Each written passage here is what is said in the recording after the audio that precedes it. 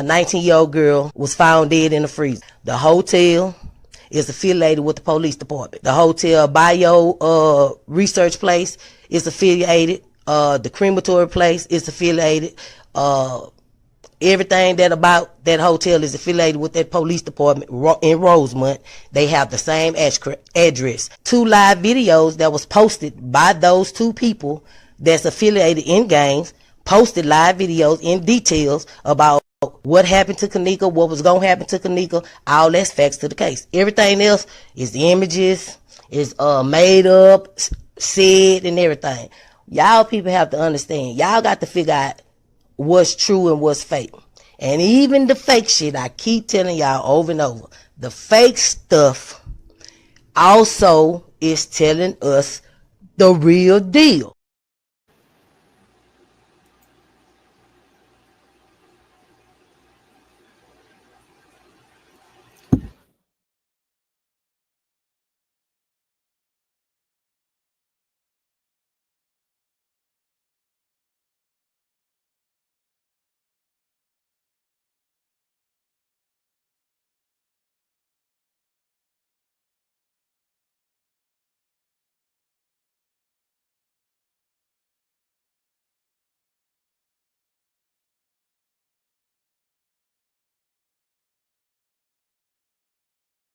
Okay,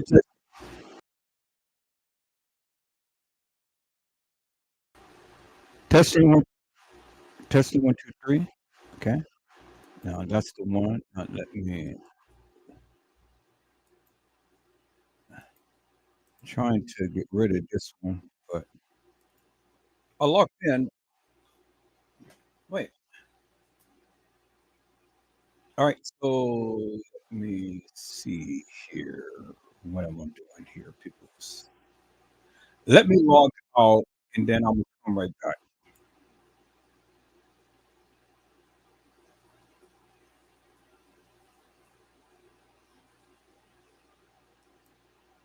Oh, there it is. Okay.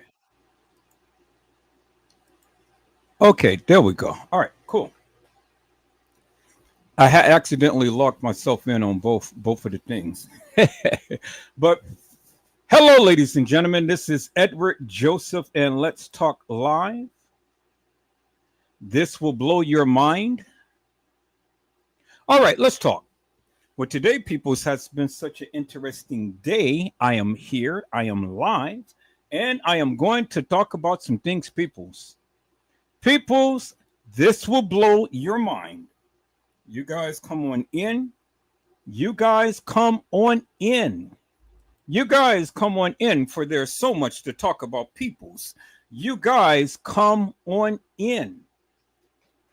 Peoples, I am here. I am back. I had went live earlier and I did Edward Joseph Kitchen, and I've shown you how to make a cocktail to where it will give you vitality. It will help you with diabetes. It will help you with a lot of these ailments that you are dealing with, and it'll help you get off of this medication. Even if you have pre-diabetes, diabetes, or whatever and stuff, you continue to drink this cocktail that I have shown you, and I guarantee you, you will have vitality, you will have energy, you will have great skin, and you will be getting off that medicine that they tried to give you for diabetes. It will regulate your insulin, your sugar, everything. And then you keep doing it, soon you will not have diabetes no more. So don't give in to what the doctors say just because they say you have diabetes or you have pre-diabetes and all like this and stuff. People's continue this regimen that I've shown you on Edward Joseph Kitchen, and I guarantee you, give it a couple of weeks and stuff, you start to notice the difference in your sugar levels and different things like that. You know, and then get you some rice mushroom coffee, and take that daily, at least 1 cup a day, if not 2, and you will start notice a great difference in your health. And so what I'm going to start doing now, people, is I'm going to start doing Edward Joseph Kitchen a little bit more often now, since I have my new juicer. we're going to be juicing up some cocktails, some things that you guys can do on your own, and it will help your immune system. It will help you to age better and live a long life and have smooth skin like I do. You know, real good smooth skin and stuff, people. So, you know, I want you to be healthy. I want you to eat healthy, and I want you to live happily and stuff.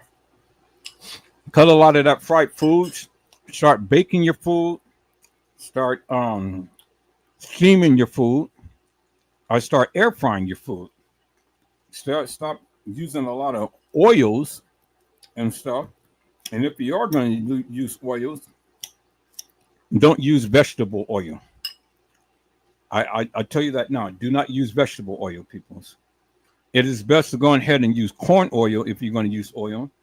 Use avocado oil or olive oil. Stay away from that vegetable oil. I know, but it clogs your arteries. Clogs your arteries, people. Stay away from it. If you're going to use oils, use corn oils or use canola oil. But stay away from that vegetable oil. That vegetable oil is not good, and it's not heart healthy. It's a heart clogger.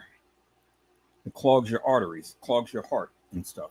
I know because my family's been using it for years, and that's why my family is not here. You know, a lot of people, they had lived with a lot of different things, all because they didn't eat right. Well, I learned at an early age. And so since I've learned at an early age, I stopped doing what they did. And now I don't have no health issues whatsoever. All because I chose not to follow that path that they did. And so I don't have diabetes. I don't have high blood pressure. I don't have all of these ailments that my family had to suffer with. I don't have it. I don't even know what it feels like to be sick. When I hear people being sick, I don't know what it feels like because I've never experienced it, people's. And the reason why is because I do eat my fruits, I eat my vegetables, I eat it, you know, and I cut back up on a lot of sugar.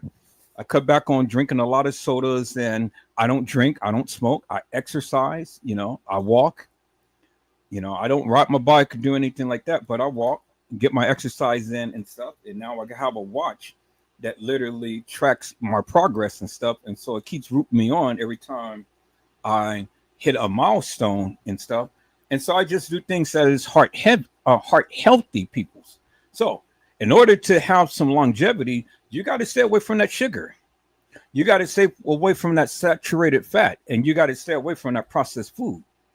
Now, yeah, I used to eat McDonald's, Burger King, and all like that and stuff. But anytime I go to McDonald's, you know, I'm getting me like a tall Hi-C orange. That's about it. I mean, Hi-C orange is good. I mean, it's high C. It's good in vitamin C and stuff, you know. But I don't get all of the other stuff. Now, you know, it's tempting. I haven't been to Taco Bell in years. You know, I occasionally go to Carl's Jr. and Jack in the Box and stuff, and I'll get me a hamburger. But I don't eat that on a daily basis no more. Not like I used to. So I stayed away from processed foods and stuff, and you know, I stayed away from a lot of sugars and things of that nature. And I used to have what they call a beer belly. And the reason why I had a beer belly is because I had ate processed foods and I drank a lot of sugar and stuff, a lot of sodas. That to give you beer belly and things. But now I stopped that. I stopped the cold turkey. And now my stomach went down. You know, I'm feeling a lot better and stuff. Got a lot more energy and things. You know, eating a lot healthier. I don't cook with salt no more. Now, a lot of the stuff, a lot of the other seasonings has salt in it. So I don't cook with salt no more. Now, if I do have salt, but I don't cook with it. Now, there's occasions when I need to use the salt, you know, and I use it very sparingly. There's occasions, but for the most part, I don't cook with salt no more. So my heart is healthy, you know. I eat a lot of garlic. Eat a lot of onions and stuff. You know, you got to do that, people. You got to eat a lot of cucumbers and onions and bell peppers and eat a lot of salads and stuff. Eat a lot of carrots. You know, eat a lot of beets. That's rich in blood. It keeps your blood healthy and stuff. The garlic keeps your blood healthy and whatnot. You know, eat a lot of vegetables, people. A lot of vegetables. Try to incorporate a lot of vegetables in your meals, and try to stay away from the seasonings that has salt. Do powders like garlic powder and onion powder and all of the other powders that they have and stuff out there. And use the powders and not the salts. You know, use the powders and cook with the powders and things, and you'll see your food will come out a lot flavorful. Now, if you do have to fry, try to steer away from vegetable oil.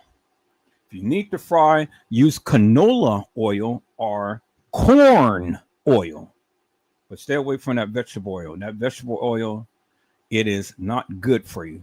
Although, yes, it makes your food taste very well and stuff, but whether it's cheap or whether it's expensive, stay away from the vegetable oil, because that is the stuff that gives you high cholesterol. I'm telling you for what I know, because I lived with it with my family, and that's why my family had so many ailments, because that's all we did was use vegetable oil. Food was good, but it wasn't good for your heart. Is that all right, peoples? So I'm telling you from my experience. Now, you can do what you want. You know, you can take the advice if you want to, and you don't have to. I mean, that's upon you. Is your life, is your health, you know, whatever regimen that you want, hey, more power to you. You know, let me give every last one of you a biscotti, you know, but it's okay, peoples, because I'm just only showing you what works for me. Now, I've never been sick. I never been sick. I never had high blood pressure. Never had all of these other ailments and things that people now in the age to where I am in now are suffering from. I don't drink, I don't smoke, I don't do drugs. You know, now it's not to say that I ate healthy all my life and things. No, I didn't and whatnot. But I've learned to let it go. And I've learned to change my diet, and I've learned to go ahead and do what's best for me. And so when I do go and get my checkups and stuff, well, then they say, Edward Joseph, okay, you know, you're doing very well. Thank you again. Now we'll see you next year. Okay. You know, have all of your screenings done and stuff. You know, they go and probe your rectum, and, you know, they go and mess with your testicles and, you know, all like this and stuff. Make sure that you stay, if you're going to go and invade an oven, make sure that the oven is clean. Make sure that you stick with one person. Make sure that you don't go and do all of this stuff and things, because there is a rise of AIDS in Texas. I said this will blow your mind, peoples. We're going to talk about a lot of different topics and things and stuff. It's going to blow your mind. There's going to be things that we're going to talk about on tonight that the people need to be aware of. And you need to keep your stuff in your pants if you're going to be promiscuous. You know? Stick with one person and do what you do and be done with it and stuff, you know. Now, these are the times and ages, people, you cannot be running around with different people. Now, I got something to say, but I'm not going to say it in a manner to which I could say it. But now I'm just going to say it like this. There is some people who just loves sex. Do you understand what I'm saying? And so they want to invite you into their atmosphere. But see, I'm not with all of that, peoples. Do you understand what I'm saying? I'm not with all of that.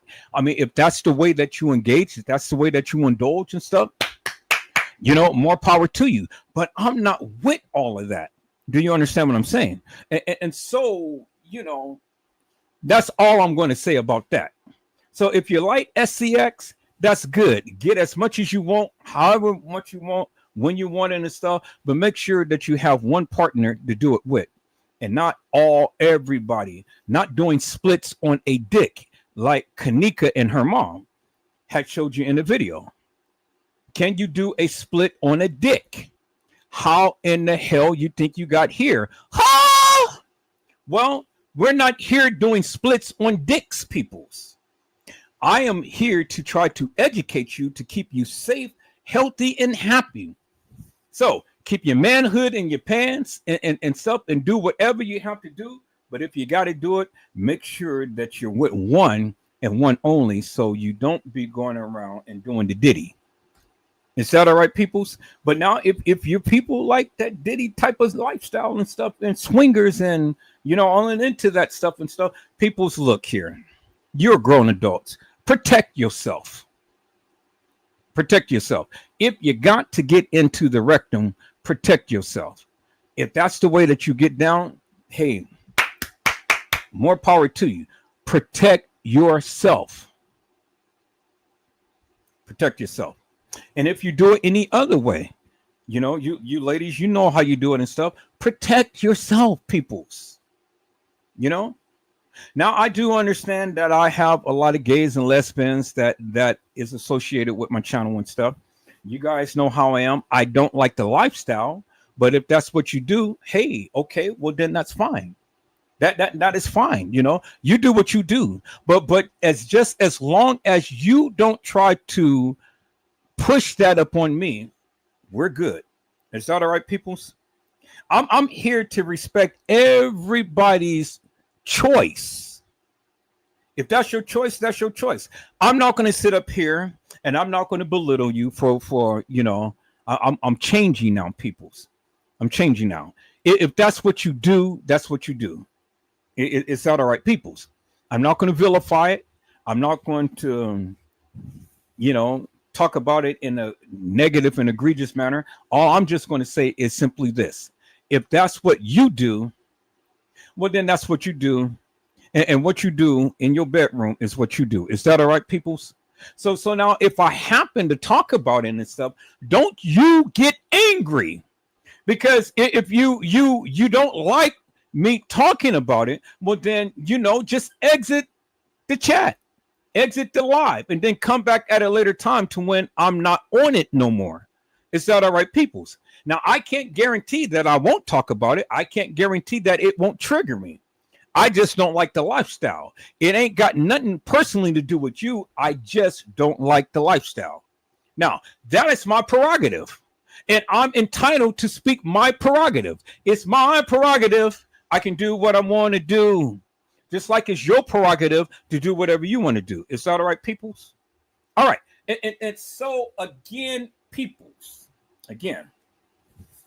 this is called This Will Blow Your Mind Live. And we're here to blow your mind. And so there's going to be things that's going to be talked about that maybe you like or maybe you don't and stuff. But if it ever is becoming triggering, instead of lashing out in the chat, just excuse yourself and then come back at a later time to when you feel that, the tea kettle has already boiled over and it's taken out the fire. Is that all right, peoples? Is that all right, peoples? I don't want no one to get blocked in here. So don't come with hilarious or nefarious BS and things. Keep everything civil. Keep everything on an even kill. Even if you got some parodies that you want to make and stuff, be cognizant as to what you say and how you say it, because we don't want to offend people. Is that all right, peoples? We don't want to offend you.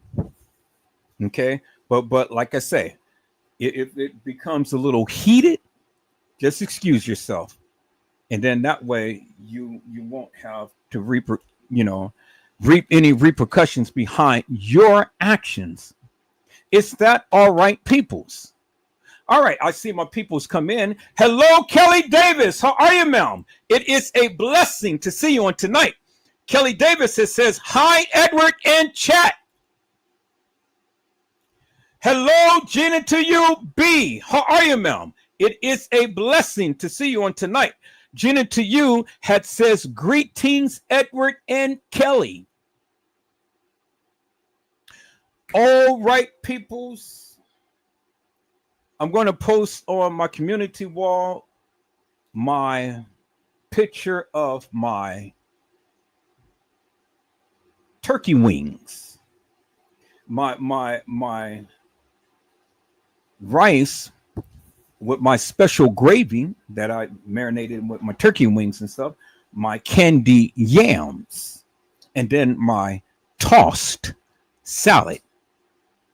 Is that all right, peoples? That's what I'm having for tonight. Show enough. And let me tell you some peoples. Now, I bought me a new pot and pan set, and it's called Hexagon. And that shit is fantastic, peoples. You talking about some food that is coming out so damn delicious because it is holding the heat and is keeping the heat even and things. And it's a it's a non-stick pots and pans and stuff, true non-stick. You can even cook an egg without no butter, no oil, no nothing, and it will not stick. You can scramble it. You can do sunny side up, and it comes out absolutely perfect. Now, people, I use a lot of pots and pans, but I ain't never had pots and pans like this. And the only reason why I bought it because I've seen a lot of professional chefs and YouTube creators and things cook with it. So I said, okay, well, let me try it on my own. So, I went and bought me a set. It was expensive, but I bought me a set. But I tell you, it is well worth it, peoples. It is well worth it, peoples. Get you a set. And I'm going to be introducing it in Edward Joseph Kitchen. And you're going to see how this food is coming out, peoples. Is that all right, peoples? So I'm bringing Edward Joseph Kitchen back. I'm going to be connecting with TNT and her mom. I'm going to be connecting with Cooking with D. And we're all going to be on a live, and everybody's going to cook their little dish and stuff. And, we're just going to have a nice little cooking show. Is that all right? And so maybe you guys can pick up some pointers as to, which dish you may like and stuff, and which dish looks the best. And I know you can't taste it, but you can be able to prepare it yourself based upon the ingredients that we show and based upon, what we do and how we cook it. You guys are going to be the judge as to which dish looks the best. Is that all right, peoples? All right, I see my peoples come in the house. Hello, Island Girl 49. How are you, ma'am? It is a blessing to see you on today. Island Girl 49 says, hello, everyone. All right, peoples, we are going to get into this tonight. You guys go back and watch Edward Joseph Kitchen. I had brewed me up a nice little cocktail. And I'm telling you, peoples, this is so damn good, man. And I'm just sipping it. I mean, I can gulp it down, but why gulp it down when I can just enjoy it on the rocks? Is that all right, peoples? All right, peoples, let's get into this. Let me go ahead and let me do this. I'm going to keep these two lives up and stuff, but I'm going to go and bring this one down. I'm going to share my screen. I'm going to bring this to home and I'm going to share my screen. I want to get into this tonight, peoples, because there are several topics that I really want to talk about, peoples. I said there are several topics that I want to talk about. And so I want to go ahead and put this in for anybody who wants to come up to the panel and things. Now, peoples, keep it on the even keel. Okay. We don't want to be disrespectful to people and all like that and stuff. We want to keep it on the even keel and keep your sarcastic remarks to yourself. Is that all right, peoples? We're going to respect everybody. We're going to respect what they believe, what they do, and all like that and stuff. Is that all right, peoples? But we're just going to have a good, grand old time, and we're just going to be here, and we're just going to shoot our shot. We're just going to shoot our shot, and we're just going to have fun on tonight. Is that all right, peoples? All right, so let me share my YouTube channel and then let me go home. Let me go home. Now we see a lot of things going on. A lot of people saying a lot of stuff, doing a lot of stuff, and it is absolutely crazy, people. It's absolutely crazy for what the internet is putting out there now. All of this stuff, people, it's just crazy. But we're going to get in here and we're going to talk about some things. Yes, I said yes. We are. We are going to talk about some things, peoples, on tonight. So y'all, come on in, hit that like button, hit that subscribe button and stuff. Come on and join the channel and stuff, and keep me in the algorithm. But the one thing I want to do right now, people, is I want to talk about this, and I want to go back to my history, but I don't think I'm going to be able to find it, peoples. I'm not going to be able to find it and stuff. So we have different ones talked about the Kenneka Jenkins case. You know, we have this guy, Power of God, who talked about the Kenneka Jenkins case, and he explained it in his own words and stuff. We may get on Kenneka tonight, but we're not going to make that the focal point right now and stuff, peoples. But one thing I do want to do, and as you can see, you know, this is what they do back in the other countries. You have the baby that's intertwined into people's dreadlocks. Now, would I ever do this, peoples? I would never have dreads, but I'm not against the people who have dreads and stuff and whatnot. But some people, they don't keep their dreads clean. You know, some people they don't go and wash their dreads on a daily, and so the dreads, the dreads, literally with some people. I'm not saying all people. I'm saying some people. I've been around some people who dreads really stinks bad because they don't keep their dreads washed. You know, so this is the father who has his baby all wrapped up in his dreads. So obviously, he keeps his dreads good because he wouldn't have his baby in his dreads. Now, I'm not against dreads. I'm not against people who do this and stuff. You know, everybody do what they do and stuff because this is their culture and whatnot. I'm just saying that in some of the instances that I have been around people with dreads, those people didn't keep themselves clean. And so there's no need for people, Asfarian and Rafarian and, you know, all of the Jamaicans and all of the other people who wear dreads and stuff. There's no need for you guys to chime out and get upset and stuff because I'm not talking about your culture. I'm not talking about you. All I'm saying is with my experience with some people who wear dreads, they don't keep that stuff clean. And it's a crying shame, people. So they don't keep it clean. But if that's what you wear, if that's what you do, if that's your culture, well then, you know, more power to you.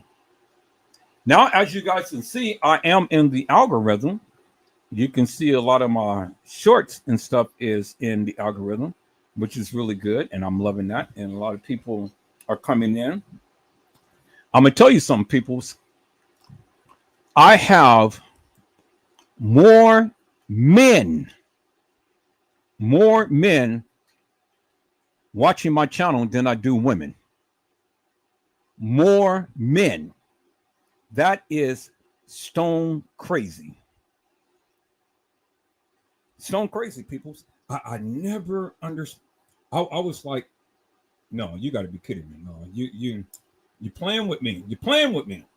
But I have more men now watching my channel than I do women. Unbelievable.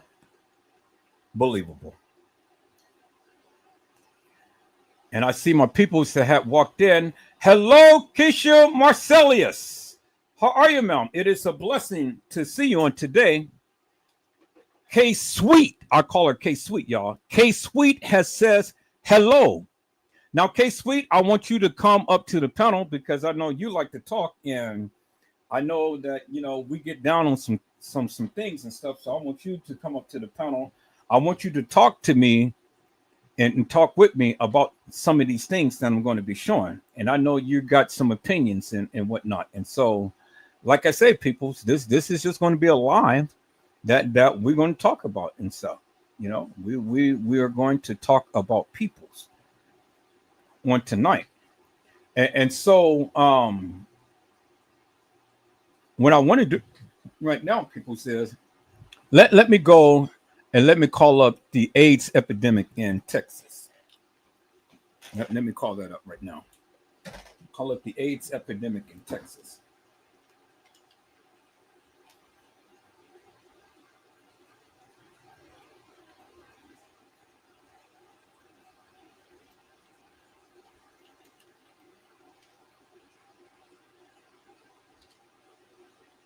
All right.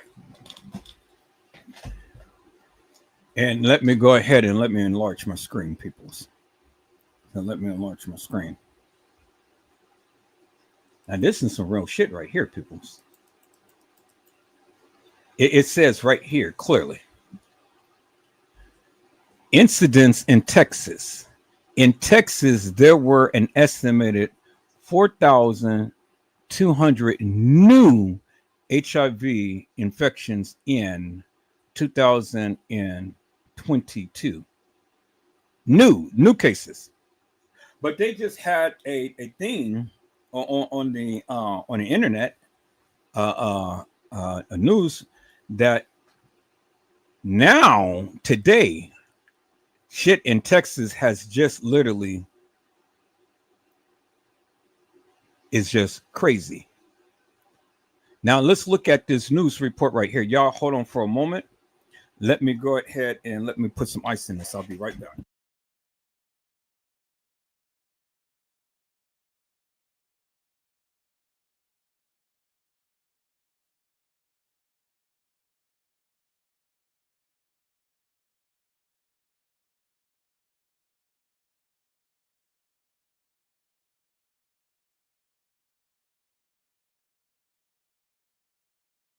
All right, people, so I'm back. Now, let me put my addendum out there. And let me say for the book and for the record, I am not saying that all of the people in Texas is nasty. And I'm not saying that all of the people in Texas has AIDS. I'm just only going by what the news report. And the news report says that in Texas, the AIDS epidemic is rising at an alarming rate. And so that means that a lot of kids is literally going stone mad with SEX in a major way. And as you can see from the report, this was dated April the 15th, 2025. And it says a new report from Harris County Health shows cases of HIV and other sexually transmitted infections are rising throughout Houston.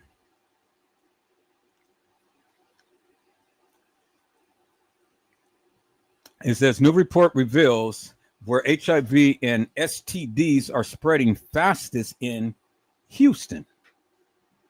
That's what it says, right? Now, not putting down Houston, not putting down Texas, but you guys out there got a problem. And you guys got a major problem. People is having SEX unprotected. They're doing the Diddy. Yeah. They're doing the Diddy. Now, how do you get AIDS? Well, you get AIDS by having unprotected sex. Having sex with people who don't wash themselves up. Don't clean themselves up. Don't give a damn about their hygiene.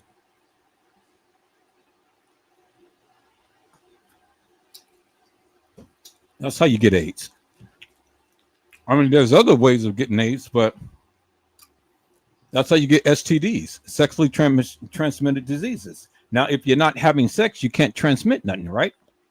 But you have sex, you're transmitting everything. You're transmitting everything that you have. And that is not right, peoples. That is sick, that's sad, that's twisted, that's demented. People going around infecting people, and they know that they're infected. They know that they're infected, but yet they go and still infect people. And see, that's the thing, peoples. I don't understand that. I don't understand that for likes of me. I'm still trying to grasp the concept right there. Still trying to process in that mind. You know you got a disease, and yet you're going to purposely run around here and affect people. All right. Let's take a look. Oh, please. No. Okay, let's take a look at this, peoples. Let's take a look at this. Get ready for the best summer day in LA. Okay, so we're going to get rid of the commercials and stuff, you know. All right, all the commercials.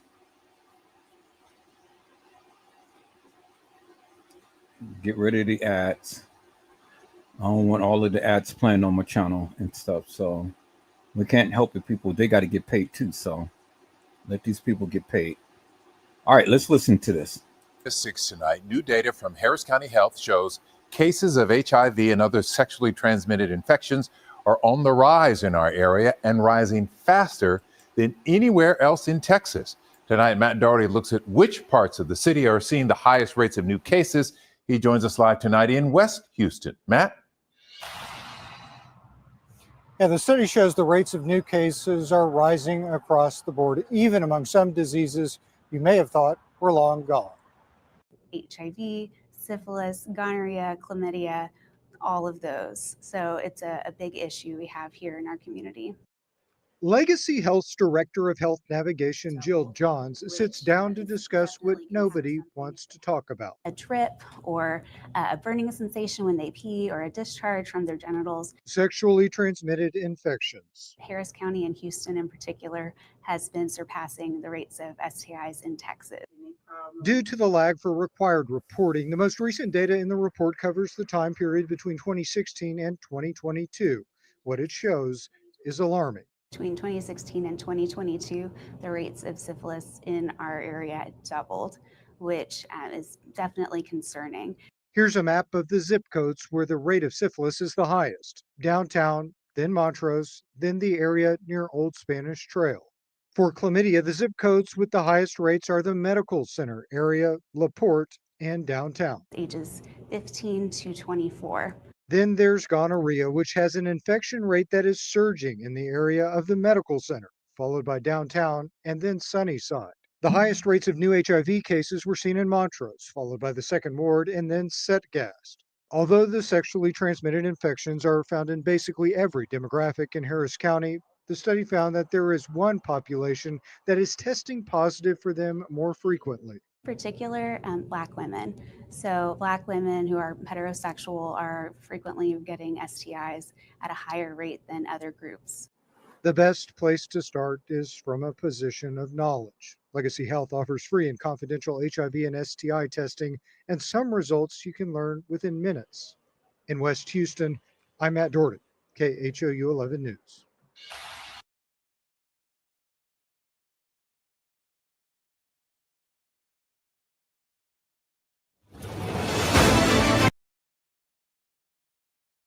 Now, peoples, it ain't what I said. And so it is no reason to get mad at me because it ain't what I said. It's what they said. They said that sexually transmitted diseases are on the rise in Texas. That's what they said. And what's happening is that you have a group of people who is sexually active and they don't care. And they're giving it to everybody. They're giving it to everybody, people.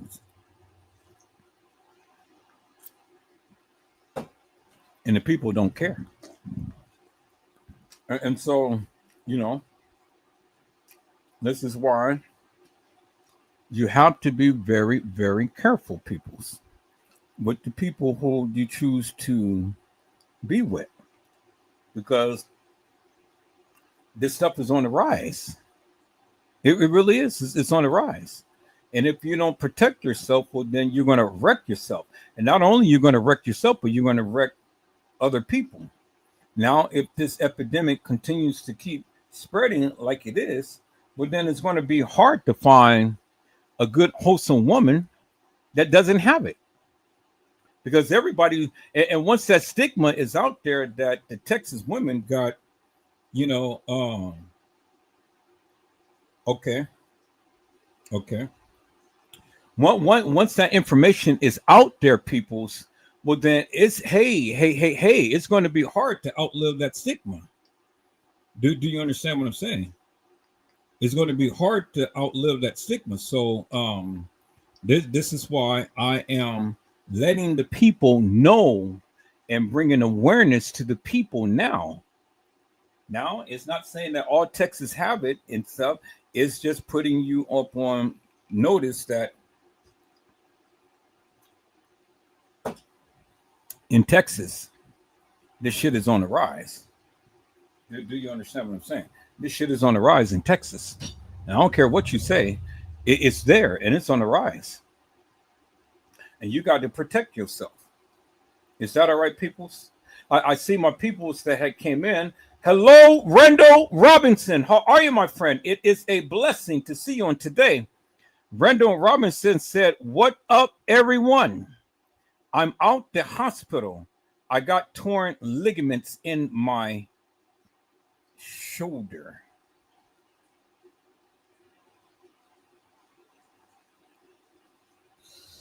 Okay.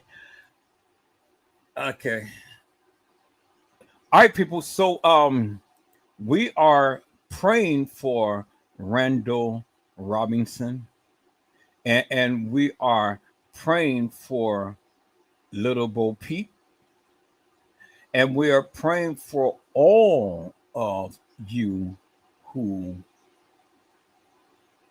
has literally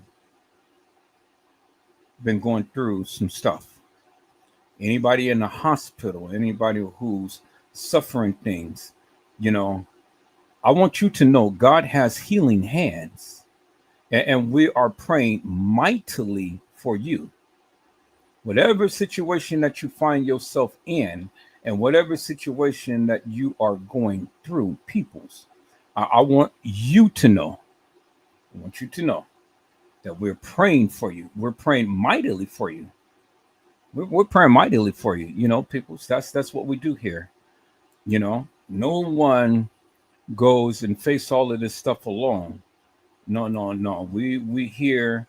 We're praying, people. We're praying for you mightily. We're praying for a speedy recovery. We're praying for a speedy recovery. We're praying for the Lord to go ahead and do what He says that He can and He will do. It's just like the woman with the issue of blood. She said, all I needed to do was just touch. Thank you, Jesus. Woo, thank you, Jesus. All I needed to do was just touch the hem of His garment, and I will be made whole. People, that's all you got to do is just touch the hem of His garment. And so with the people who are called out, I want you to know all you got to do is just keep a little bit of faith and just know that God has healing hands. And all you got to do is just touch the hem of His garment. And the Lord will, yes, He will. The Lord will make you whole. Yes, He will. And so I want you guys to know we're praying mightily for you. We are praying mightily for you. Is that all right, peoples? I see my other peoples that come in. Hello, Mello. How are you, my friend? It is a blessing to see you on today. Mello had says, "What's up, bro, Ed? What's up, everyone in the chat? And then special GNA. And so, peoples, this is what it is right here. It's what it is, peoples. You know.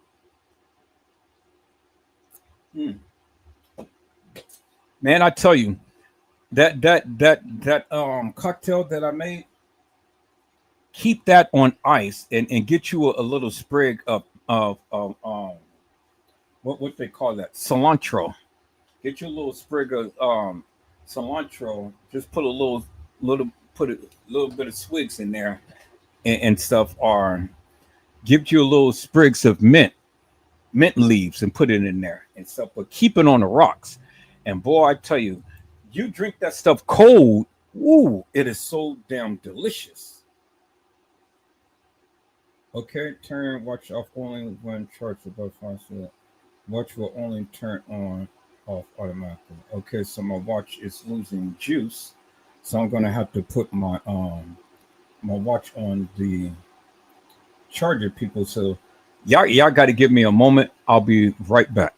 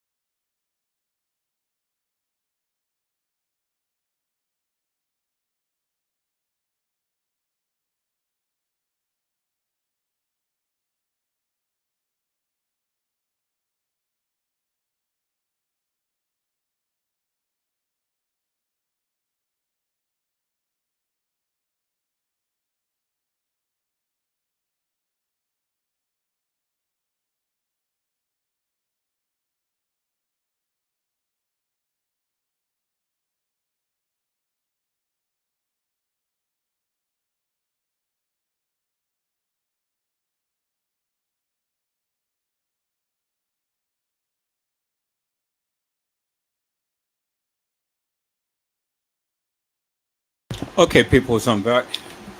Had to get my charge up my watch and stuff. Got me a new watch. It regulates my heart rate and all like that and stuff, and it's just helping me stay healthy and happy and things. It's just a little gadget to, monitor some things and stuff, and make sure that you get your exercise in and stuff, and not sit around and be a vegetable and gain a lot of weight and get a big pot belly and things like that and stuff. But since my juicer finally came in, we're going to do a lot of juicing shows. I'm going to show you how to stay fit through juicing. I'm going to show you my way of doing it. Now you develop your own way of juicing, which is okay, but I'm going to show you what works for me and what keeps me healthy and happy. You can juice every day, people. You can juice every day, but there's at least two to three ingredients that I say that you should always have in any juice that you make, even if you're making a green juice. Like with some bok choy, some spinach, some lettuce. Make sure that you always have at least a cucumber, a lemon,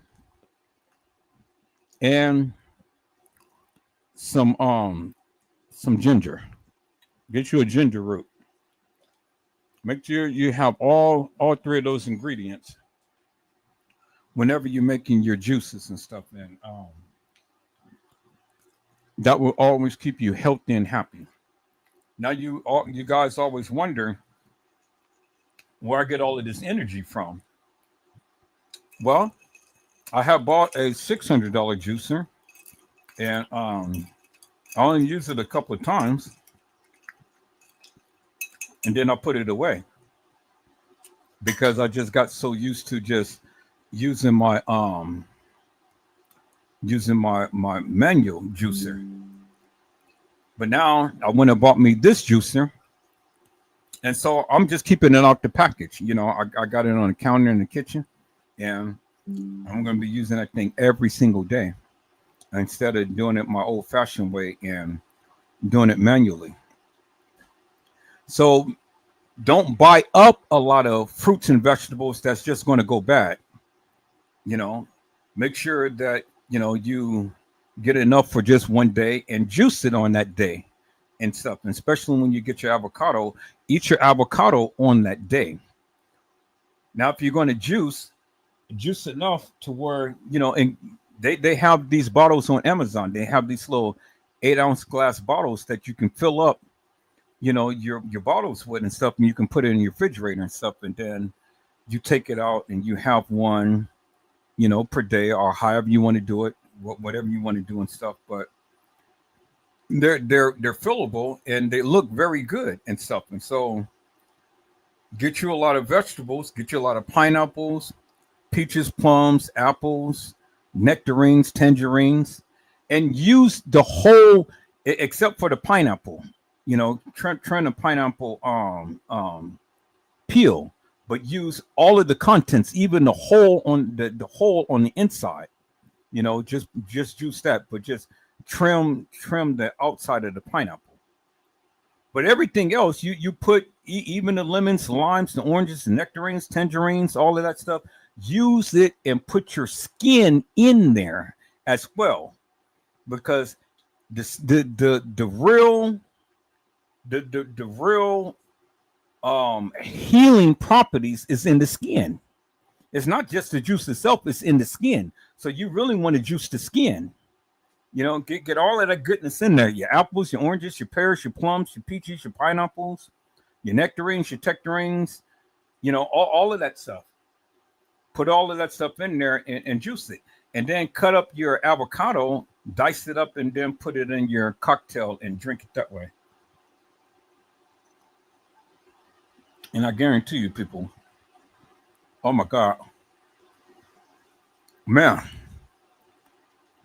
And then keep it on the rocks. Now I bought this I bought this thing. It's from Costco. You can get 4. And it's the ice, the ice little ball. So it makes a big chunk of ice, big ball of ice. And you just plop it in there and let it sit. And, you will always have a naturally cool drink. Matter of fact, instead of using all my little chunks of ice and stuff, let me go get that. Y'all hold on for a moment.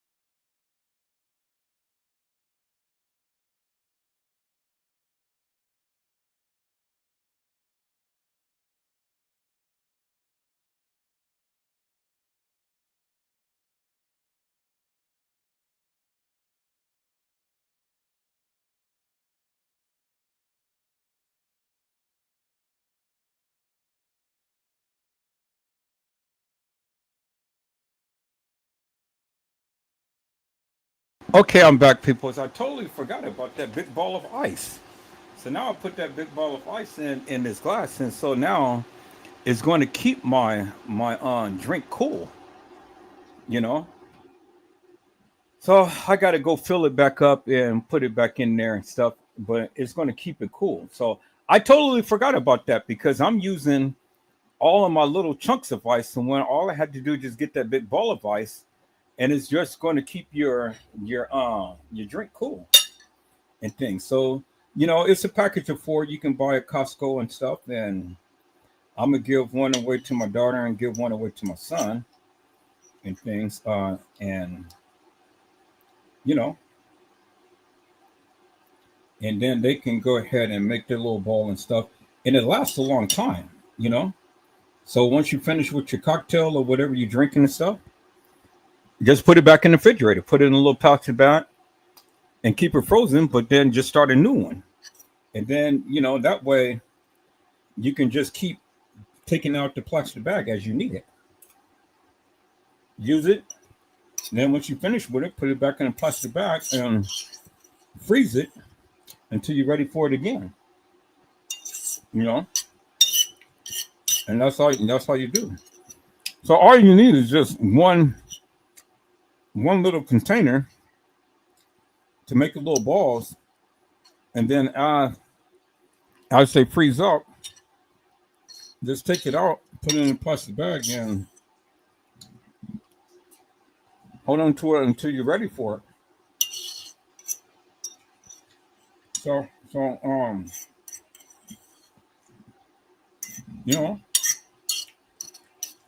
see, I like my drinks cold. I like my drinks with a lot of ice, and so this was one of the reasons why I got this thing. But it's a nice little big ball, and it keep your drink cold.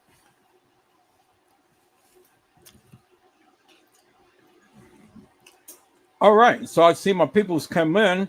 Hello, Mariah Lavender. How are you, ma'am? It is a blessing to see you on today. Mariah Lavender has says, "Hey, everyone." All right, peoples. Let's go ahead and get into this and stuff. Like I said, you guys go out and check out Edward Joseph Kitchen. Get you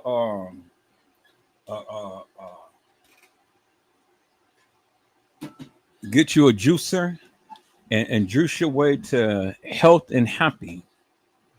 And so now I'm going to inspire a lot of people to juice healthy and happy. Go to Costco, get you a little ice ball maker. And that way, so when you have your little cocktails or whatever you're going to drink and stuff, then have that. And, continue to keep making it as it freezes. And then put it in a plastic bag. So whenever you're ready for it, you have it. And so these are the things that we're going to continue to show and kind of improve the quality of life and just have lives and stuff to where it'll really inspire the people to do some wonderful things and stuff. So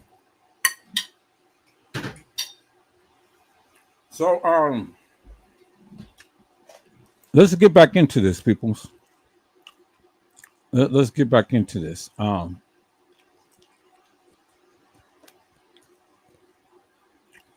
want to talk about this. This was back in March. This was March of 2025.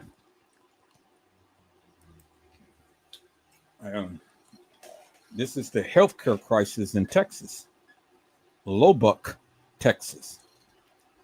And so let me read this article, peoples.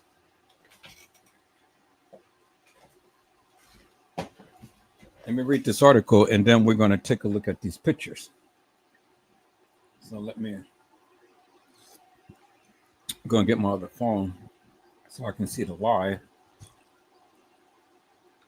Oh my God, peoples, I'm telling you, this juice is so damn delicious. Oh my God, if you guys can see this now, boy, it's so damn good. It's incredible.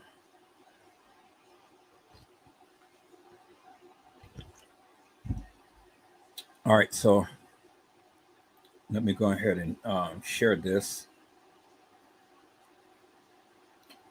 Let me go ahead and share this, peoples. All right. So let me go ahead and enlarge this. There we go. Get rid of some of these ads. So let's read this article. It says, long before COVID-19 made its presence known in Lubbock, Texas,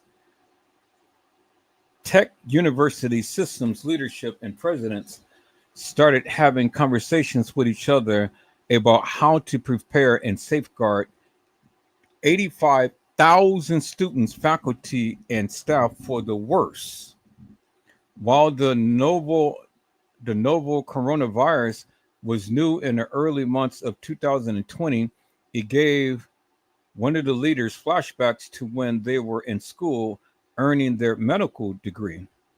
When the AIDS epidemic started in 1985, there was one patient in the entire University of Texas Medical Branch complex who had the virus. Dr. Ted Mitchell said, by the time I finished my chief year of training 6 years later, entire wards were filled with people infected with AIDS. God damn. So it just started off with one patient, and then now the whole entire wards was filled with people infected with AIDS. So what are they saying? Are they saying that this person infected all of these people, or are this just the person who's just been detected with it, and they don't know how it spread it? You can look at it several different ways. It says Mitchell's chancellor of Texas Tech University System said at that time, little was known about the virus and how it was transmitted, but that it was deadly. Talking about Corona-19 was deja vu, Mitchell said. It was during this crisis that both the systems and two of its components institutions, Tech University and TTU Health Sciences Center in Lubbock, along with community members, stepped up to help aid those in need. COVID-19 impact challenges at Texas Tech still felt today. For Texas Tech, the first task at hand amongst many was to get everyone from all over the globe back home safely. Texas Tech students have several opportunities to go beyond the classroom and nations to study amongst other cultures through its study abroad programs, with a popular one, TTU's International Campus in Seville, Spain. During the early days of the pandemic, Europe was being hit hard by COVID-19 cases and death, prompting international leaders to start closing down their countries. We only had 104 students overseas. To the students on the front end of this actually had done a poll amongst themselves, and they're saying, hey, we're okay over here, Mitchell said. Interesting. The overseas students are okay. Okay. However, Mitchell and TTU President Lawrence, whatever his name is, vetoed the students' ideal and started polling on their resources to bring their students back at no cost to the students. TTU relied on its own Office of International Affairs and Vice Provost to coordinate the logistics of getting the students home safely.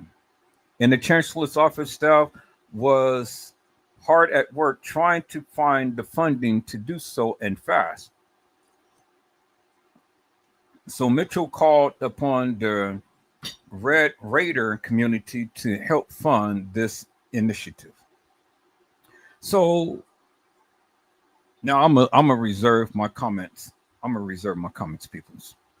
We got on the phone and started calling people, Mitchell said. Over the course of an extremely short period of time, I think the amount of money we raised was $210,000, with alumni just making a handful of calls, and they all pitched in.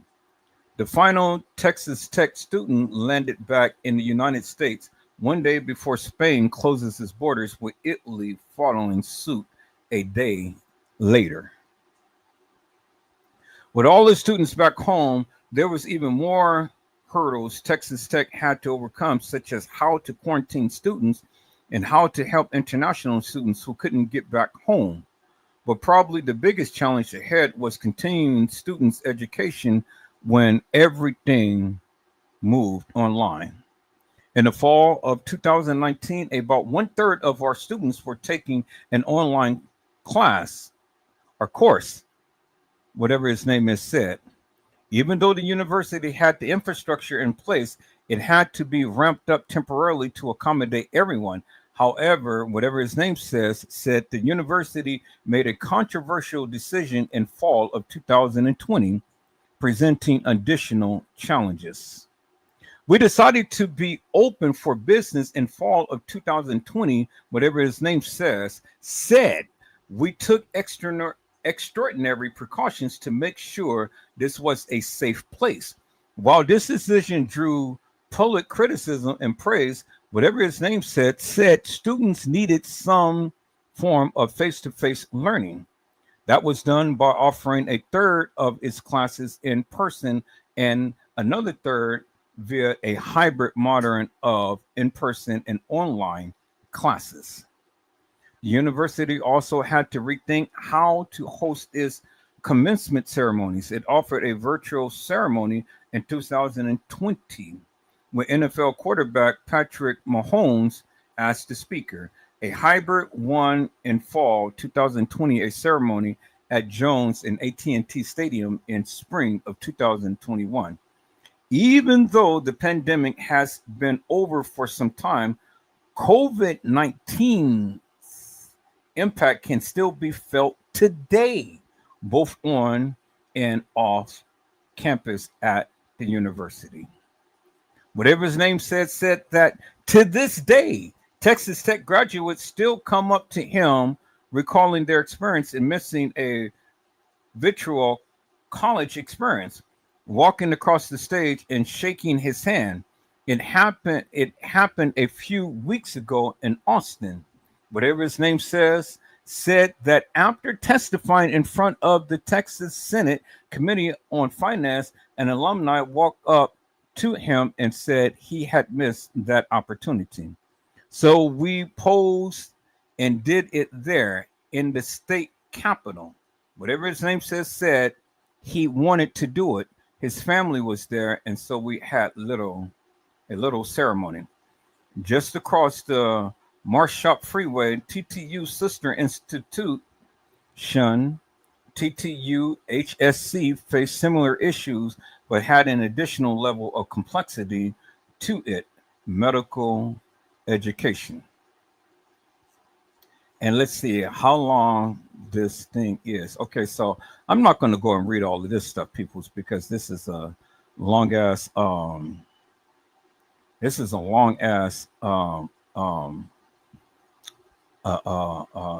post, but you guys get the gist as to what was going on in the beginning with the epidemic. And this is what was happening, peoples, and stuff. And so, you know, they said that, oh yeah, we can be protected by not breathing in all of this stuff. But what they failed to realize and understand is not everybody could walk around with masks and PPE garments. These little featherweight little things wasn't going to be enough to stop any diseases and stuff, people. Although the mask was good and it was a pretty good safeguard in, you know, keeping direct little microscopic things from entering into your into your lungs and things, it wasn't enough. It wasn't enough, people. But they did their best, and all of this social distancing and stuff like that. Well, so many studies that came out from the viruses that was plaguing our land and things. And what they said was that the virus can only last in the air for a certain period of time before it dies out. And if it didn't have a host, well, then it was going to be null and void. Well, what they failed to realize is that people who had the disease, who had the coronavirus, not only had it in their breath, but they had it in their hands. They had it on their pores. And so when you go and open up a hospital door, a lot of people is not wearing gloves. And so what happens is that virus is all on the knobs, the door handles of different things and stuff, shopping carts, all of these things that we take for granted on a daily basis that we don't think much of, we end up touching. And then what do? We end up transferring it from the shopping centers and the malls and all of these places right to our home. Because what do? You open up the door to your house, it's on your doorknob. You close your door, it's on your doorknob. What you do? You lay down your keys, it's on your keys. What you do? You go into another room, it's on your doorknob. What you do? You go into your refrigerator, open up your refrigerator. Well, it's on your refrigerator door. What do? You turn on the lights. It's on your light. Your light button or switch. What are you doing? You go reach in the refrigerator, get a bottle or glass of water and stuff. Well, it's on that bottle and it's on the glass. What do? You go reach in the refrigerator, you get some ice. Well, some people don't even wash their hands when they come off the streets. They just go in and dig into the refrigerator, dig into the freezer and stuff, and it's all on your food, it's all on your ice trays, it's all on everything and stuff. Now you're sick. And you're going to stay sick because what you didn't do, you didn't disinfect your place. How do you disinfect your place? Well, I've learned this by working for the hospital and working in the emergency room. They have a UV, ultraviolet light. It's a little robot-like thing that they sit in the middle of the room. And then that UV light emits the whole entire room, and it kills all of the microscopic things that is on the door handles, the beds, and everything and stuff. And they let that sit in there for quite some time. I don't know how long, but just enough time to where the UV rays will penetrate, all of the areas in that hotel room. And it kills all of the germs, the bugs, everything and stuff. That's how they disinfect it. And I was like, well, why are they doing that? Why do they have that machine that is showing ultraviolet light? And so I was told by one of the nurses, and I said, oh, snap, I need to get me one of those, And so because wiping down the counters and stuff with napkins and rags and stuff, the best way to wipe down your counter is with disposable the disposable alcohol filled rags are, what they call handy wipes and things. So once you wipe it down on one side, you flip it over, wipe it down on the other side to, just make sure that it's clean. All right, you get several of them and make sure that once you do one wipe, you turn it over, do another wipe, throw it away, get another one, and then so on and so forth. You're going to go through them, but you don't want to keep wiping that same madness down on your counter. You see what I'm saying? You don't want to keep spreading the same germs back down once you already wiped it and stuff. And get you some 99.9% isopropyl alcohol. You don't have to go ahead and try to clean up all your stuff with Pine Sol and things like that. You don't need things that's heavy and stuff.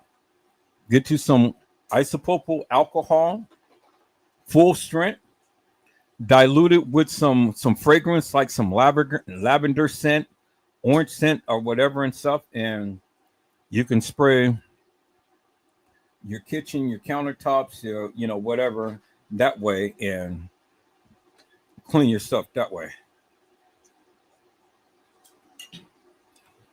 That's if you want to go a natural way and do it that way. That's one of the ways of doing it and things, and make sure your stuff is clean.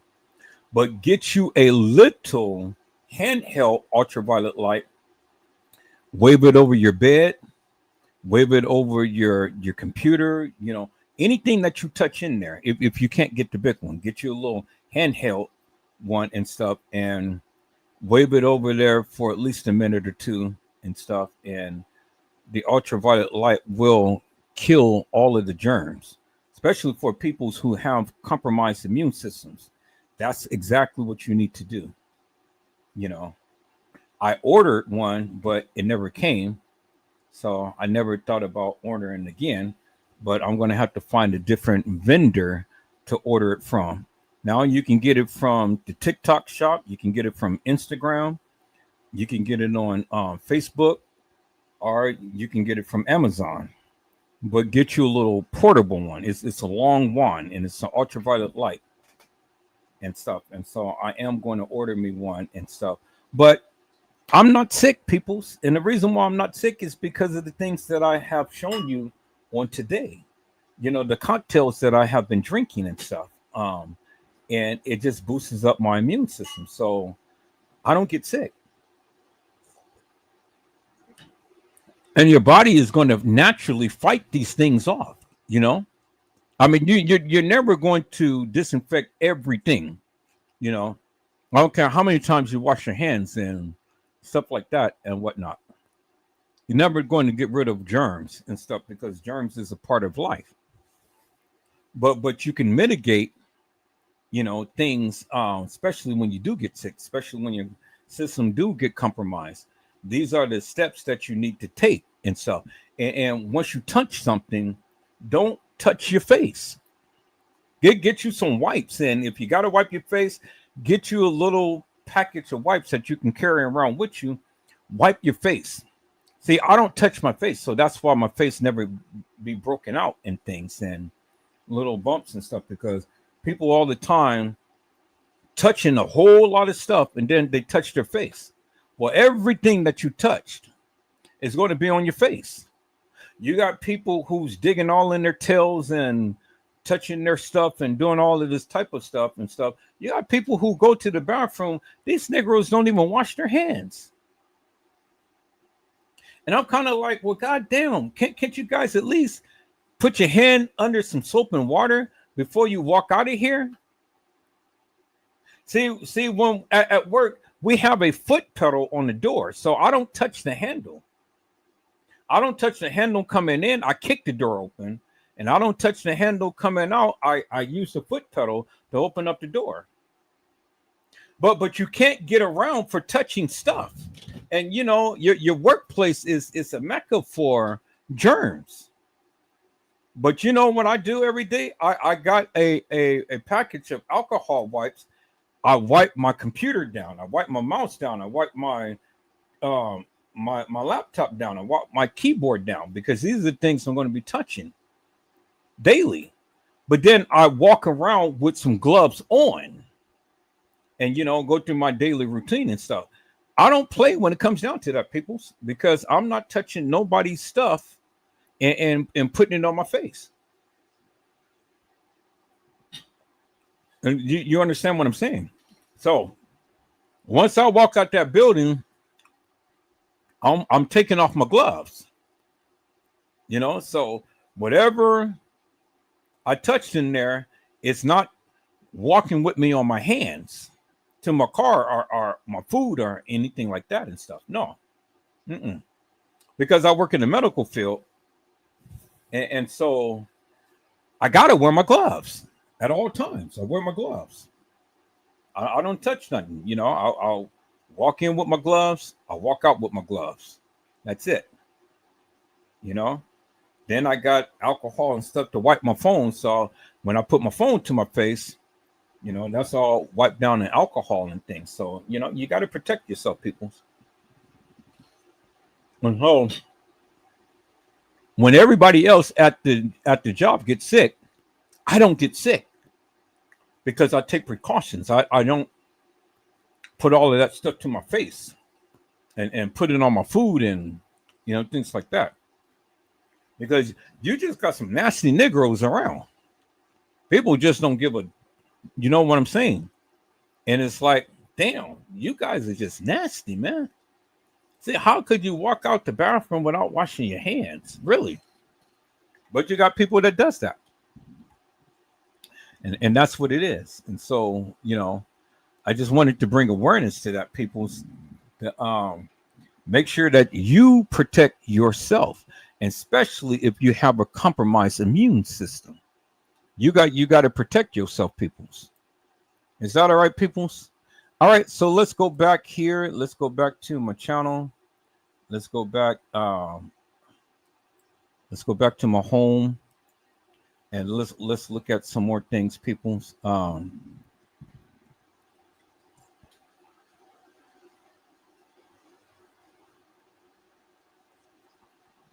want to go to my history. I want to look at some things that I was already looking at because I wanted to talk about and stuff. And so this is a mixture of my son watching all of his little stuff and the things that I had watched too and whatnot. But it's one that I wanted to talk about right here. This one right here, and I'm gonna play this, and then I'm gonna stop it a little bit, and then I'm gonna talk about it. And I want to get you guys input up on this, and it's called Diddy Pardon Deal Exposed, but it says exposing the truth about Trump and Diddy, and it's called Two Angry Men. Now I want you guys to listen to what they had to say, and I want to really get your perspective upon this because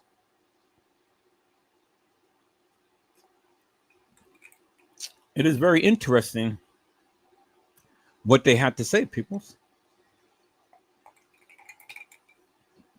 It was very interesting. But before I do that, let me scroll down a little bit. And let me see.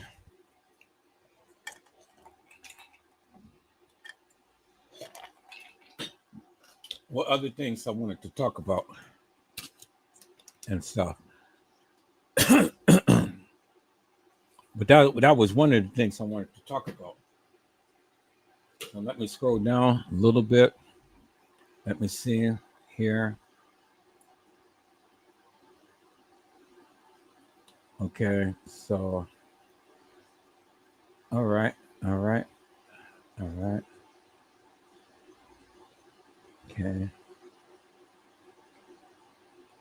Okay.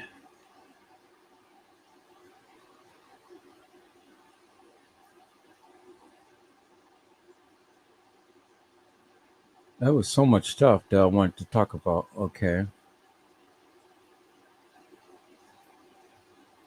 So I really don't want to get on President T tonight. So we're going to transition. So you guys give me a moment. I'm going to go back to our chat, and we're going to call up some things that was in our private chat.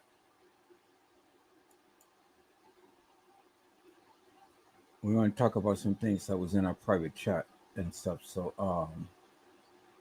let me go back to that. Let me close out all of this stuff and let me go back to that, peoples.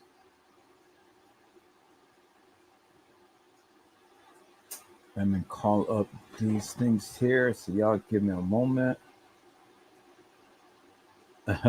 Woo, peoples! I want to show you guys something so bad, but I don't want to blow my cover just in case that they go and watch this live. But I got some juicy stuff. But you know, nah, I ain't gonna talk about it right now because and I don't want to blow my cover. But I got some juicy stuff. Just know that. All right, so we're going to take a look at this, peoples. We're going to break into this at different points in time and stuff. Let me share my screen because I said this will blow your mind, peoples. This is the live that's going to blow your mind. So let me go ahead and let me remove that. Let me share my screen, and we're going to take a look at this, and we're going to talk about this, peoples. Now, you'll just be surprised, peoples, that all of the stuff that is going on, all of the stuff that is going on, it is just like straight crazy, peoples. So here, let me change gears and let me share this right here. So we're going to share this tab right here. All right, it says 15 black women found dead in crashed van. What police discovered next is unthinkable, peoples. We're not going to watch the whole live in its entirety. We're going to skip through some things and stuff, but this is Crime Corner. So shout out to Crime Corner. We're going to use a little bit of their thing. 15 black ladies, peoples. Black women, not white, not Mexican, not Asian, not Hispanic, not Portuguese or Indonesians or anything like that. It is black women.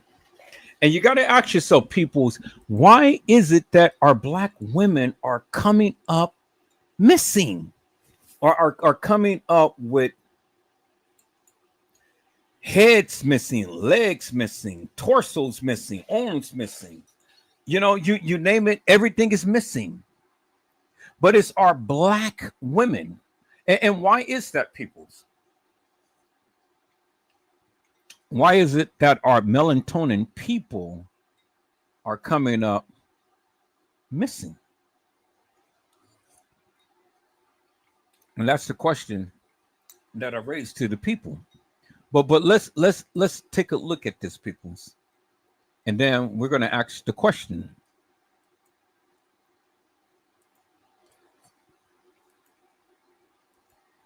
They're not going to look for them. Trust me, nobody ever does. That's what a man was heard whispering just before a white panel van vanished into the Louisiana night. A few hours later, the same van was found flipped on a lonely stretch of Route 87, with its back doors blown open and something horrifying spilled across the roadside. 15 bodies, all young black women. No IDs, no luggage, no names anyone recognized. Local cops thought it was a drug run gone wrong, a trafficking bust maybe. But what they found inside that van and what they discovered days later in a warehouse hundreds of miles away would uncover something far darker, a list with no full names, a whiteboard full of tallies, a freezer with hidden panels. And the man behind it all? He didn't need to hide. He'd built the whole system in plain sight, protected by money, connections, and silence. This isn't just about what was found on the road. It's about why no one was looking for these women to begin with. This is the story of the van crash that shattered the lie America tells itself about who gets rescued and who's left to disappear. Now, peoples, all of this stuff was built in plain sight. Does that remind you of a case that we have literally talked about for years? The Kenneka Jenkins case, peoples? Now, do you guys understand wholeheartedly and in depth the industry that tends to go and take young Black people, people who come up missing and no one tends to even know that they're missing? No one is making police reports and things of that nature. It's just all of these young people and they're missing. And they're missing and nobody even talks about it. Kids missing, young people missing. But notice what he said. He said young age people come up missing. And this is the various things that Epstein has been doing forever and a day, peoples. This is why these rich people have these islands, because once you get flown to the island, you're drugged and you're flown to the island, where are you going to go? You can't escape from the island. So you need housing, you need shelter, you need food, you need water, you need clothing, you need heat. You're on an island in the middle of nowhere. And what are you going to do? You're going to swim out in the middle of nowhere. You don't even know where you are. You don't even know how you're going to get off the island. So you are at the mercy of the people, and you're going to do everything that they say in order to survive. And a lot of these people are not going to survive, peoples. Now you got a lot of nice, good-looking young ladies, and then you got a lot of average young ladies. And then you got a lot of not so average young ladies, but all different shapes and sizes and stuff. And then you got to ask yourself the question, how or where did these people get abducted? And then why isn't it that no one is saying anything about them? That's the question. Mariah Lavender says that they will make you disappear. Yes, they will, people. You think it can't happen to you? Well, you just be in the right place at the right time. And whether you're good looking or not, it can happen to you. Because it happened to all of these people. You just better be blessed. And thank God that the Lord didn't allow you to suffer the same fate as these people. Did they have a chance? Well, one can debate that and stuff. Carry a gun or have some mace or have some bear spray or, do whatever and stuff. Well, people's, if you're just living life and don't have a care in the world, do you actually think that all of that stuff is going to be something that is going to keep you safe? If they want you, they want you. And so they're going to come with everything, even if you come with a stun gun and all like that and stuff. Well, I mean, nobody's walking around expected to be abducted. So by the time that you even aware that you're going to be a victim, it's already too late because they move so swiftly and rapidly, right when you least expect it. Sometimes who knows? These kids probably had a job at night and things, are probably waiting for a bus or whatever the case may be. Whatever the scenario was or is, because it's still going on today.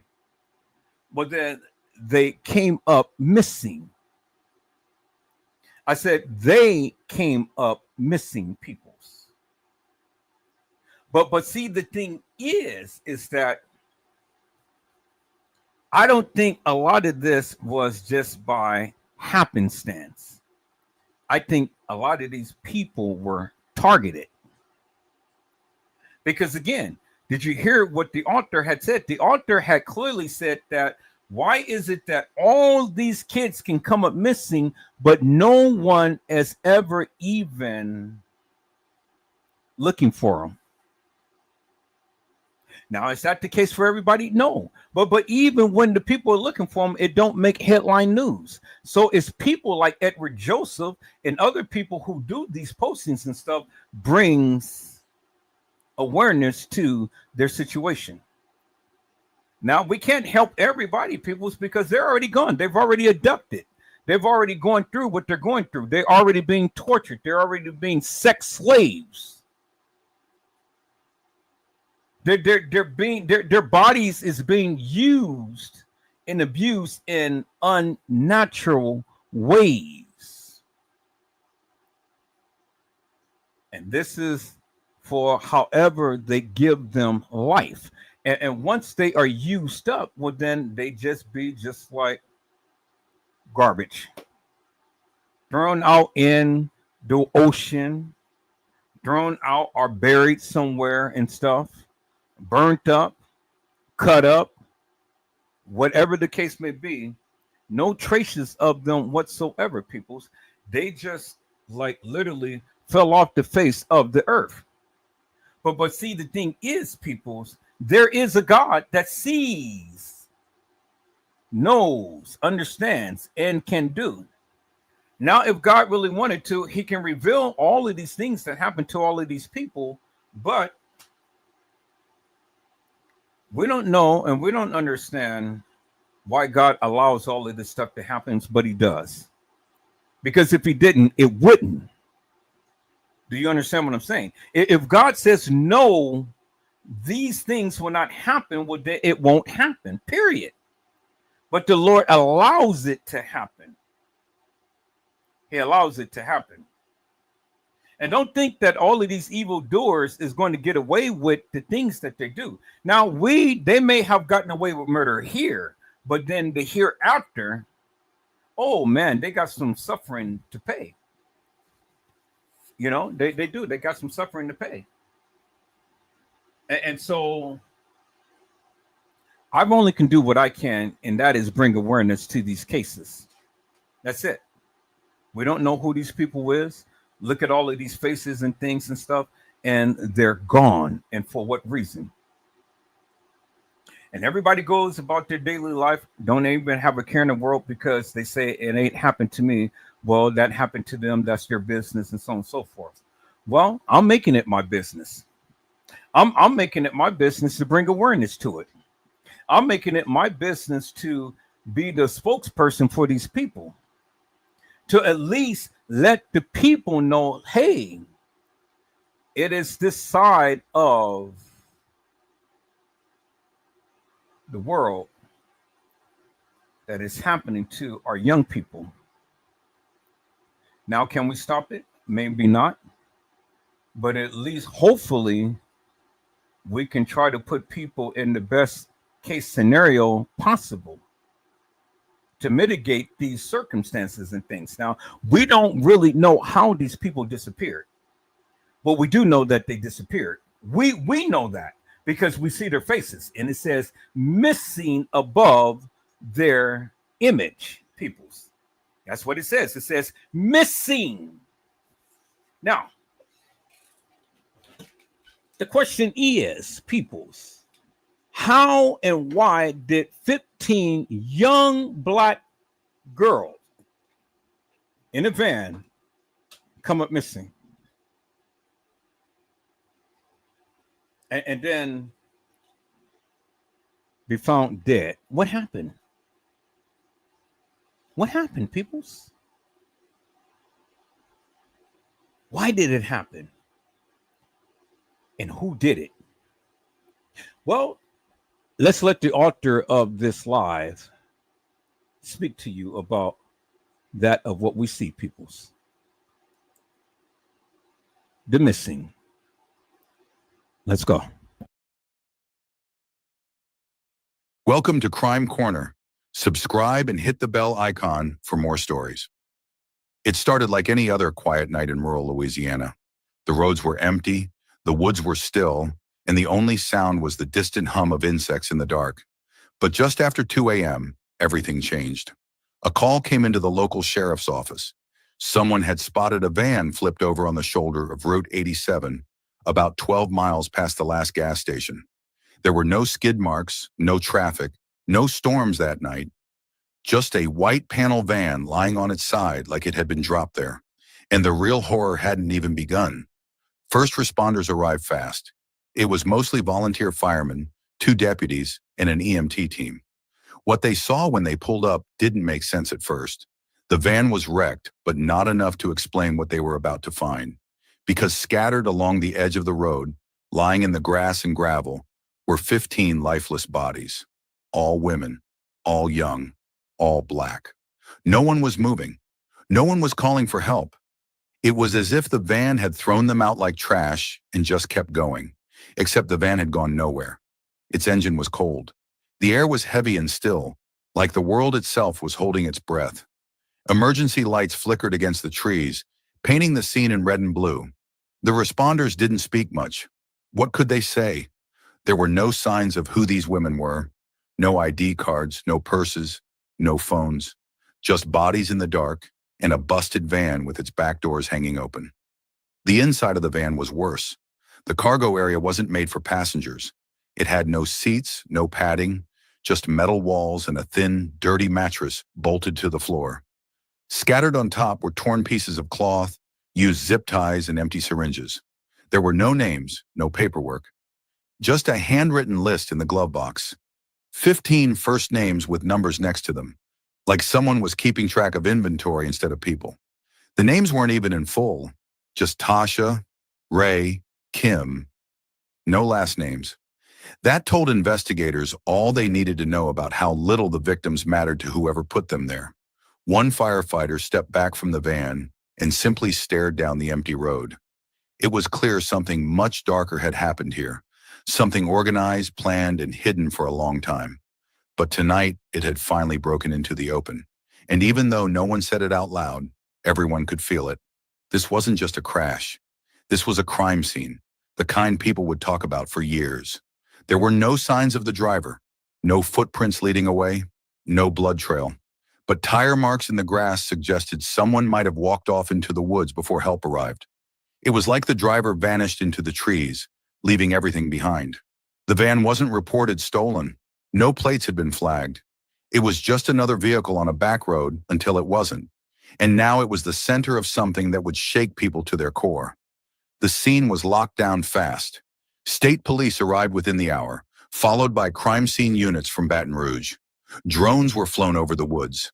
Dogs were brought in, but they found nothing. No driver, no ID, no clue about where these women came from or why they were all together in that van. Just a long, dark road and a silence that refused to lift. For a while, nothing moved. The responders stood around quietly, waiting for instructions that didn't come. It was like the air itself had frozen. One deputy would later say he couldn't stop thinking about the van's back doors, how they were wide open, as if someone had wanted the world to see what was inside, as if the story was finally being told, whether anyone was ready to hear it or not. By morning, the news had spread. Helicopters flew overhead. Reporters gathered near the roadblock. But no one had answers, just pictures, theories, and questions. Who were these women? Where were they being taken? And why had no one noticed they were missing until now? Why hasn't nobody noticed that the girls was missing up until now? It's like these girls was here one moment and disappeared the next.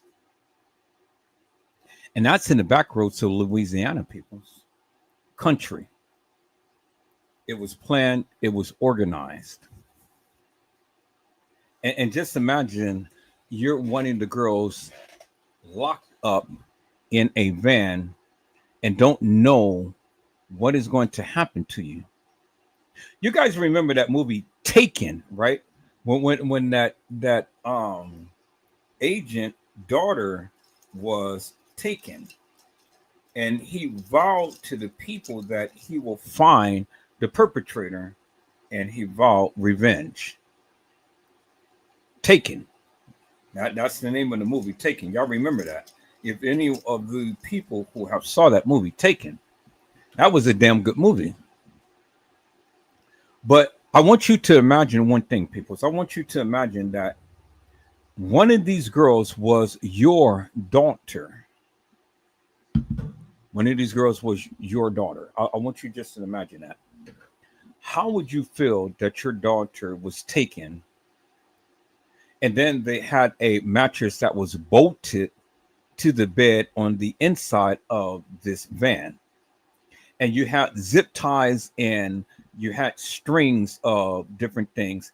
And could you just imagine that your daughter is laying down on that mattress, spread out all on that mattress, zip tied to the mattress, and you have people doing all heinous and horrific things to your daughter in that van while probably other people are watching? Well, people's, because of the mattress was there inside the van and there was zip ties and things of that nature, you can only imagine that they were apprehended, and they couldn't move people's. They couldn't do anything. They had to succumb to whatever the person decided to do to them. All locked up, tied up, tangled up, far from help. Screaming and hollering wasn't going to do no good, because the people already knew where to go and when to go. And peoples, do you not think that law enforcement knows about this? No, peoples, come on now. Do you not think that they don't know about this, peoples? They know, peoples, because they're part of the payroll. And they're probably part of the ones who setting all of this stuff up so that the people can continue to keep doing their deviant, devilish, and demonic madness. That's why when Epstein was doing what he was doing, you got all of these politicians and stuff. Yeah. That's why Diddy was doing what he was doing and stuff, but nobody wanted to say nothing. Because, see, once you get caught in a compromising situation, well, then guess what? They use that up against you as leverage so you can continue to keep being a part of the madness. But see, the thing is simply this. If you never wanted to be a part of the madness, you didn't have to be a part of the madness. Well, you heard what the man had said upon the Shannon Sharpe's channel. He said that Diddy tried to take that virgin hold of his 5 times, and he had to tell him no. Y'all remember when Cat Williams got up on Shannon Sharpe's channel and he prophesied about all of these deviant, devilish, and demonic things will be exposed. And that's what he said. He prophesied on there. He told them, and that's exactly what's happening, peoples. And so Pitty Diddy, who touched the woman's kitty and played with the woman's titty, is now being exposed, people, for the nefarious madness that he has been doing forever and a day. Peoples. But Cat Williams said, hey, I'm not a part of that, because I got to protect that virgin whole of mine. And he told you, he protected it. And so, you know, y'all seen what they did to him. They out-streamed out the industry, but he didn't care, because he still made a life for himself outside of Hollywood and protecting that virgin whole of his. Well, he was one of the fortunate ones, peoples, but a lot of these people are unfortunate. And that's why you see Hollywood so silent right now and stuff. But see, the thing is simply this, peoples. What's done in the dark is going to come to the light. It's going to come out at some point in time, peoples. And Hollywood is getting its reckoning right now. Jay-Z, Beyonce, Diddy, and all of those other ones who had unalived, you know, the people, Aaliyah, and what's his name? What's the guy's name? Tupac Shakur, Biggie Smalls, and all of these other people and things. Well, you know, the time is here, peoples. The time of judgment, the time of payment, the time for them to be exposed is here. It's here. This is the time now, peoples. This is the time of awareness. And this is the time to when all of these people have to come and have to give an account for the various madness that they did. It ain't whatever Joseph did, it's what they did. I'm just only reporting what had happened, peoples. I can't add and I can't take away. I only can report that of what they given. And this is what they given. They said 15 young ladies was on this road, and 15 young ladies was spewed across the field, peoples. That's what they said. That's what they said. And so we're going to find out what happened to these young ladies. We're going to find out, peoples. Because like I said, again, whatever is done in the dark shall come to the light. And I want you to imagine this is your child. Put yourself in that shoe, peoples. And understand that these young people had a name. They had a name, peoples. They were real human beings. Don't treat me like trash and try to stick you up my, you know. Do you understand what I'm saying, peoples? No. They had a name.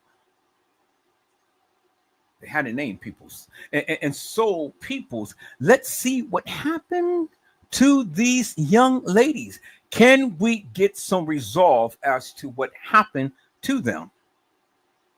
Now, peoples, this is a little bit chilling. And I've already told you that this is going to blow your mind. And so I want you guys to sit back, relax, hold on to your seat, because now we're getting ready to be on the roller coaster ride, peoples.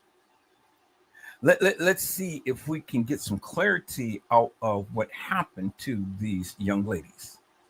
Is that all right, peoples? Let the reporter report the crime.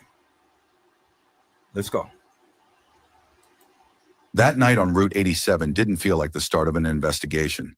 It felt like a breaking point. A quiet road in Louisiana had become the place where something evil ran out of room to hide. And even though no one knew it yet, this crash, was only the beginning. As the sun rose over Route 87, the wrecked van became more than just a crash site. It became evidence. Officers taped off the area, keeping reporters and onlookers at a distance. What looked like a simple accident hours earlier was now being handled like a full-blown crime scene. Every inch of the van had to be photographed, documented, and searched. No one was taking chances. The back of the van told a grim story. There were no windows, no seats, no safety measures. It was a metal box, plain and cold. On the floor was a thin, filthy mattress, the kind you'd expect to see in a warehouse, not a vehicle. Around it were scattered objects, plastic restraints, loose zip ties, and small glass vials. The vials had traces of liquid left behind. I used to pay Midjourney monthly. Now I use this AI for a one-time cost and unlimited design. And nearby were used syringes. Whatever happened in that van hadn't started on the road. It had been going on for a while. Investigators were careful as they moved through the van. They used gloves and masks. One officer spotted small scuff marks near the walls, like someone had tried to kick or slide their way free. The space wasn't meant for comfort. It was meant for control. No personal belongings, no clothes, no bags. Just tools meant to keep people quiet and in place. In the front of the van, things were just as disturbing. The glove box held a small folded piece of paper. On it, written in pen, were 15 first names, nothing more. No last names, no addresses. Just names like Tina, Bree, Jada, each one followed by a number. It looked like someone had been keeping count, like they were tracking inventory, not human lives. The list wasn't even in order. Names were crossed out and re-added. There were no phone numbers, no notes, just the cold simplicity of numbers beside names.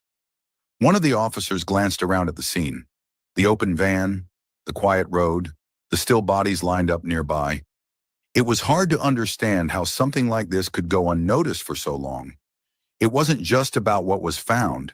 It was about what wasn't. No signs of who owned the van. No license plate matches in nearby databases. The VIN number had been scratched out, making it harder to trace where the vehicle came from. Whoever set this up had gone out of their way to stay invisible.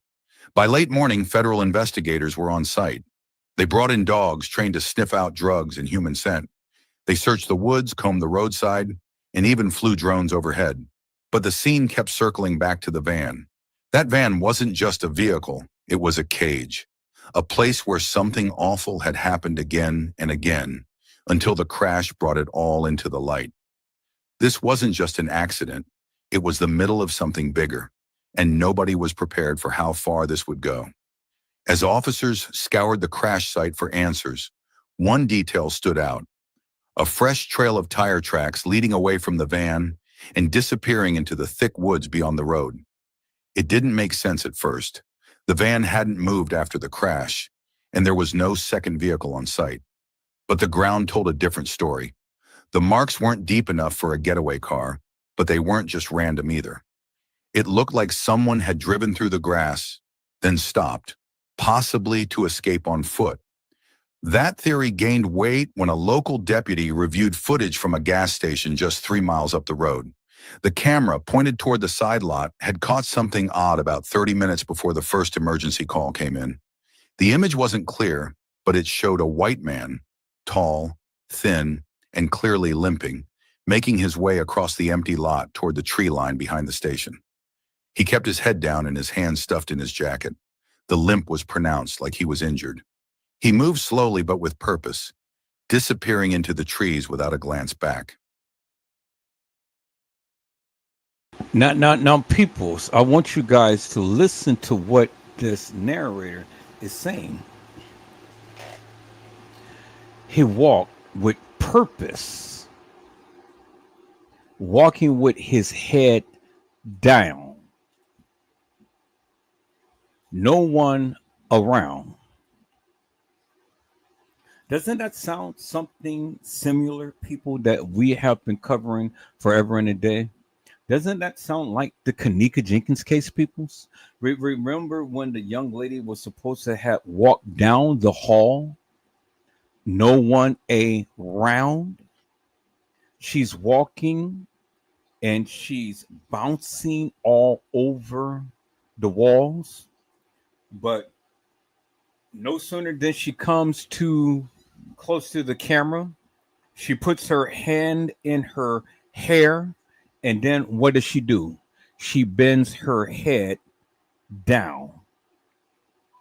Now, at any other point in time, in all of the video footage that you've seen, the young lady, her head was up.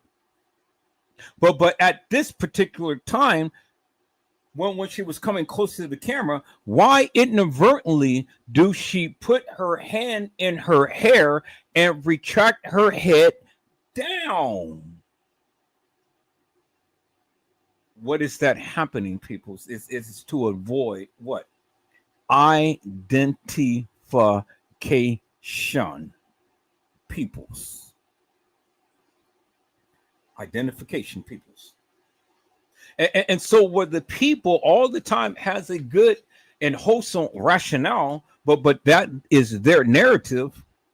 Well, there's something sinister behind all of that, peoples, because as Edward Joseph has already proved to you, there were 6 girls who played Kanika in the establishment.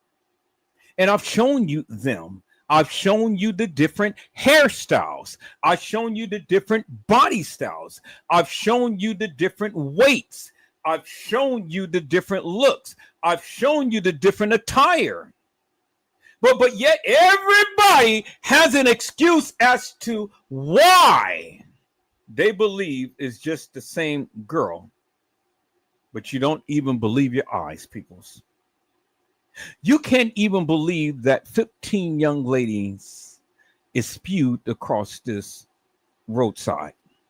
But they told you, but you still don't believe it. Nah, that can't happen. I just can't phantom that. I know you can't. I know you can't, because see, the reason why you can't is because you can't establish fact from fiction. Do you understand what I'm saying, peoples? You can't distinguish facts from fiction.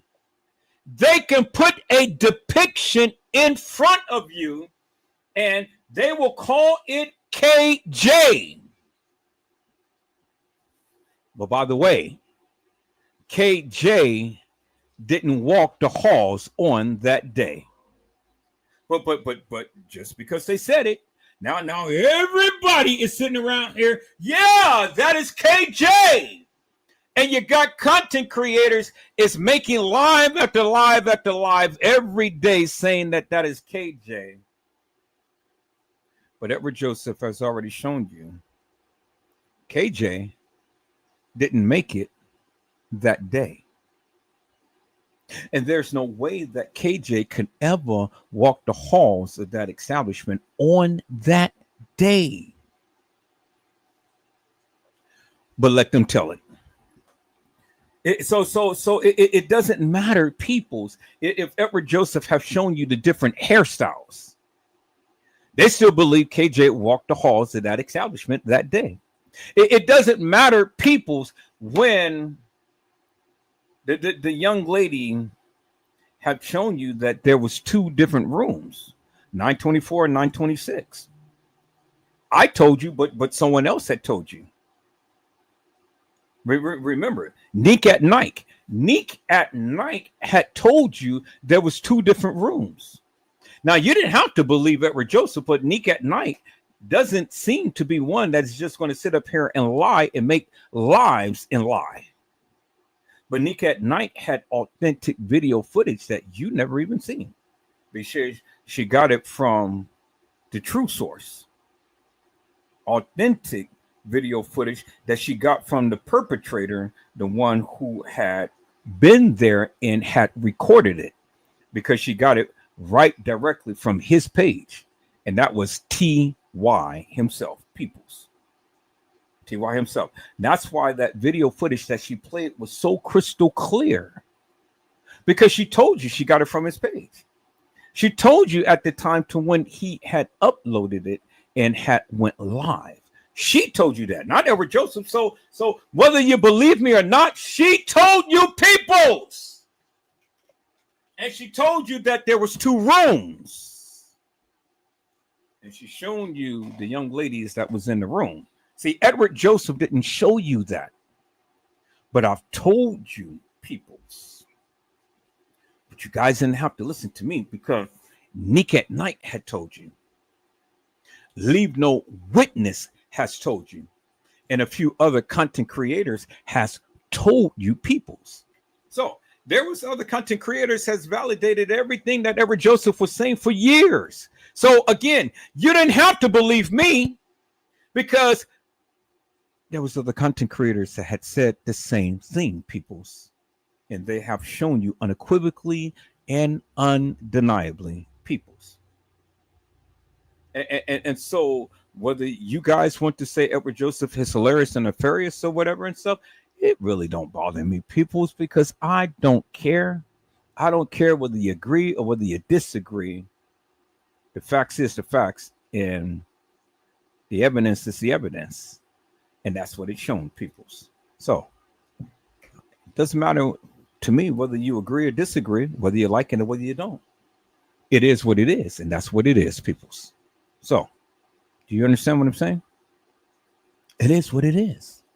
And she's shown you that, and I've shown you that for years. Now, peoples, here's the evidence right here. The man had wandered from the gas station with his head down with purpose. Did you hear what the narrator said? With purpose. And then he disappeared into the woods. What did he do? Why did he do it?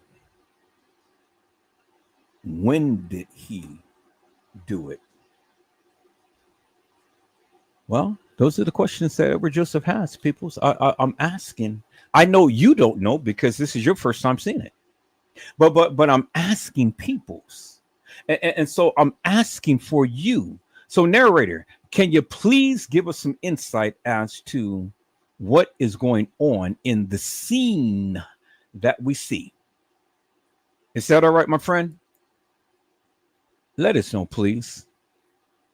I thank you. There was no timestamp on the footage, just a general window. But it was enough to raise alarm. Whoever this man was, investigators believed he had been behind the wheel of the van when it crashed, and that he had walked away before help ever arrived. Search teams were sent into the woods. They brought in dogs, drones, and heat-sensing equipment. Officers formed a grid and moved slowly, calling out, looking for any trace. But the woods were thick, and the undergrowth swallowed footprints fast. The dogs picked up a scent briefly, but it faded quickly. There were no pieces of clothing left behind, no food wrappers, no campsite. It was like the man had melted into the forest. The manhunt stretched into the afternoon, then through the night. Helicopters flew low over the trees, shining spotlights through the leaves. Tips started coming in. Someone claimed they saw a man hitchhiking near the interstate. Another said they noticed a stranger in a nearby parking lot. But every lead led nowhere. The man in the footage had vanished. Back at the scene, investigators grew frustrated. They had a van full of horror, 15 lives lost, and no one to answer for it. The only real clue was a blurry image of a man who didn't want to be found. And until they knew who he was, why he ran, or what he was running from, they couldn't understand the full scope of what had happened. In the end, all they had was a ghost, a figure limping into the darkness, leaving behind a nightmare that was only just beginning. With the crash site cleared and the van towed away, investigators turned to the question that hung over everything. Who were these women? None of them had identification. No wallets, no phones, not even scraps of paper with names or contact information. Their clothes were mismatched and worn, offering no real clues. The coroner's office began the slow process of collecting fingerprints and dental records, but without names to match them to, it was like trying to solve a puzzle with missing pieces. And see, peoples, the butterfly. You remember the butterfly, peoples, right? Because there was a young lady who they proclaimed that walked herself into a freezer and laid down and died. And supposedly her own mother had said that ain't nothing happened to her, y'all. Ain't nothing happened to her. She was left here at a party, but ain't nothing happened to her. Well, but in this situation, peoples, we knew the name of the young lady. But see, the circumstances that surrounds that is crazy. Because again, all we see was clips. And they make believe the clips. They put the clips in order to tell a story for you to continue to keep repeating forever in a day.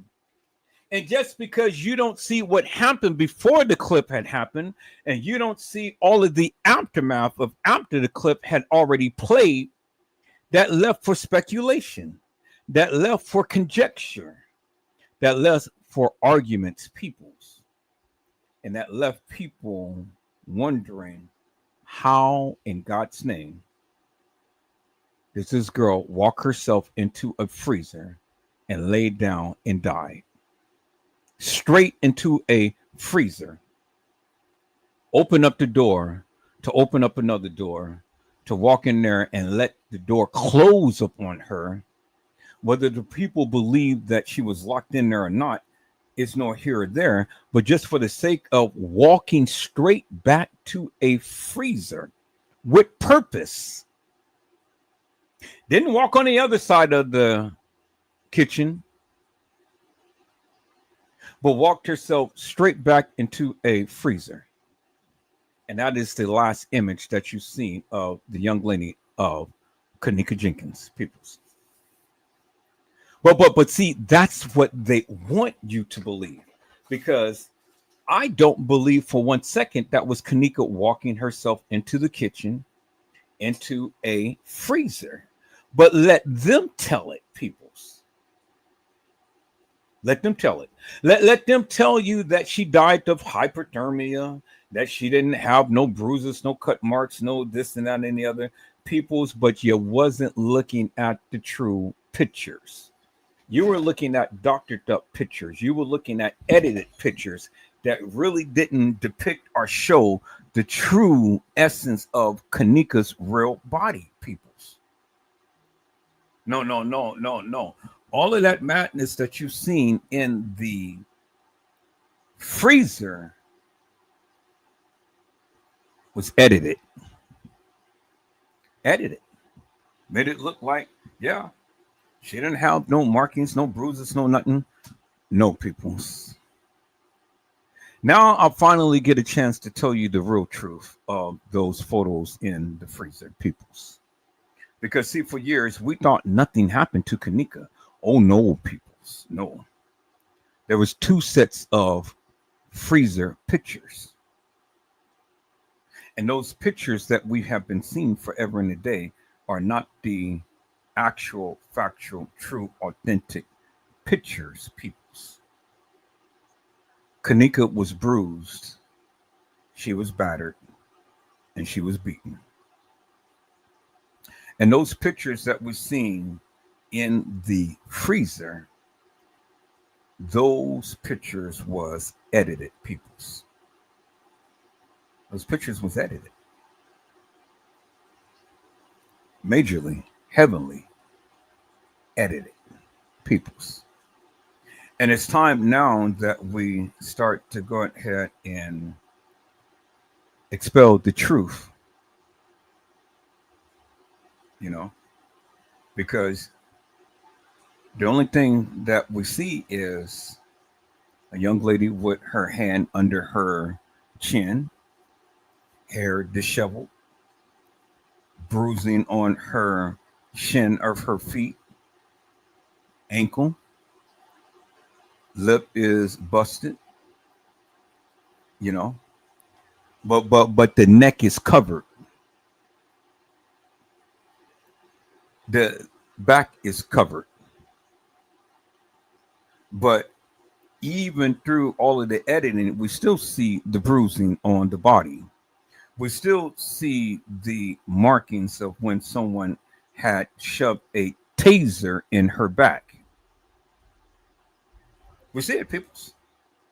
We see it. And then on the gurney inside of the supposed funeral home, we see the bruising even more pronounced.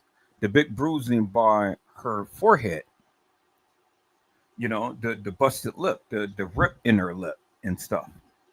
We can see the bruising on her face and all. So pronounced, peoples.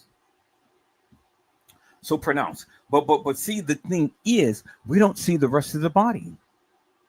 Because the body cavity has been emptied, peoples. There was no way that they were going to let that girl go without taking those organs.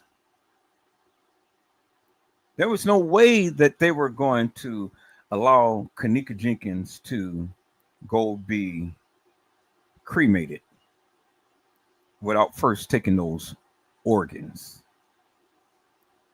Do your research upon the one who they call the coroner. Do your research upon the one who they call the coroner, and see what type of business that this man is in. Do you understand what I'm saying? So it's finally now, peoples. Let's stop shucking and jiving. Let's get to the real nitty gritty about this thing here and call it for what it is. Because, see, we all must come to the conclusion that all of this bullshit has been edited. All of this bullshit has been edited, peoples. And that Kenneka Jenkins real body, the real Kenneka Jenkins, ain't never made it to no funeral home to be autopsied. Now, you guys can believe that madness as much as you want to and stuff, but this is why I had literally called up other content creators and played it on my channel to show you and to tell you unequivocally, undeniably, peoples, that wasn't Kenneka. Because, see, no medical examiner is going to do an autopsy and then go ahead and retire or disappear. Do you understand? After doing an autopsy, the medical examiner that's supposed to do the autopsy, that woman disappeared. Ain't never to be found. Ain't never to be found. Now, who does that, peoples? Who does that? Now I get it. Everybody's got something to say and stuff and things. But see, the thing is, if you're ever going to be true to yourself, well, then be true to yourself. Explain to me, how does that happen? That just doesn't happen, peoples. Things like that just doesn't happen. I don't give two rats tails or two rats asses what the medical examiner's report is. The autopsy report, it is all fictitious, hilarious, and nefarious. Because it's not the true Kenneka that they were autopsying peoples. No, it's not.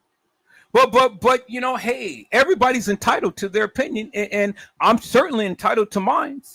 And I'm certainly in disagreement with all of you who believe in the autopsy report. Because, see, the thing is, peoples, my question is simply this. How could you believe in the autopsy report when it doesn't even match up with that of what we see the physical person is and who Kenneka Jenkins was, peoples? None of that shit matches up. They never described the tattoos, peoples. They never did. They never said that Kenneka Jenkins was once pregnant, because, see, when you are pregnant at one point and you lose a child, your body will never be the same, peoples. It'll never be the same. And so if they did a good, wholesome, and complete autopsy, well, then they would have known that Kenneka Jenkins was pregnant at one point. And so her body will never be the same, peoples. It will never display or show that innocence. It will never show that she was ever a virgin in the manner to which Lenore tried to portray her. Your clothes don't make you who you is. Lenora, yes it does. Can you do a split on a dick? Shit. How in the fuck you think you got here? Huh? Well, how, Lenore? How? Who was number 3 and 4 that you called out to the police that was in Kenneka Jenkins' phone, Lenora? Because you're the one who pointed it out. And you pointed out these men that Kenneka came to see. Was that what TM was trying to protect with Kenneka, Lenora? Was it? Because you guys do remember Kenneka did have a rose that was imprinted on her side. And do you do know what a butterfly that she had imprinted on her side as well, peoples? And do you know the significance of the butterfly, right? You know how it first started off as a earthworm, or what they call a caterpillar, and then it goes into a metamorphosis, meaning that it goes through a change, and then it wraps itself in a silk cocoon, and then at the appropriate time it tends to come out as a beautiful printed butterfly, free to fly the skies. A butterfly, peoples. Do you understand what I'm saying, peoples? So Kanika was down at the establishment, and she was down there with a group of girls. That's what she was, peoples. She was at the establishment with a group of girls, people who she thought that she could trust, but she couldn't trust. How in the hell are you going to trust these people? Friends, how many of us have them? Friends, the one you can depend on. Let's be friends. Well, we are not friends, people. We're not friends. Because, see, friends don't leave friends behind. Not real friends, peoples. No, no, no. I don't care whatever type of situation you call yourself doing, whether you were going to retrieve her keys, her phone, or her whatever. It doesn't take two people to leave to go and pick up keys and phones. No, no, you know what that says? It says setup. That's what it says to me. It says setup. Because whether you left the keys or the phones, well, I mean, if we really look at the case files, peoples, Bree had the keys. And if we really look at the case files, it said that the phone was in the room unattended. But you go by the reference of what the girls had said, well, their stories don't match up with what the other people at the establishment said happened. So now, who do you believe? Because, see, the thing is, even when we look at the video footage, peoples, it doesn't line up with that was being depicted in the video footage. And so then here's the question again. Who do you believe?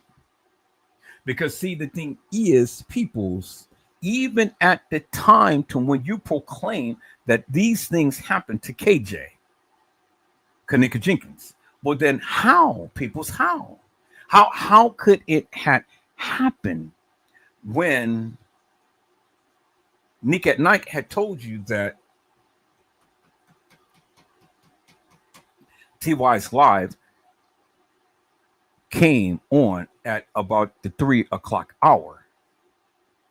So if TY's Live came about the 3 o'clock hour, well, then Kanika was supposed to have got off the elevator at 2:30. Well, then that is well before TY's Live, right?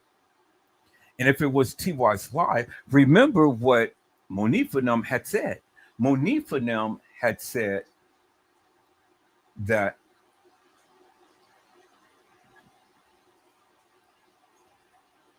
we came back to the room to get her keys and her phone. But we came back out and she was gone. But Irene's account was they came in saying that Kanika was missing. And then she said, what do you mean Kanika is missing? They said Kanika is missing. What do you mean Kanika is missing? How could a grown woman come up missing? Kanika is missing. She said, go find her.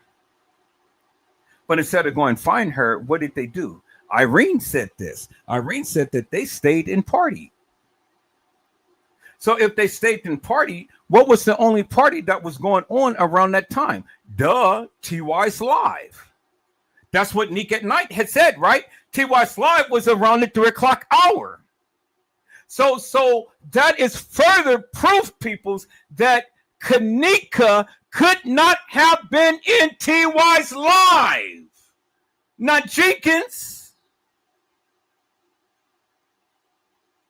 Because if Kanika was getting off the elevator at 2:30, peoples, And the guy had got off right after she got off because he was on the same elevator as her, because you do remember in the video footage that when she was on the elevator door opened about 2 or 3 times before she stepped off. And then momentarily he stepped off. So, which is indicative of the fact that he had to be on the elevator with her. And so if he was on the elevator with her, well, then the question is, peoples, when did he get on the elevator with her? What floor was it that he got on the elevator with her? Because he was on the elevator with her. So if she was coming off the 9th floor, that means what, peoples? What is the chances of him being on the same elevator as her? She's coming off and getting on the elevator from the 9th floor.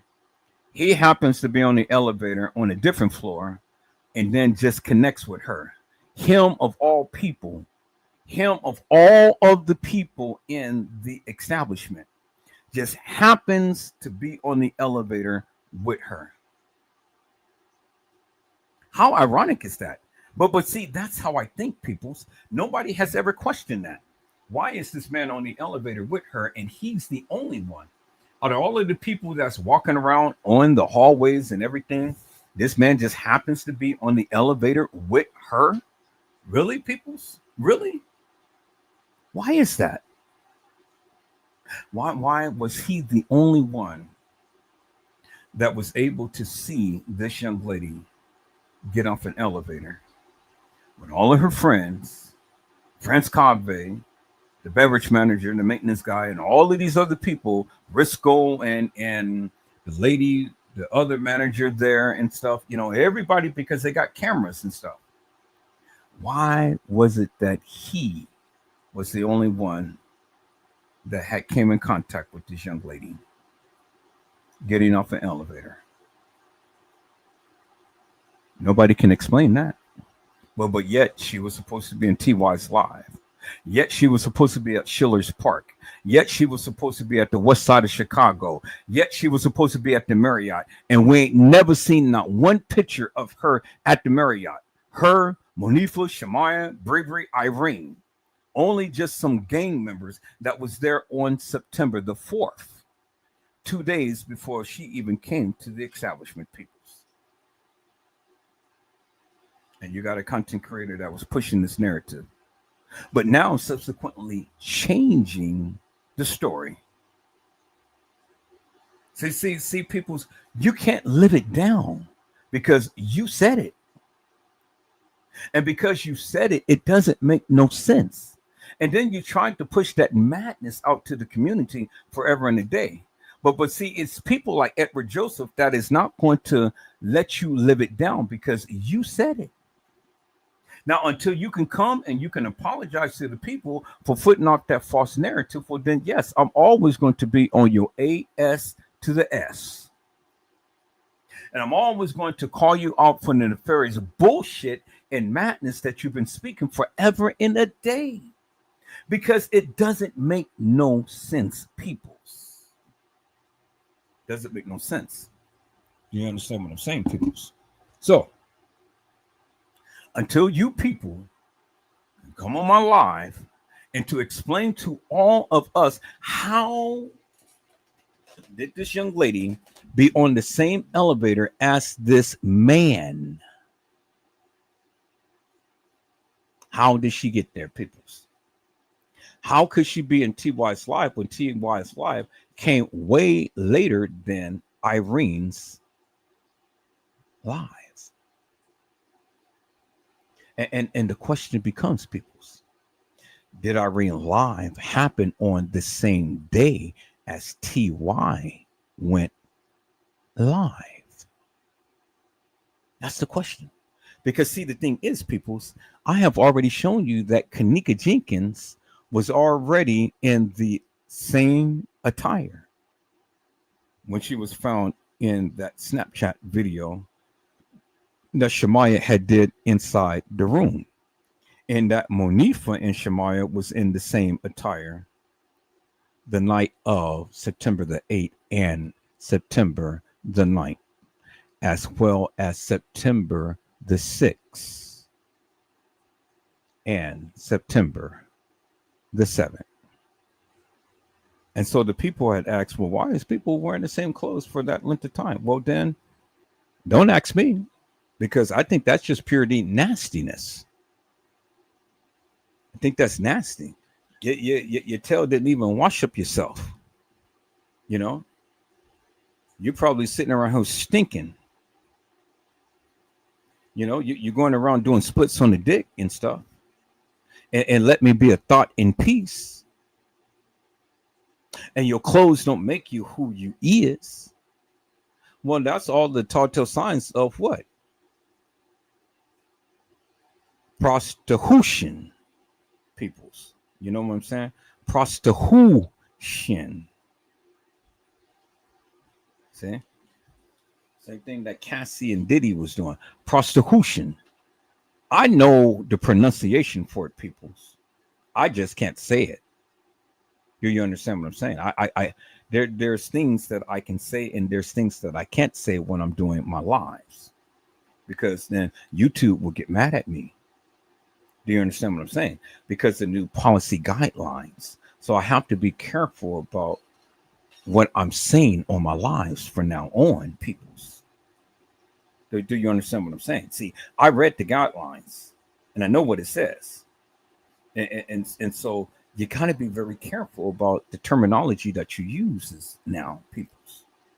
So all telltale signs show that there was prostitution there, peoples, and people were selling their kitty cats. Period. Let me be a thought in peace. Well, why would anybody say that unless they were what? Thoughtin', right? And what is a thought? A thought is one who goes around and sells her kitty cat. See, you ain't giving the kitty cat away, you're selling it. It comes with a price. Do you understand? I said it comes with a price. Is that why invitations is being sent? Because it comes with a price? And you think that people are going to pay for black ass kitty cat? Really?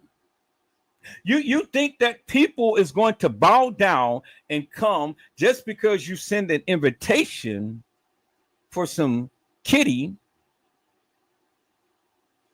You think that everybody is going to go and pay for kitty? People's, if you got to pay for kitty, you just like Diddy. I said, if you have to pay for kitty, you're just like Diddy. And so peoples, who wants to sit around here and pay for kitty? Who wants to sit around here and pay for some dirty cat? I told you, and I've shown you, peoples, this is exactly why Texas is experiencing an epidemic in STDs and AIDS, because people are out there selling kitty, the meow. You're selling kitty, peoples. So you get a lick of the kitty if you play with her titty. But it comes with a pretty penny. See, ain't nothing for free, peoples. You got to pay to play. Do you understand what I'm saying? But see, if you're into that, then that's what you would do. You will pay to play. But then there is a death sentence that's come with it, peoples, because you can play as much as you want to, but you're going to play with the wrong person. They're going to give it to you and you're going to die from it. I said you're going to die from it, peoples. And so the thing is, peoples, if people wasn't down at that establishment selling kitty, well then Why you getting mad? Why you shut down the case? Why don't you open up the court files so the people can take a peekaboo and see what was really going on? Now, because one had to protect the integrity of and the reputation of. One wanted to paint the picture of one being, I'm a hoe, you know I'm a hoe. I'm a hoe, you know I'm a hoe. Why? Because I told you so. Y'all know that song, I'm a hoe because you a hoe. Why? Because you told me so. Well, if you're a hoe, you're a hoe, right? If you're selling kitty, you are selling kitty. And if you're letting the man play with your titty, well, then now you're just like Diddy. But no. We have to protect the integrity and the reputation of one. And so we cannot expose the business. Cannot expose it. So, I'm already knowing what happened and things. I get it. You said so many stories. You said that nothing happened to my daughter. Then you turned around and said that them bastards killed my child. And then you turned around and said that you were threatened and that you couldn't say much or nothing because the people threatened you. And so now it leads us to ask the question, was that all true or was it smoke and mirrors? Was you a part of the chain gang? The one who had put this young lady to shame? Because see, by you publicly making a public announcement and saying ain't nothing happened to your daughter, and for the book and for the record, where your book and your record doesn't measure up to that of what I can clearly see with my eyes, and for the research that I've done, because your account of nothing happened to my effing daughter, because you said right. See, you said your effing daughter. Now, if we just take effing daughter and take off everything else, well, what was your daughter doing? Effing? Because you said your effing daughter. So are you telling the truth in the beginning before you say anything else? Take off everything else after you say effing daughter. And we're going to put a pinpoint right there. We're going to put a period, an exclamation mark right there. My effing daughter. And that's the question. Was your effing daughter effing? Something was going on because Lenore said number 3 and number 4 was at the establishment and that they want to take the police to look at it. Now, was that something to throw the people off? Or did you know? Did you know? Because you are home. How do you know? Because you told me so.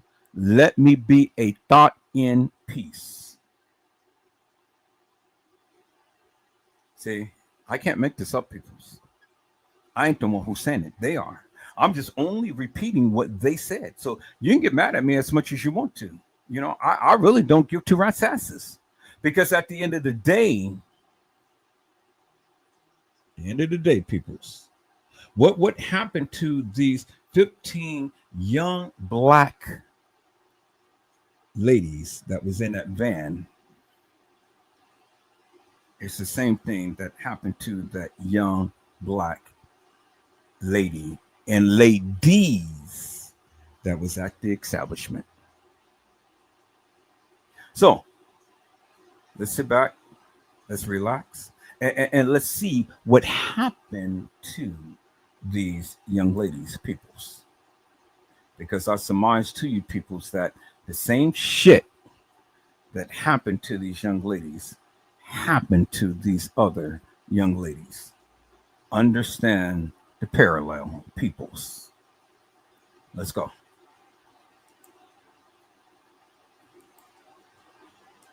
The first breakthrough came not from a lab, but from a tattoo.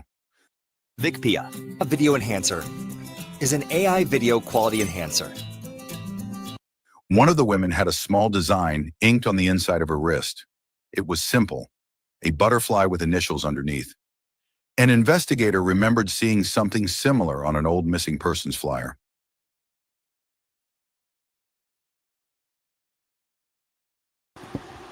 And so, peoples, do you understand the stark contrast? Because the young lady in the freezer had a tattoo of a butterfly, not on the wrist, but tattooed on her side. And her name happens to be KJ. KJ, peoples. I said her name happens to be KJ. Now, peoples, this young lady right here was age 26. She was black. She was beautiful. And look, she has a part directly in the center of her head, right there, peoples. Y'all see that, right? I said, you see that right, peoples. She had a tattoo on her wrist, but she has a part directly in the center. Now, do all black young ladies have parts directly in the center? Well, you see the similarities, right? You see the stark contrast. She has a butterfly tattoo on her wrist. KJ had a butterfly tattooed on her side. She happens to be 26. KJ was 19. She happens to be 125 pounds. KJ was 127 pounds.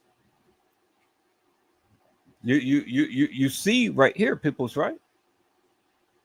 She happens to be missing, well, found on a flyer. Well, KJ wasn't missing because the people already knew, but she wasn't on no flyer. She was on a picture that the people had posted. Do you understand the similarities, peoples? Do you understand what I am trying to convey, peoples? Let the narrator narrate, and let the narrator tell you, peoples, what happened to this young lady. Let's listen in.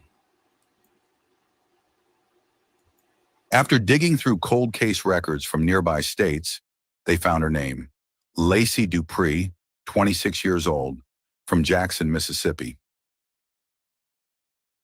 Lacey Dupree. But the young lady that we had found in the files was Duprina Swearington. Duprina. Lacey Dupree and Duprina Swearington. Do you guys get the name? You understand the name and how there's similarities in the name? Peoples, Duprina Swearington. Y'all remember that, peoples? But her name is Lacey Dupree. I want you guys to listen closely, peoples. I want you guys to really listen closely to what is being conveyed here, peoples. Is that all right, peoples? I want you to listen closely. Let's go.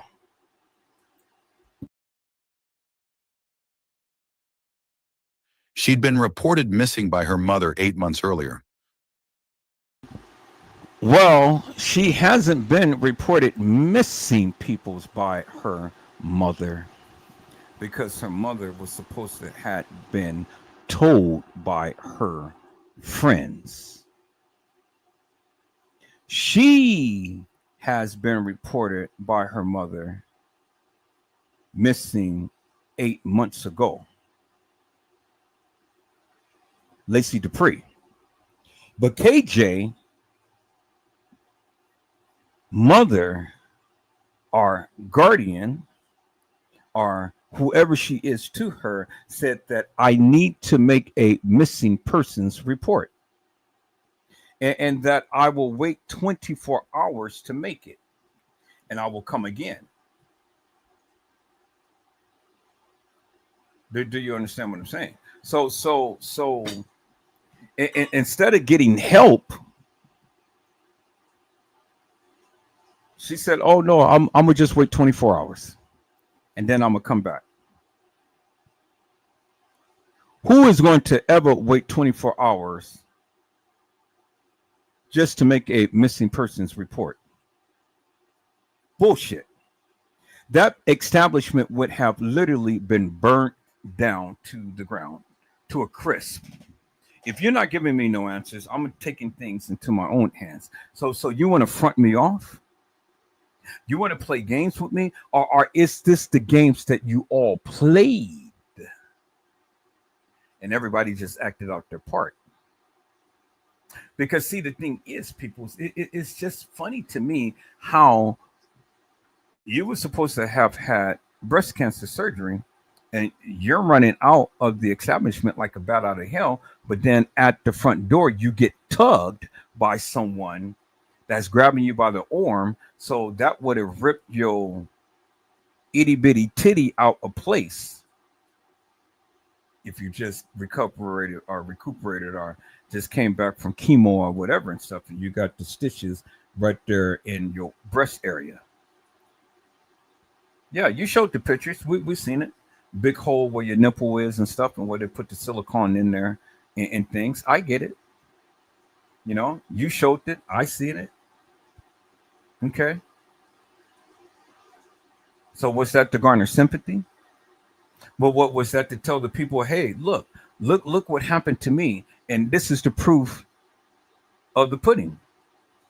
A big hole where the nipple is, and then all you seen was just a silicone gel stuffed into the cavity where the fat should be, where the milk sac should be, but no nipple. So now do you have a makeshift nipple? You know, what is there now? I mean, did they cut it off and then sew it back on, or what? What are they using for that? I'm curious to know.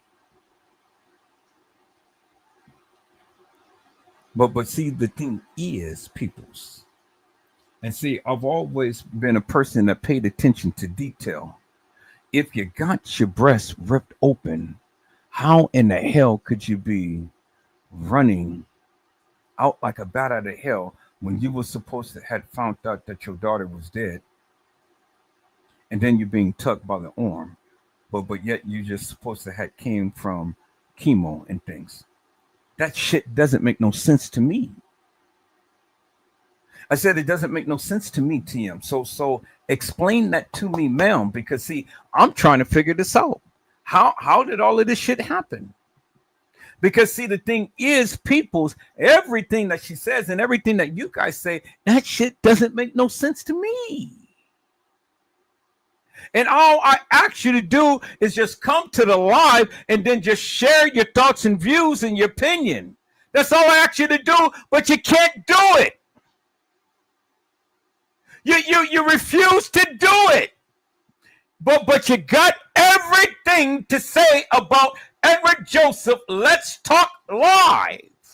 You got your mouths open, but you never come to my live to truly share your thoughts and views. And why is that? Is it because you can't even stand 10 toes down with that of what you say? That's amazing to me, peoples. But that is okay, peoples. That's okay. It's okay. You ain't got to say it because your lack of candidness tells me everything that I need to know. You don't even believe your own narrative. You can't even stand 10 toes down with the various things that you say, because you got other people who is literally saying something different than what you're saying, and you don't know which way is up. You don't know who stole the chicken. And like Richard Pryor said, I hope they choke on the goddamn bone. And you already know what he said after that, but see, beep. Yep. I said beep. Sure enough. I can't repeat that, peoples, but you know what he said. I said, you know what he said. And that's what he said, peoples. So that's what it is, peoples. That's what it is. So many inconsistencies in this case, so many things that they said that when you ask the question and you ask the people to give you a wholesome and complete synopsis as to what they feel, they can't tell you. They can't tell you. They absolutely cannot tell you, people. They can't tell you. But why they can't tell you? Well, they can't tell you because they don't even believe with the various things that they say themselves, people. Do you understand what I'm saying? And so that's what it is. So when you want to believe certain things, well, then I'll always have a question for it. And if you can't answer the question, well, then I'm already knowing that you can't even tell me nothing when you can't even exegese that of what you're trying to explain to me. And if you can't make sense to me, I know damn well that you can't make sense for yourself or anybody else for that matter. And this is why you choose to stay silent. Do you understand what I'm saying, people? So, regardless of what the things that you believe, I just have one simple question. She said, not Edward Joseph, she said that she just got out of breast cancer surgery and she was at home recuperating. But how could you be recuperating and being dragged by the arm, tugging away from this lady who literally grabbed you by the arm? Now, had it not been for that, I probably would have had sympathy for her, but I don't have sympathy for people because I see damn well that she lied up a storm. Because if you ever just got out of surgery and you're hurting and your breast is cut open in a manner to which you shown, well, then there is no way in God's creation are you ever going to be running first and foremost, because your biddies will be bouncing. Do you understand what I'm saying? You came down that hallway full blast, then you had to make that turn, and then you had to make another turn in order to get out the front lobby doors.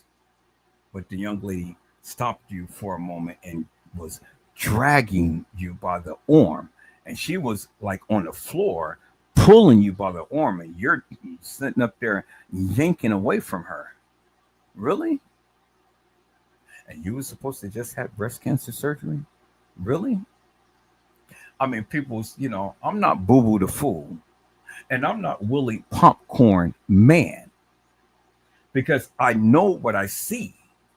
And from what I see is not what she say, people. Do you understand what I'm saying? And so I've only can go by what I see. But then I'll only go and test out what she say as well. And what I see and what she say, if that doesn't line up together, people, well then what is it that you want me to believe? Huh? Because if you can't explain it to me, well, then how could you tell me anything else?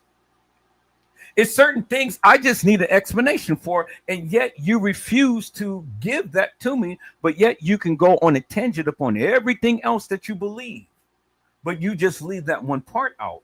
But I can't leave it out, peoples, because that one part is so significant that you don't even have an explanation for it.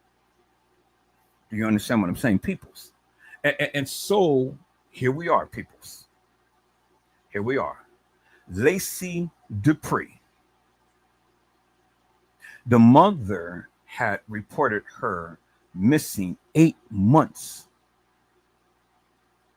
ago before this tragic incident has happened. Lacey Dupree, that's her name, 26-year-old black woman, 5 foot, short girl. There she is right there. What happened to Lacey Dupree, peoples? And where was Lacey Dupree taken? Narrator, can you give us some answers as to what happened to Lacey Dupree, please? I appreciate it. Thank you so much. The report was filed, but it went nowhere. No follow-up interviews, no media alerts. The case was quietly closed just weeks later, listed under no further action required. Lacey's mother had told police that her daughter had been trying to get her life back on track.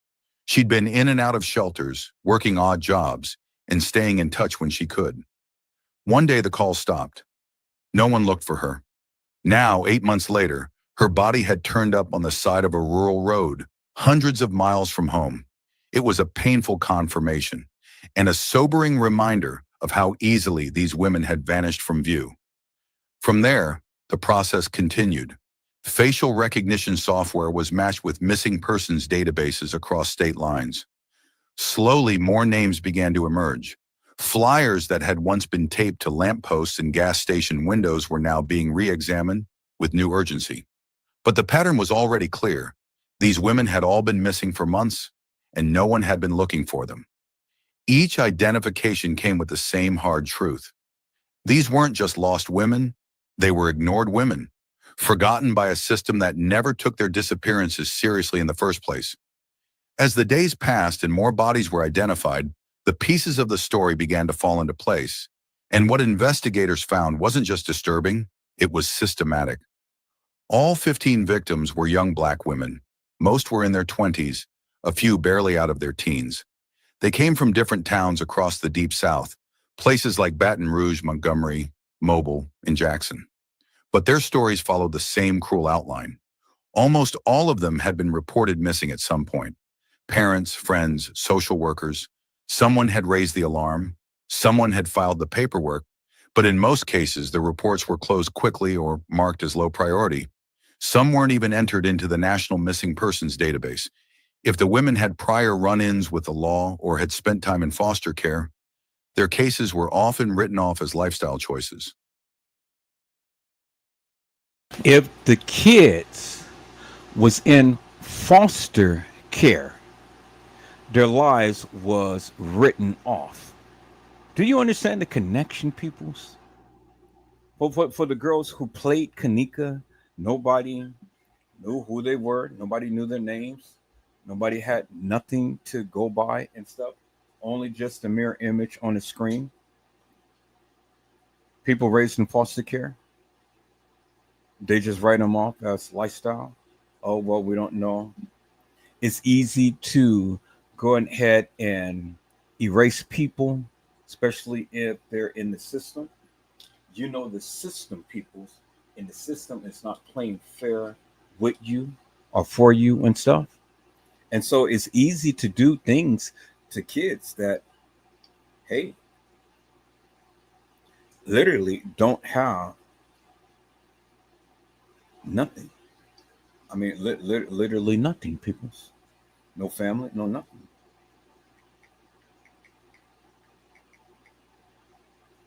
And so there it is.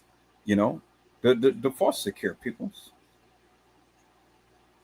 So do you see the stark connection in between what happened to Kanika and all of these other girls and stuff, peoples? You see, right? And so that's exactly my point, peoples. That's exactly my point. You know,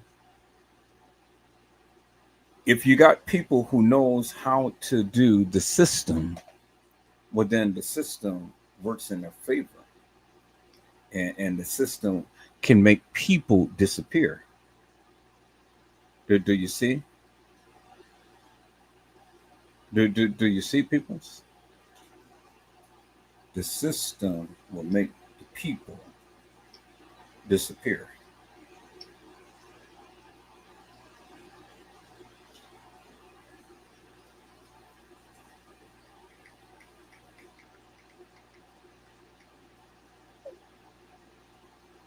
Do you understand what I'm saying?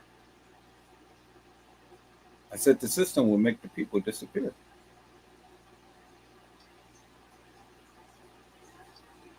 And so, no bodies, no nothing. So, do you see the stark contrast now, peoples? Do you see the overall picture in the organization that does things, peoples? How the organization can make you disappear when you really was here at one point? Hasn't it been said that these girls was in foster care, peoples? I want you guys to really pay attention to that, peoples, because I'm trying to educate you upon something and stuff that, you know, you just pretty much dismiss. But there is stark contrasts and similarities with the Kanika Jenkins case, with a lot of these other cases that I'm going to be talking about and things, because there is a systematic system that is literally keeping our babies and doing things to our babies and stuff, and not too many people are paying attention to it. And so, you know, everybody's going to dismiss it at, oh, well, you know, this is just the lay of the land. This is, you know, just the way that Chicago is and all like that and stuff. But no, people, this is something sinister and deeper than that. This shit has been going on for years, and it's been going on every day in Florida, because that sheriff over there, Sheriff Jed, you know, he's literally capturing all of these people. And it's happening all over. It ain't just Chicago. It's Florida. It's Texas. It's Mexico. You know, it's all of these places, all of these different states and things. But all of these places is intertwined, interconnected.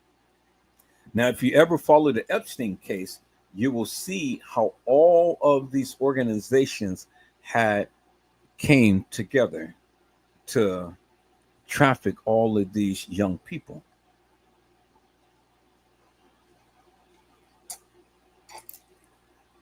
And is our congressmen that is involved in all of this stuff as well. And see, the truth is going to come out, people. See, President T is only going to be in office 4 years. That's his term is 4 years. And so you can't cover and camouflage everything. And see, when God says it's going to be revealed, it's going to be revealed, people. And it ain't nothing you can do about it. It's happening. The downfall is happening. Judgment is arising, peoples. And so all of the pictures that all of these politicians had taken with this man is slowly being revealed.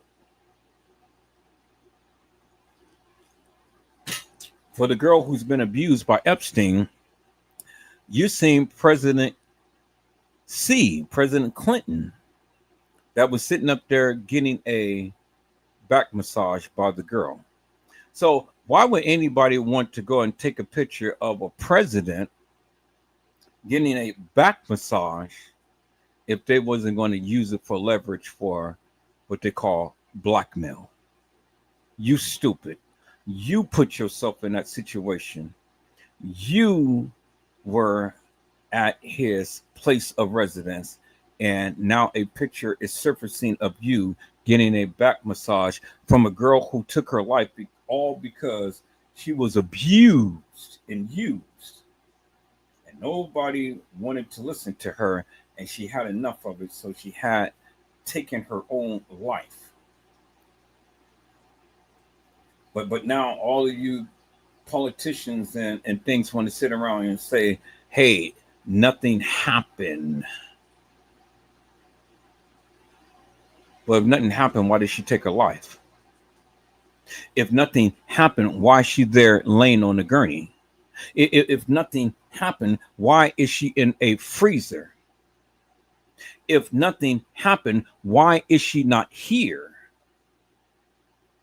If nothing happened, why was all of the people looking for her? If nothing happened, why did you say nothing happened to my effing daughter? And for the book and for the record, she was left here at the party, but ain't nothing happened to her. And if ain't nothing happened, well, then why did you go later on your porch and say them bastards killed your child? If nothing happened. Well, I should surmise to you people, something happened. Something happened, peoples. And she knows what happened, peoples. So, narrator, can you please tell us what happened to these girls? I promise you, I try not to interrupt, but if I do, well, then let me have at least a few moments of time, if you will. But I'm getting ready to get back with you. So can you tell us, narrator, what happened? Can you? I greatly appreciate you.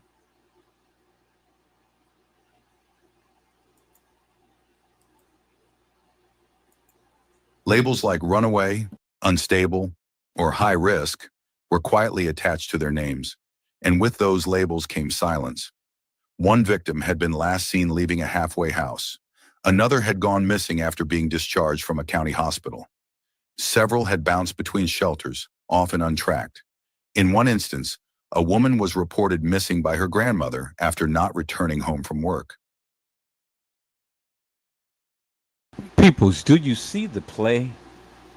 I said, do you absolutely see the play?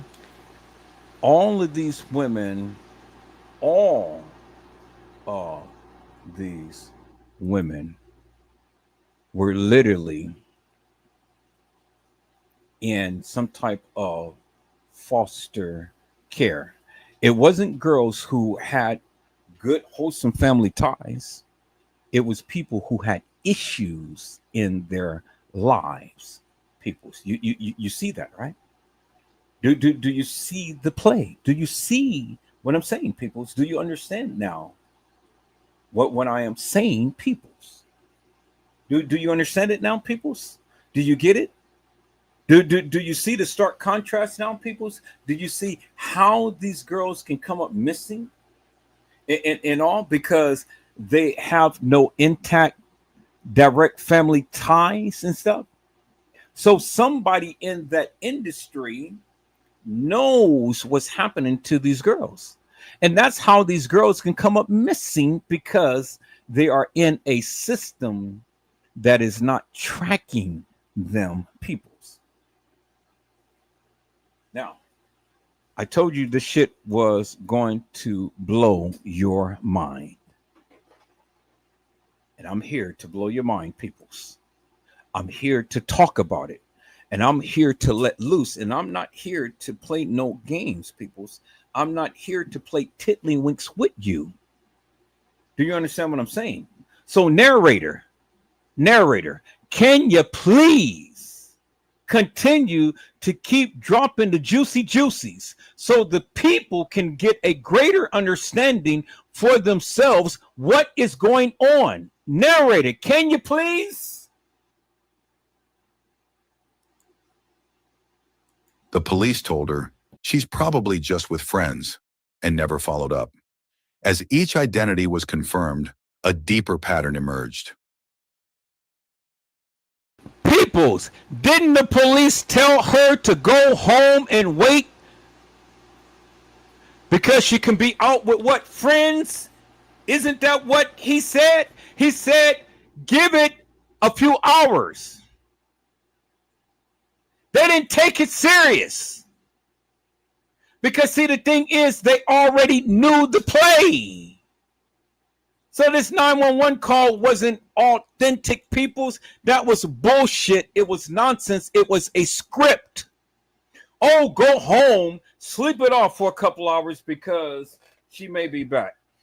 And then what she said, oh, I'm just going to wait 24 hours and then I'm going to come back. No, peoples, no. Your child is missing. You ain't waiting on 24 hours, nothing. You guys are going to give me some answers and give it to me now. We are checking the surveillance cameras and stuff. Hell with protocol. I need to know where my baby is.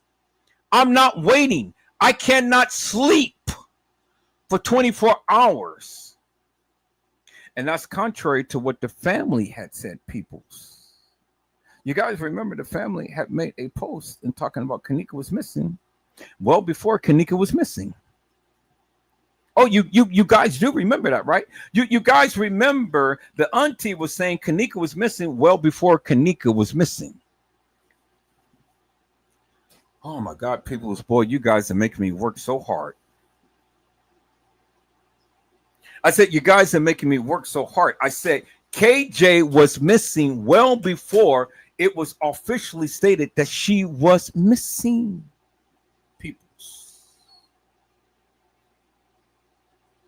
Before she said she was missing. That is what she said. You know, I didn't say that. The family said that, peoples. I said I didn't say that. Edward Joseph never did say that, peoples. The family said that. And so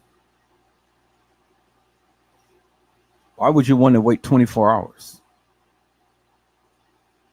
For what? Put the pressure on while the pressure is on.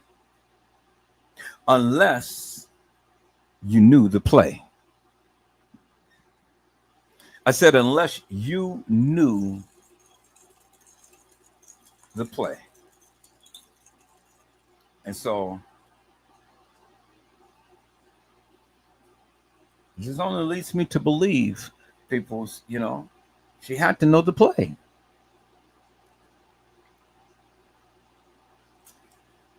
Because I can't understand for the likes of me why anybody would wait 24 hours.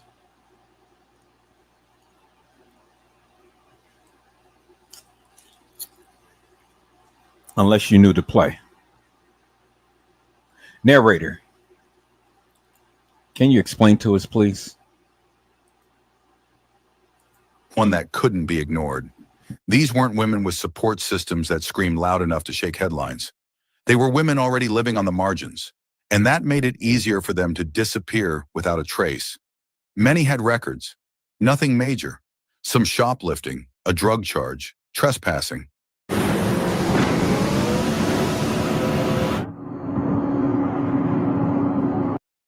But those details, often rooted in survival rather than crime, were used to explain away their disappearances. They weren't treated like victims. They were seen as problems that had walked off on their own. What stood out wasn't just the number of cases, but how alike they were. They had been dismissed, ignored, or forgotten, one after another. It wasn't a coincidence. It was a pattern. And for the first time, law enforcement had to face a hard truth. The system had helped this happen by looking the other way. With each name matched to a face, with each backstory uncovered, it became clear. These weren't isolated tragedies. This was the result of years of silence, a silence that allowed someone to target these women, knowing that few people would ask questions, and even fewer would demand answers. As the names of the women were released to the public, families across the South began to come forward. Some had been waiting months, others years. They didn't need confirmation from the news. They had known something was wrong all along. For them, the van crash didn't uncover a mystery. It confirmed a nightmare they had been living in silence. One mother, Angela, stood outside her small home in Jackson, Mississippi, clutching a faded photo of her daughter, Lacey Dupree. Her voice shook as she spoke to reporters. She said she had filed 5 missing persons reports in the months after Lacey vanished. Each time, she begged the officers to dig deeper, to check shelters, hospitals, even nearby counties. But each time, she was met with the same response.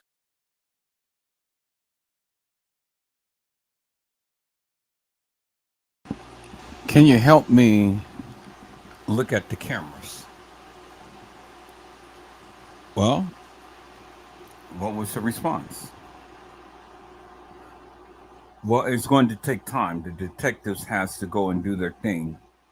So instead of looking at the authentic video footage, well, what happens? You get blown off, right? No, we're going to have to send it down to Target. We're going to have to get it edited and everything before we can release it. Why you got to do all of that? That's not what I asked. I asked, can you help me look at the video footage? I didn't ask you anything else, but let me look at the raw video footage. I didn't ask you to go and take it down to Target to have it transposed and all of this. I mean, you can just get the information off the server and then just play it back. You didn't have to have it transposed.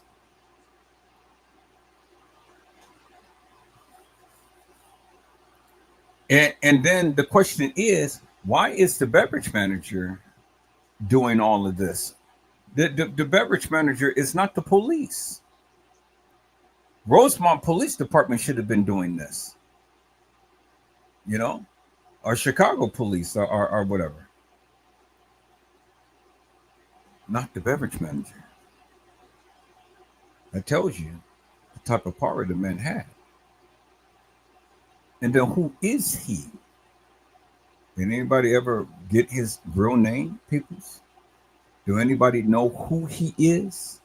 All we seen was just a white figure walking across that establishment and just happens to stumble upon the face of KJ in the freezer, clicking and rocking his keys like woo doo woo doo woo.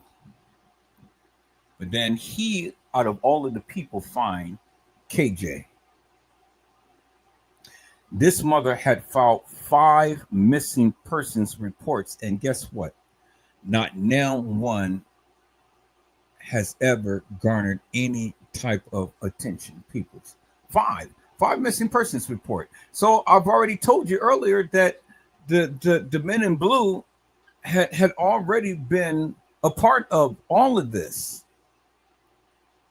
People, you got corrupt people who's on the force that is getting paid to hush some things.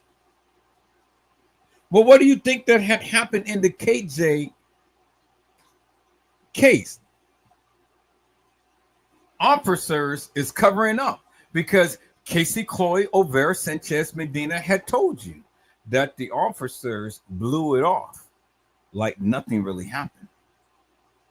But see, how did Casey Chloe Olvera Sanchez Medina know all of that unless what? She was a part of it. Dispute lies and stuff upon YouTubers and Facebookers and Instagrammers and things. You know, everybody had a role to play, peoples. And although she was the grieving queen, as she portrayed herself to be, she was nonsensical bitch that sat up here and lied about the KJ case. But yet she knew way more than what she had proclaimed. And it was just her own words, people. It wasn't my own words. I played her own words.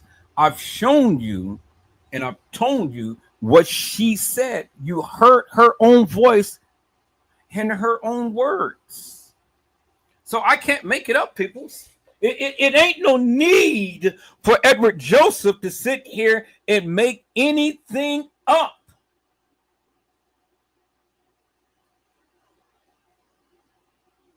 Ain't no need to, peoples. Ain't no need to make this shit up. Do you understand what I'm saying? She said it herself.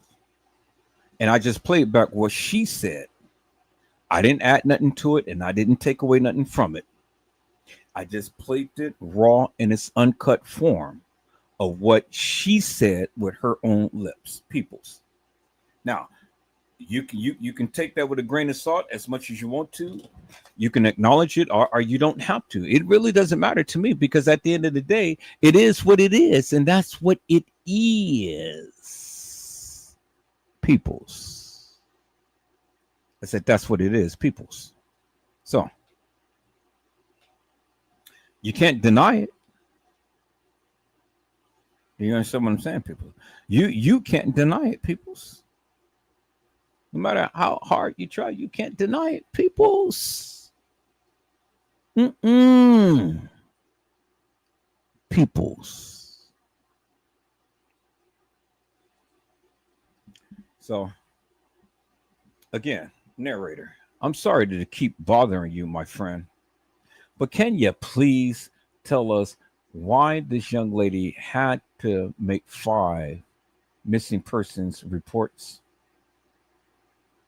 And what happened after that? After she made the reports? Narrator, can you tell us, please? I greatly appreciate you.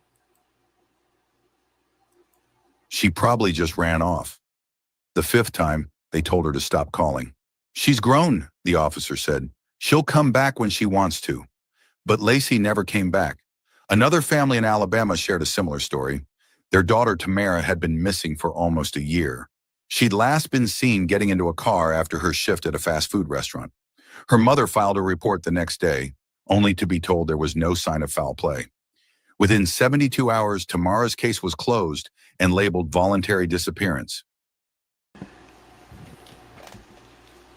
Did you hear what he just said, peoples?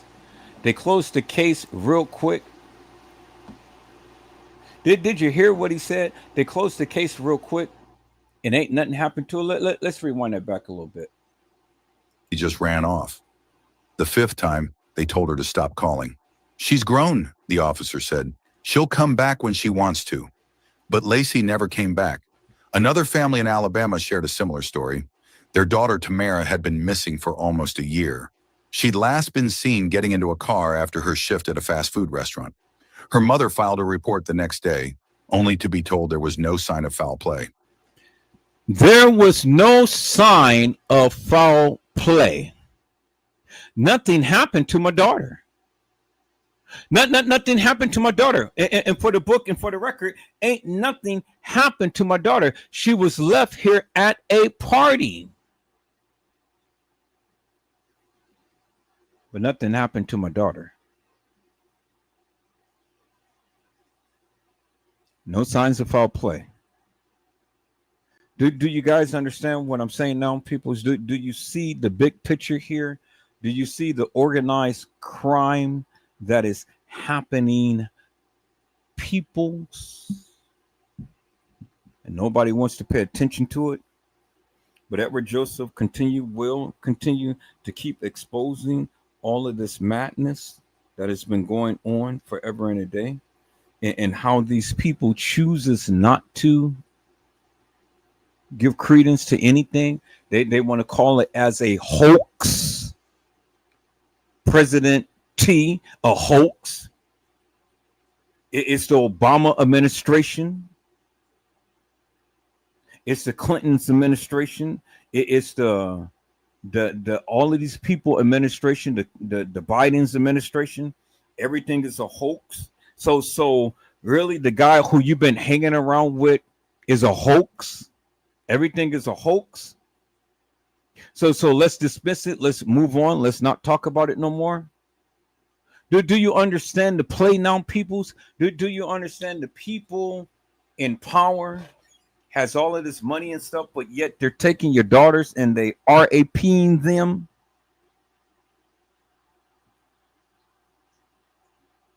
And then they're going to call it a hoax.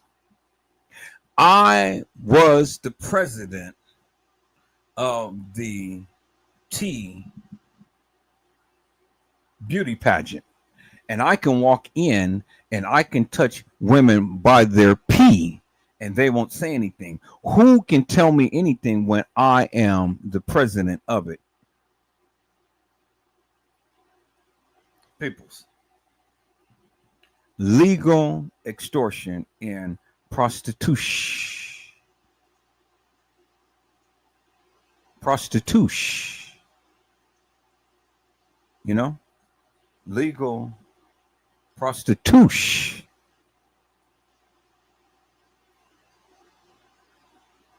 You know,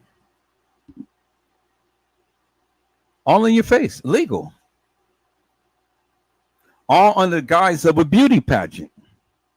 Now, how many beauty pageants do you see now? Now, you don't see beauty pageants being spread around all over the internet no more. You don't see Miss America and Miss Beauty this and Miss Beauty Queen and all like that. When was the last time you seen a beauty pageant happen? You don't even see the little kids beauty pageant happening now that is going all over the internet and stuff. You don't see it now because, see, they've been exposed.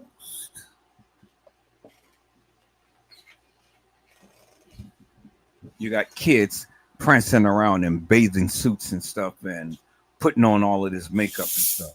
These mothers has to be sick and crazy. What twisted, demented mother is going to go ahead and put their kid in so-called beauty pageant and offer these people $10,000-$15,000 and stuff, and they decorate them in eyeliner, eyelashes, and skimpy little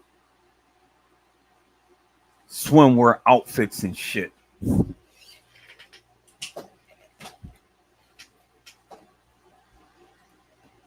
You some sick mothers. And then all of you sitting up here, oh, look at them. Don't they look so cute? Extortion at its finest. Look at Blue Ivy, peoples. Blue Ivy got cleavage at the age of 13. Cleavage. And all of these outfits and things. But, you know, you can say what you will. You know, she's a dancer and all like that. But even in the dances, people, she's being groomed. She can't even become a normal 13-year-old without having to go and travel all across the world and dance for these perverted people. And they're trying to make her the next Beyonce. And then you got little Rumi out there who don't even know the sky from the ground. Just so cute with a little cute self, you know, just innocent, literally innocent.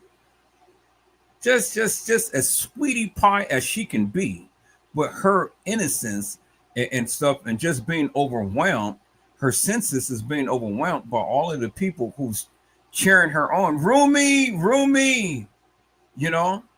But all she's doing is just waving at the people, and sometimes she just gets so overwhelmed she almost starts to cry. And it just really breaks my heart to see that, because I'm kind of like, well, damn, you guys exploiting this young lady. She can't even be a you know, and have a good, just wholesome child's life without being up on stage. And I will be your protector. Your protector. Your protector. Well, you're not protecting, Mel. You're not protecting. You're grooming. You got all of these millions of people. Rumi, oh, you know, and everybody. And Rumi just sits up there with her so little innocent self. And it breaks my heart to see that, peoples, because she's waving at the people and she's almost down in tears and all like this. And she just makes a little debut for a couple of minutes. And that's it. Is Rumi getting paid for her services? For coming out and wooing the crowd?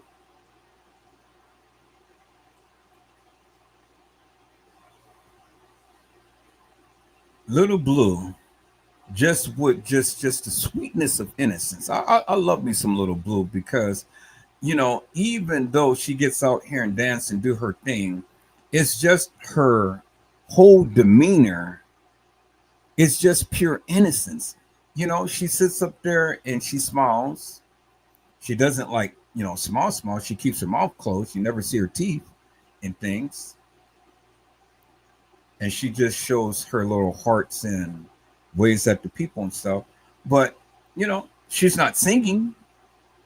You know, they say that she don't know how to sing. Well, I don't know if she do or not and stuff. But, you know, she gets up there and she does her dances and things. But in her responses to the people, you can see it's so genuine. And I pray that she keeps that innocence about herself and not get the big head and, you know, go in and start speaking when she gets to a certain age and, you know, start trying to, you know, be dominant and this and that and the other. Now she's got some skills, she's got some talents and things, and, you know, but she has a good heart. She ain't number 1-3, peoples. 1-3. And she has cleavage at 1-3. And I'm like, really, peoples? Really? And I think this guy Ticket has been talking about that and stuff. And he has showed the picture of her cleavage. Beyonce showing her cleavage and little Blue Ivy showing her cleavage at the age of 1-3. I said, that's incredible, people. Man, that, oh my God, that just really hurted my heart. I said, they're exploiting these girls and stuff. And you all are partaking in it because you guys are buying tickets to go see her. I'll never buy a ticket to go see Beyonce, Rumi, and Blue Ivy because I'm not going to partake in that madness and endorse that madness by my money. I'm not going to do it. I don't care how well she sing, dance, or do whatever. Edward Joseph will not do it, peoples. I won't buy the albums. I won't listen to the music. I won't do none of that stuff. And I'm not. So before you guys start to scream and holler about exploitation and all like this, just go ahead and think about what you do to keep this madness going. Because if you don't pay your money, if you don't pay attention to the music and all like that and stuff, and understand and can recite the lyrics verbatim and stuff, well, then you're just as complicit as everybody else in keeping this madness going. Oh, Rumi. Oh, look at Rumi. Oh, y'all better bring Rumi out because this is the last show. I want to see Rumi. And then Rumi comes out. And then the woman just melts like butter. Oh, Rumi. She can't keep it solid. She can't keep it together, peoples. She's melting like butter. It's a crying shame, peoples. You guys don't know exploitation when it's right in your face. And that's exploitation at its finest. Now, after the Jeffrey Epstein thing, you don't see the beauty pageants now. Miss America and all like this. You don't see it. Where are they? Because usually they oh, Miss America pageant is coming up, and all of the women, just like the prince, all the little kids in skimpy outfits and things. You ain't got no body. You just long, lean hot dogs. That's it. Y'all don't want to perpetrate no voluptuous woman that has some curves, that has some hips, that has some baby hips and things, and you know, big breasts and big booty and all like this and out of shape and stuff. You know, y'all don't want to show that.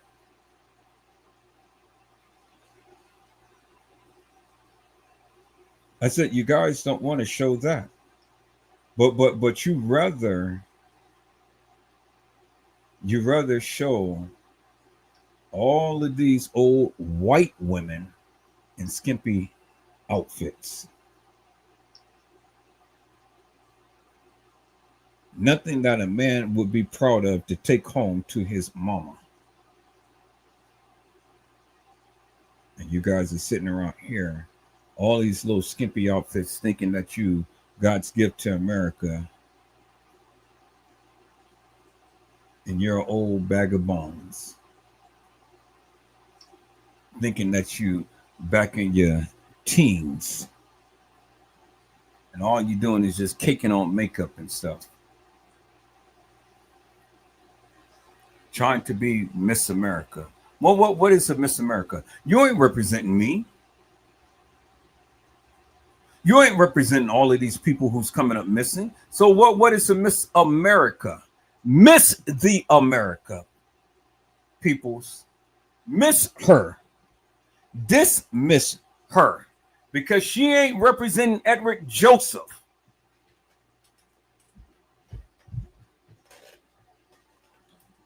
And so, peoples, my question is simply this. Why was there no signs of foul play? Where was these young ladies? Peoples. Let's listen in. Narrator. Please narrate. Within 72 hours, Tamara's case was closed and labeled voluntary disappearance. That was the last time police followed up until her body turned up in the Louisiana crash. There were others. A grandmother in Baton Rouge who raised her granddaughter after the child's parents died. She said her granddaughter had struggled in the foster system, bounced from group home to group home, but had been making progress. Then one day, she vanished. The grandmother went to the police with everything she had, names, dates, addresses, but weeks passed and nothing happened. When she returned to the station to check on the case, she learned the most painful truth of all. I started Tai Chi at 50. Now I'm 68, and doctors asked me for it. There was no file. The officer had never even entered the report. These families weren't careless or disconnected. They fought for their daughters, nieces, granddaughters. They posted flyers. They searched neighborhoods. They called hospitals, shelters, and even jails. But the common thread in every story was the same. They weren't taken seriously. The missing reports were brushed off. The girls' histories were used against them. A prior arrest meant the case was dropped. Time in a group home meant their word carried less weight. Being poor, being troubled, or just being young and black made them easier to ignore. The label runaway was thrown around often. It was a simple explanation that let law enforcement off the hook. Once that box was checked, no one looked any further. No news alerts, no press conferences, no urgency. The clock stopped ticking the moment the report was filed. Now, with the crash making headlines and federal agents involved, those same officers were scrambling. They were combing through old records, trying to reconstruct the missing reports. But for many families, it was too late. The damage had been done not just by the traffickers, but by the silence that followed their daughters' disappearances. These women didn't vanish without a trace. The traces were there. Cries for help, desperate phone calls, handwritten flyers, but they were ignored. And because of that, they ended up in the back of a van, treated like nothing more than numbers on a page. What haunted the families most wasn't just the loss. It was knowing their daughters might still be alive if someone had just listened. 3 days after the crash, with the investigation stretching across state lines and the public gripped by horror, the silence was finally broken. A hunter out checking his deer feeders on a stretch of private land near the Louisiana-Texas border came across something strange. An old shack, long forgotten and mostly hidden by overgrowth, had a busted lock and fresh footprints around the door. Inside, crouched in the shadows and barely conscious, was a man who looked like he hadn't eaten or slept in days. He was dehydrated, filthy, and sunburned, his lips cracked and his clothes stiff with sweat. He didn't resist. When the hunter radioed for help, the man didn't even try to run. He just sat there on the floor, leaning against the wall, muttering under his breath. Within the hour, local authorities arrived and took him into custody. His name, they soon discovered, was Dale Franklin. Franklin wasn't unknown to law enforcement. In fact, once his fingerprints were run through the system, a familiar pattern of red flags popped up. He was a former long-haul trucker, licensed out of Arkansas, and had been fired from 2 different trucking companies over the past 10 years. The reasons weren't always clear in the records. Some were marked as violation of company policy, others just as misconduct. But one incident stood out. 7 years ago, Dale had been pulled over in Kentucky while transporting goods from Georgia. When officers inspected his trailer, they found a teenage girl hiding inside, frightened and unable to explain how she had gotten there. Now, peoples, you guys remember that James Coleman was a trucker, right? And James Coleman had literally delivered bodies. You guys remember that, right? James Coleman was a trucker and he delivered bodies. This man is a trucker and he is transporting young bodies. Do you guys understand the stark contrast, peoples? Do you understand it now, peoples? Do you guys understand what Edward Joseph is trying to convey? So many damn similarities to the Kenneka Jenkins case, peoples. And the players that's being played out is just the players that played out in the Kenneka Jenkins case. Narrator, please fill us in up on what is about to happen, because I told the people this will blow your mind. I told the people this will blow your mind. Narrator, please fill us in, please, if you will.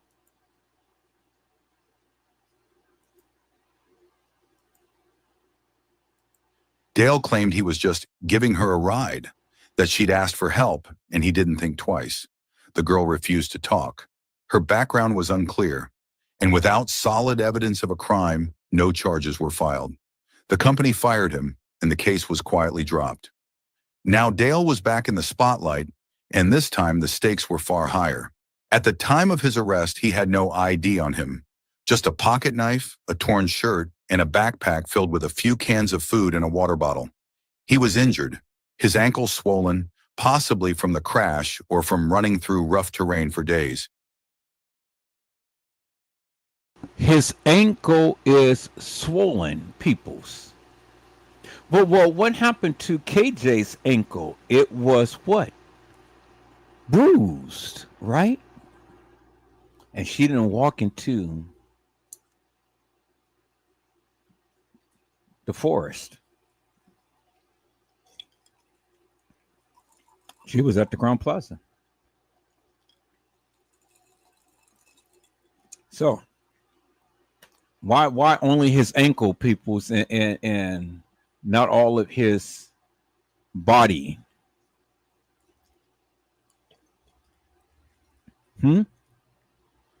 Why his ankle?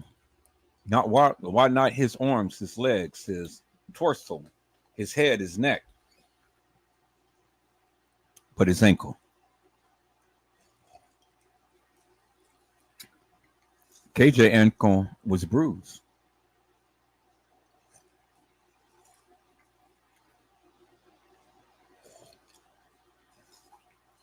Think about that, peoples. Think about that. Narrator, let's go. But once he was brought in for questioning, investigators quickly connected the dots. The gas station camera footage had shown a man limping away from the crash. Now they had a man with a fresh limp, found less than 40 miles from the site. His face was a near match. When shown images from the crash scene, particularly the van, his eyes changed. He didn't ask what had happened. He didn't need to. The interrogation began quietly. At first, Dale said little. He claimed he'd gotten lost in the woods, that he didn't remember how he got there, that he wasn't sure why he'd been wandering. But under pressure, his story started to shift. He admitted he'd been driving the van. He even said he recognized some of the names on the list found in the glove box. Still, he denied everything else. No, he didn't know how the women had ended up dead. No, he didn't know where they were going. No, he didn't know who they were. According to him, he was just a driver, paid to move people from one place to another. He wouldn't say who hired him. He wouldn't say how many times he'd done it before. But his final words that day made everyone in the room stop cold. This wasn't the first run, he said, and it wasn't supposed to be the last.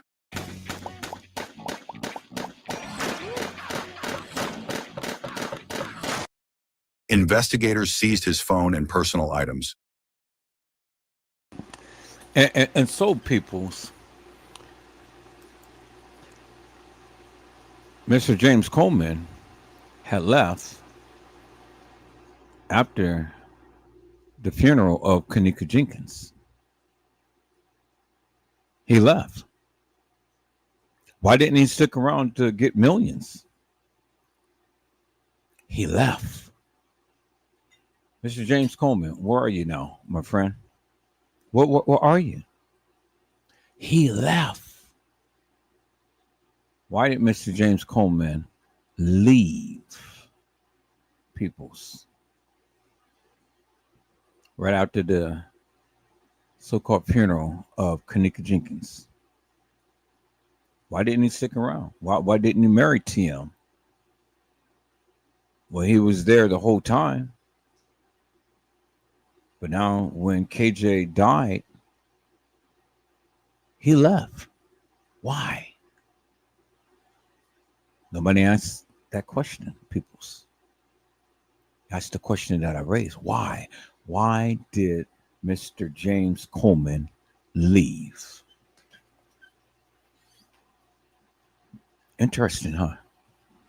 Well, narrator, please fill us in. I thank you.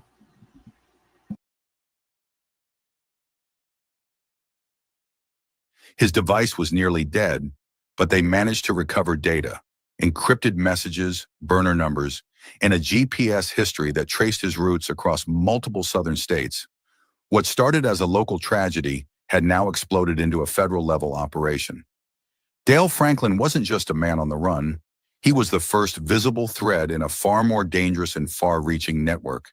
And with him in custody, the case was no longer about just a van crash on Route 87.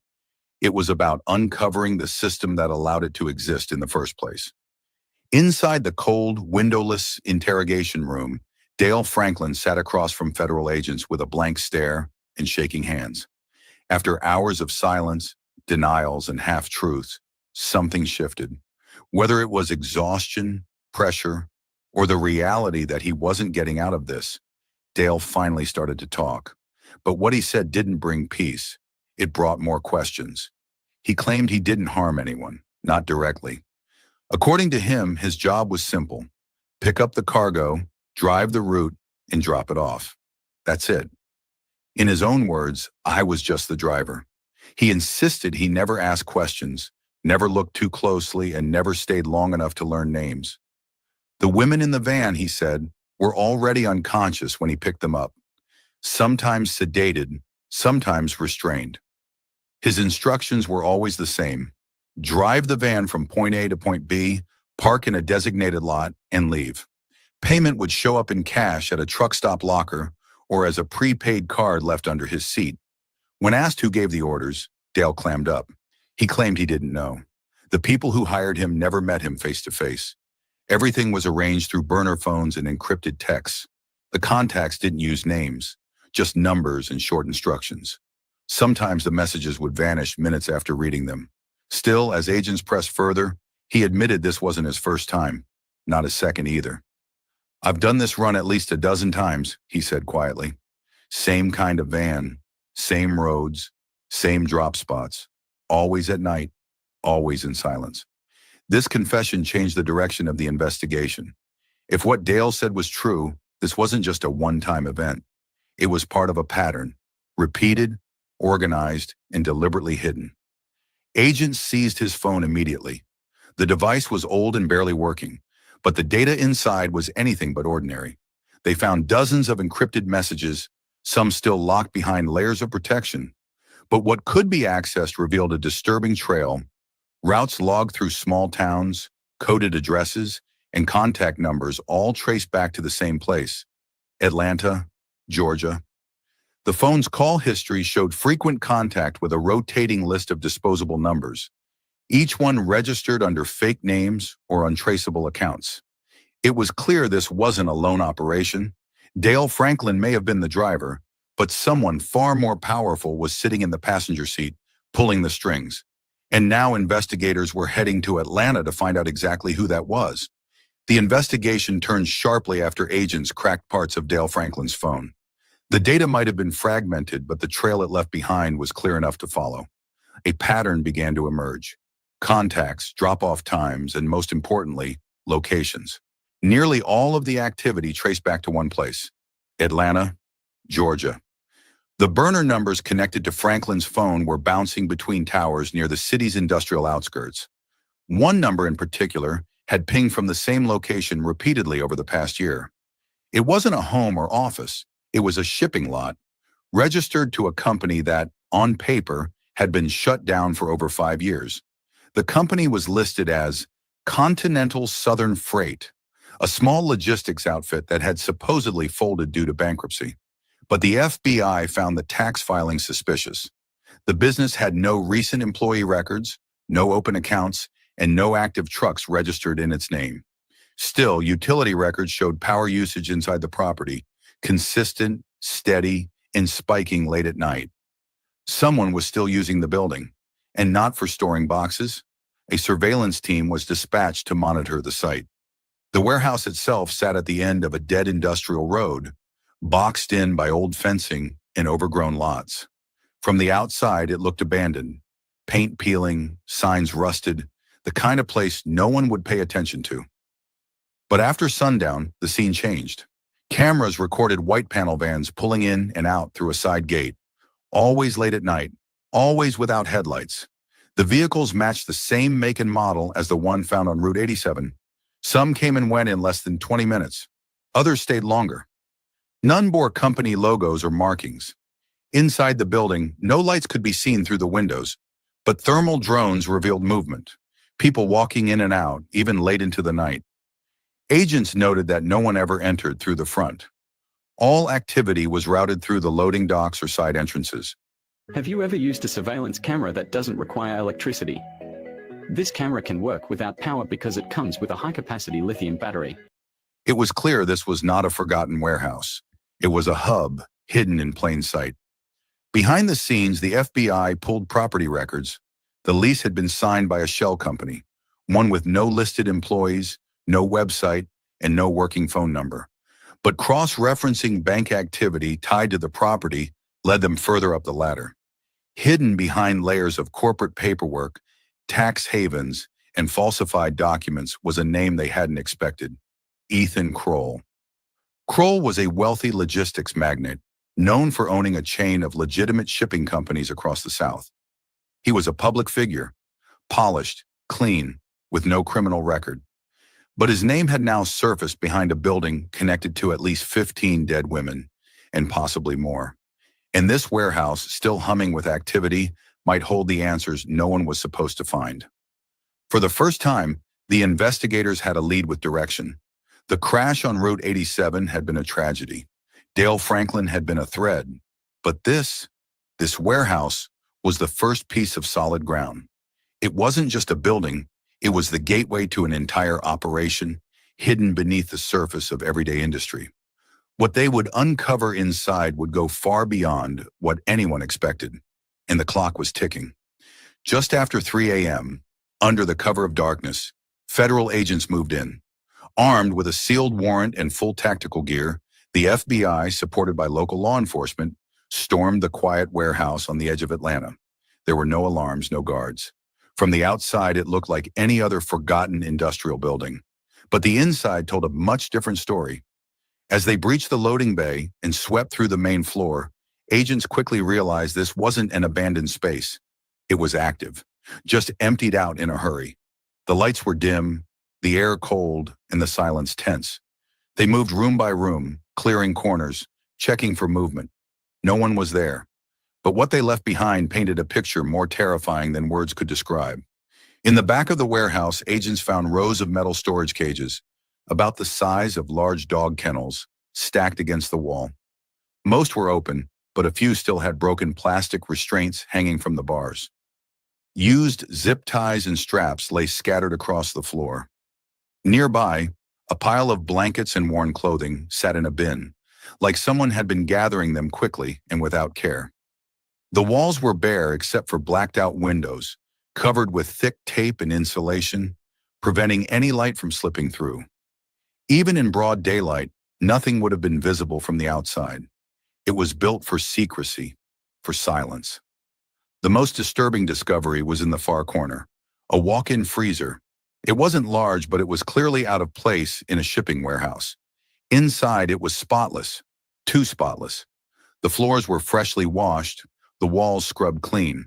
But hidden behind a false panel near the floor, agents found traces of hair, a torn piece of cloth, and what looked like scratch marks etched into the metal from the inside. No bodies were found, but the message was clear. This freezer wasn't used for storing food. It had been used for hiding something, or someone. In the upstairs office, agents uncovered the biggest lead yet. A large whiteboard covered one wall, filled with handwritten notes. There were no full names, just a long list of women's first names written in black marker. Alana, Keisha, Tiff, Naya, and dozens more. Some names were circled, others had arrows pointing to dates. But the most chilling part was the tally. 27 of those names were crossed out with a thick red line. It wasn't hard to guess what it meant. Investigators froze at the sight.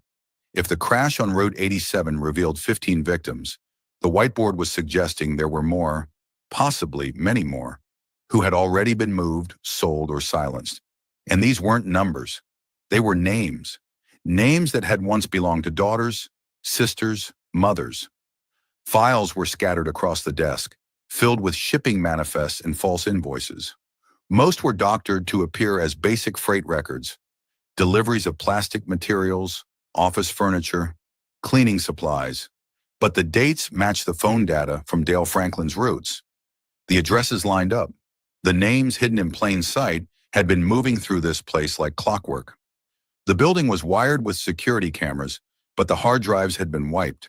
Still, tech experts on site believed some footage could be recovered. Every second of usable video could help build a case. But what they'd already seen was enough to know this was not an isolated operation. By sunrise, the scene was sealed off, and federal command vehicles lined the street. Evidence bags filled the back of vans. Reporters swarmed the area, but agents offered no comment. What happened inside that warehouse had now shifted the case into something far greater than a crash, a manhunt, or even a trafficking ring. It was a coordinated system, one designed to arrest people and keep business moving in the dark. And what haunted investigators the most wasn't what they found, but what they didn't. If this was just one warehouse, how many more were still out there, untouched, running silently in the night? As federal agents dug through the warehouse's false paperwork, one name kept floating to the surface. Not directly, but through layers of fake documents, offshore addresses, and shadow companies. The building wasn't leased by Continental Southern Freight, the supposedly defunct shipping company stamped on the warehouse files. You know it was a hard weekend if you're still smiling on Monday. I'd like to thank Brock. That business had gone cold years ago, but the lease itself was being paid through a holding company based in the British Virgin Islands. And behind that, a much more familiar figure, Ethan Kroll. To the public, Kroll was a successful businessman, a clean-cut logistics mogul who had built a quiet empire in the transportation world. He kept a low profile, rarely appeared in interviews, and was known for his sharp suits and private lifestyle. His companies were everywhere: trucking fleets, cargo hubs, cross-country shipping services. He even had contracts with local governments to manage warehouse security and equipment storage. But behind that polished exterior was a financial web that raised every red flag the investigators had. For starters, Kroll had no public criminal record. On paper, he was spotless. But when the FBI followed the money trail, the reality began to unravel. He had more than a dozen shell companies scattered across different countries, places where tax laws were soft and bank records were hard to trace. His name showed up in wire transfers connected to known traffickers, flagged in past international sting operations. None of those transactions had ever triggered an investigation. They were buried in the noise of global trade. One more name among thousands. His assets were vast. Kroll owned trucking terminals in Georgia, Mississippi, and Texas. He had contracts with private airfields in Alabama and Florida. He even held ownership over remote rural properties, some of them with long private driveways, heavy-duty security gates, and no clear purpose. Former employees said he ran his operations like a military base. Everything on schedule, everything need to know. What connected it all was the type of equipment he used. The vans at the warehouse matched the ones used by his logistics company. The restraints, tools, and even the shelving inside matched those from a shipment his company had once received from overseas. The deeper investigators looked, the more obvious it became. This wasn't just a rogue employee or a single illegal route. It was infrastructure. Kroll had built a system that looked like business on the outside, but hid something darker within. And until the Route 87 crash forced it into the light, no one had ever questioned it. He hadn't needed to hide in the shadows. He just built walls high enough that no one could see over them. Now, with the FBI circling in, Ethan Kroll's name wasn't just at the top of the paper trail, it was at the top of the operation. In the days following the warehouse raid, as media coverage exploded and public outrage grew, a new voice entered the conversation, one from inside. A man calling himself Keon reached out to a local investigative reporter, leaving an anonymous message with a chilling tip. "I used to work in that warehouse. I know what they were doing." The reporter followed up, and after several secure conversations, Keon agreed to talk. On the condition that his name and face remain hidden. What he shared pulled the curtain back on what had really been happening inside that building in Atlanta. His words were quiet but heavy. Keon said he had been hired to do basic maintenance, keep the lights on, move supplies, take instructions from whoever was running the place that night. But it didn't take long before he realized the job wasn't about inventory or freight. "We weren't moving boxes," he said. "We were moving people." According to Keon, the women would arrive unconscious or barely awake, sometimes already tied down. They were brought in after dark and loaded into vans before sunrise. He didn't know their names, only that they never spoke and never returned. When he asked questions, he was told to keep his mouth shut and do his job. The managers were cold, efficient, and always in a rush. Orders came from phones, never faces. Keon said it felt more like working for a machine than a company. But there was one moment that stuck with him most. One night, as he cleaned up after a van had left, he overheard a conversation between two men in the loading dock. One of them laughed and said, "No one's looking for them girls. That's why it works." That line echoed in Keon's head for months. He couldn't forget it. That's when he knew this wasn't just illegal. It was evil. He tried to speak out. He sent an anonymous letter to a local police station. He emailed a tip to a human rights group. No one responded. No one followed up. At the time, without photos, names, or hard proof, it was easy to ignore. And so the vans kept rolling, the warehouse stayed quiet, and Keon kept going to work, haunted by what he saw and terrified of what might happen if he pushed too hard. Now, in the aftermath of the Route 87 crash, his words finally meant something. The evidence was out in the open. The names were real. The bodies had been found. And Keon's warnings, once dismissed, had become part of a case that was bigger than anyone had realized. He ended his statement with one final thought. "I tried to tell them, but nobody cared until those women died on the side of the road." 2 croissants, please. Yeah, I got this one. You should use the Active Cash Visa credit card from Wells Fargo. Good call. I'd love to pay. Be a 2%er. Earn unlimited 2% cash rewards on purchases. Terms apply.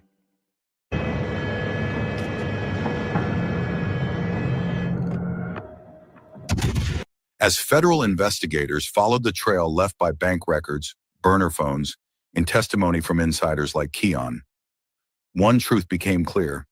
The operation wasn't just local, and it wasn't small. It was part of something far bigger, a network that stretched beyond state lines, beyond warehouses and vans, and even beyond U.S. borders. Financial records tied to Ethan Kroll's companies revealed international transfers sent to accounts in Eastern Europe, West Africa, and the Middle East. The amounts were large and routine, funneled through shell companies with vague names and no visible services. Investigators suspected these weren't payments for transport. They were purchases. Private buyers operating through untraceable aliases and offshore banking were selecting women like products. Not all the victims even made it to the vans. Some had vanished straight from shelters, jails, or hospitals, places where they were supposed to be protected. Their names were never reported. Their faces never appeared on flyers. It was as if the system had been used against them from the inside. In several counties, investigators found disturbing patterns. One hospital worker recalled seeing the same van multiple times parked in the lot, but never questioned it. A shelter director had reported a missing girl, only for the case to be marked closed without follow-up. In one Louisiana parish, a sheriff's deputy had flagged the van's license plate 3 months before the crash. The vehicle matched one from a suspicious welfare check, but the report was quietly deleted after the deputy received a sudden and unexplained deposit of $4,000 into his personal account. The deeper the FBI looked, the more they realized this wasn't just a criminal ring hiding in the shadows. It was a system that worked because people looked the other way. A system that let these women disappear long before anyone started counting. They came from Mississippi, Alabama, Louisiana, Georgia, mothers with tired eyes, folded photos, and grief that no longer fit inside their homes. One by one, they stood on the steps of the Georgia state capitol, holding signs with names the world had ignored for far too long. These weren't activists by choice. They were mothers by force, and now they were refusing to stay quiet. Many had been dismissed when their daughters first went missing, told their child was probably just out partying, that she'd come back when she cooled off, that a young black woman with a troubled past wasn't a priority. No Amber Alert, no media coverage, no search parties, just silence. Nothing happened to my daughter. Does that sound like a familiar tune, peoples? Nothing happened to my daughter. She was left here at a party, but nothing happened to my daughter. You do you see what is transpiring, peoples? The police got paid off. $4,000 came into his account and stuff. Nothing happened to my daughter. And then all of a sudden, there's payment. All of a sudden, now she's driving a Rolls Royce, a Lamborghini, getting boob jobs and everything. But nothing happened to my daughter. Do you guys understand now whatever Joseph has been trying to convey to you for the longest time? And how people can easily dismiss things that is clearly in your face?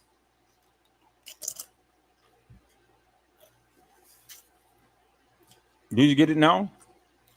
Remember when Casey Coyle versus Sanchez Medina had said that the police ain't going to do nothing? They didn't. They came to the establishment. They didn't do anything. All this was a sham. All this was a hoax. All this was her fault for walking her own self into a freezer. But yet nothing happened to my daughter. All of those girls who played Kanika, but yet nothing happened to her daughter. All of those girls who played Kanika, where is the mothers looking for these girls? You'll never find them. I already told you, people. He has already told you. The narrator has already told you. what happened to these girls. And so when we get YouTubers that can't even believe what Edward Joseph have exposed to them about all of the different girls with the different hairstyles and different body weights and different attire and stuff, well, then the people will never learn the truth because nothing happened to my daughter. You got YouTubers that's all the time spreading around this salacious madness and keeping the truth covered because, again, they want to believe nothing happened to my daughter. But Edward Joseph was the one who had exposed this. But yet and still, nothing happened to my daughter. Because you got people who want to believe the hilarious and nefarious, but yet nothing happened to my daughter. See, peoples, you can be fooled, but I'm not being fooled, peoples, because the same things that's happened in this narration is the same shit that was happening with CP forever and a day. No search parties, just silence. I want that to resonate. No search parties, but just silence, people. Because remember, those words, nothing happened to my daughter. And that's why that officer that day, when she was running out the office, came out smiling and laughing. And the girl, the narrator, had to ask, is this officer laughing? Yeah, he was.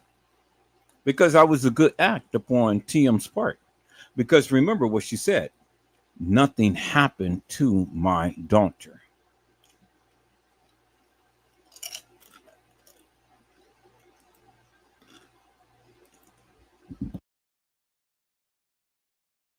Now, as federal agents pieced together a trafficking operation that had gone unchecked for years, these same women stood in the spotlight, not to celebrate justice, but to demand accountability.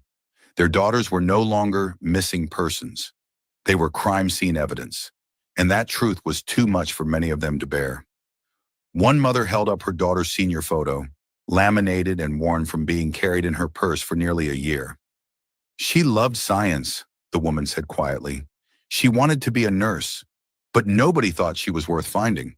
Another shouted through tears, "Our babies didn't get Amber Alerts. Now they're evidence bags." The crowd grew with each hour. Mothers, aunts, cousins, neighbors, all with stories that echoed the same themes.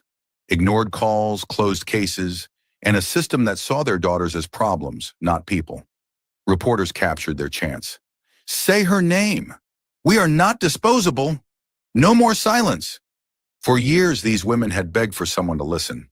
Now, in the face of overwhelming tragedy, their voices rang louder than ever. They weren't just grieving, they were fighting. Because for their daughters, those lost to the back of a van, to hidden warehouses, to a country that forgot them, this was the only justice left to give. The hunt for Ethan Kroll stretched across weeks and state lines as agents closed in on the man behind the most horrifying trafficking ring in recent memory. His face was now everywhere, on news channels, digital billboards, and most wanted lists. But the man who once operated in the shadows was finally running out of places to hide. His trail ended in Montana. Tucked away deep in the wilderness, Kroll had built a hidden luxury bunker on a remote private property, complete with solar power, satellite internet, and high-end survival supplies. When agents broke through the steel-reinforced door, they found him sitting calmly at a small desk, surrounded by stacks of cash, several fake passports, and a locked hard drive. No resistance, no words. Just a man who knew it was over. He was arrested without incident, handcuffed, and placed aboard a federal jet bound for Atlanta. News of his capture spread quickly. Outside the federal courthouse, crowds gathered with signs and chants. Some cheered, some wept. Survivors of trafficking held each other tightly as they watched Kroll, dressed in plain clothes and wrist shackles, step off the plane under armed guard. For the first time, he was the one in a cage. The arrest was streamed live across national news. In homes and shelters across the country, Families of victims watched with silent relief. He had built a system meant to erase people without consequences. But now the entire world was watching, and he would finally be forced to answer for every life he tried to make disappear. Inside the sterile walls of the federal holding facility, Ethan Kroll sat across from a team of seasoned investigators. Cameras rolled. Every word was recorded. At first he was composed, smug even, dressed in a standard prison jumpsuit but sitting like a man still in control. He didn't flinch when the charges were read: trafficking, conspiracy, obstruction, murder. He leaned back in his chair, offering curt answers and cold smiles. But as the hours passed and the evidence piled up, photos, documents, survivor statements, digital trails, his calm began to crack. His fingers twitched. His eye twitched. His tone sharpened. Still, he didn't deny his role. He admitted to building the system, financing the routes, and running the warehouses. He admitted he hired drivers like Dale Franklin through encrypted networks and kept their silence with stacks of cash. But when investigators asked the most pointed question, why these women, his answer came without hesitation. Because the system made it easy, he said flatly. They disappear clean. No headlines, no follow-up, no heat. To him, it wasn't personal. It was strategy. Risk management, he called it.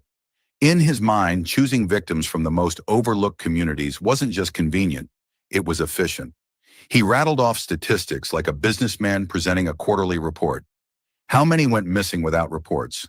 How many were ignored by law enforcement? How many never made the news? There was no flicker of regret, no second thoughts, just numbers and process. Even when shown photos of the warehouse, the list of names, the grieving families, Kroll remained detached. To him, the victims weren't people. They were variables. His operation, he claimed, was simply exploiting what was already broken. I didn't create the system, he said. I used it. That was the moment investigators knew. This wasn't just a man who broke the law. This was someone who believed the law had made space for what he did. And in that space, dozens of lives had been stolen. Quietly, systematically, until now. The trial of Ethan Kroll drew national attention. Every seat in the courtroom was filled. Reporters lined the back wall. Families of victims clutched each other's hands, their faces tight with quiet fury. Survivors sat in reserved rows, some with support dogs, others with notebooks full of thoughts they'd never had the chance to say aloud. What happened inside that courtroom was more than a legal proceeding. It was a reckoning. I'm in possession of evidence of an unlawful cover-up. I just want to give everything back. Just take this number and...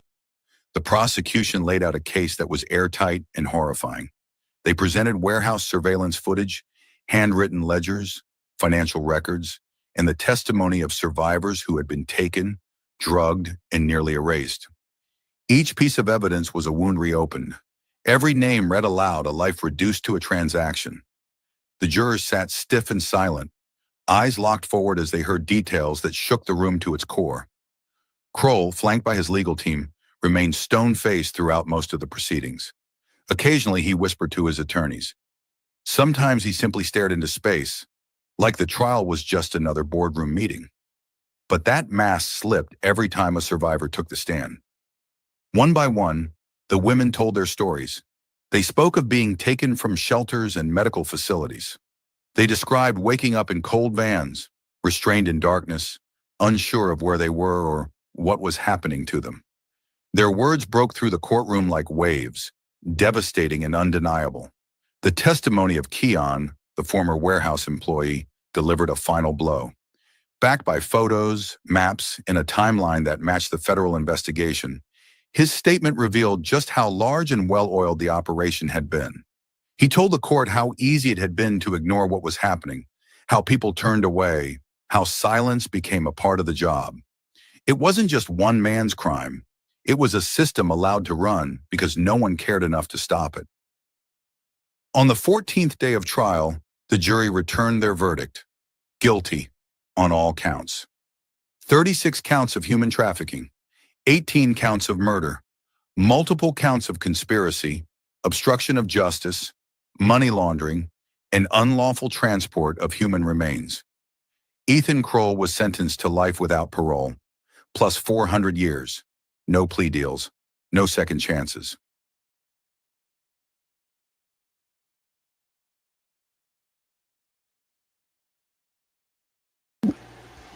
And so, peoples, although they caught him, it didn't make a difference, because the simple fact that all of those young ladies will never see the light of day ever again. Ever. And so this is the same case and the Kenneka Jenkins case, peoples. The thing that I have been literally fighting for the longest time to express to the people. This is the same bullshit organization that has played for many, many years. Now they got exposed, and they think that people is going to sit back and be silent. But see, as long as they got people like Trey Gay and all of these other sucker YouTubers that wants to put a spin to this and mesmerize the people with all of these bullshit and lies, well, then it's always going to be to the degree to where Kenneka would never really get justice, because you're going to all the time have YouTubers like that that's going to continue to keep putting a spin to this after 7 years and continue to keep trying to make money off a dead narrative that he's been spreading around for 7+ years, people. 7+ years. And putting a spin up on it, putting a new title and want to implicate everybody and stuff. I mean, come on, people. It's at some point in time, you know, you got to figure out that all of this is bullshit and nonsense. But it's amazing to me, because many of you listen to that bullshit and nonsense, and then when I get on Trey Gay's ass, now many of you want to come over here and act an ass and wants to start saying all of this and that and the other. But your sucker asses cannot even stand 10 toes down with what you believe. You can't even do it. And yet you're going to protect a sucker who's going to sit up here and spread all of this salacious madness. It's incredible. Truly incredible, peoples. And then you got people that get mad at me that goes and plays videos all the time and stuff, and thinking that their stuff is actual, factual, and true, but never go live.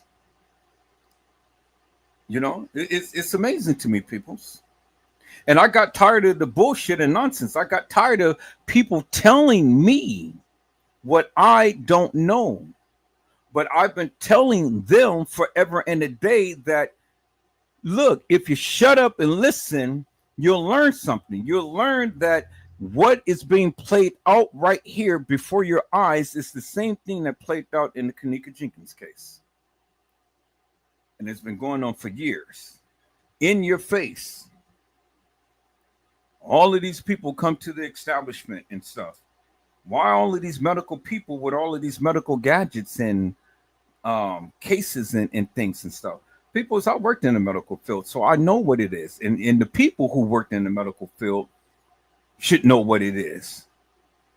But yet they turn a blind eye to what is the obvious. Human trafficking and organ harvesting, peoples.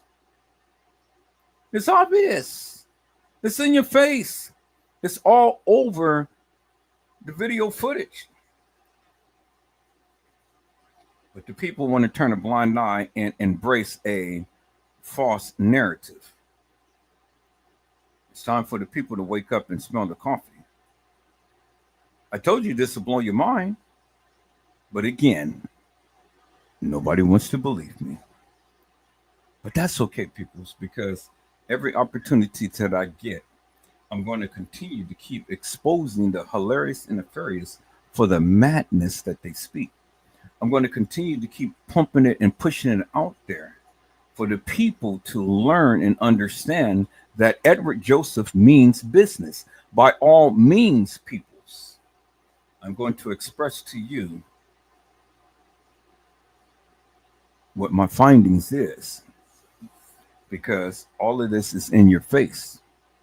And so whether you choose to believe the hilarious and nefarious or not, that's on you, peoples. But all I say is, don't you ever come to my live with all of that bullshit and nonsense. Do you understand what I'm saying, peoples? Don't you ever do it.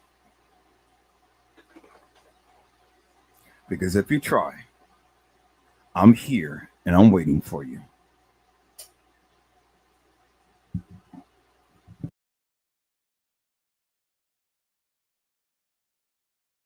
Dale Franklin, the driver who had once claimed to be just the middleman, was convicted alongside him. Though his role was different, the court made it clear transporting human lives like cargo was not a lesser crime. He too received life in prison without the possibility of parole. When the judge finished reading the sentences, the room didn't erupt in cheers. Instead, it fell into a hush, followed by the quiet sound of sobbing. Mothers clung to photos of their daughters. Survivors wept quietly in the arms of their advocates. The prosecutors bowed their heads.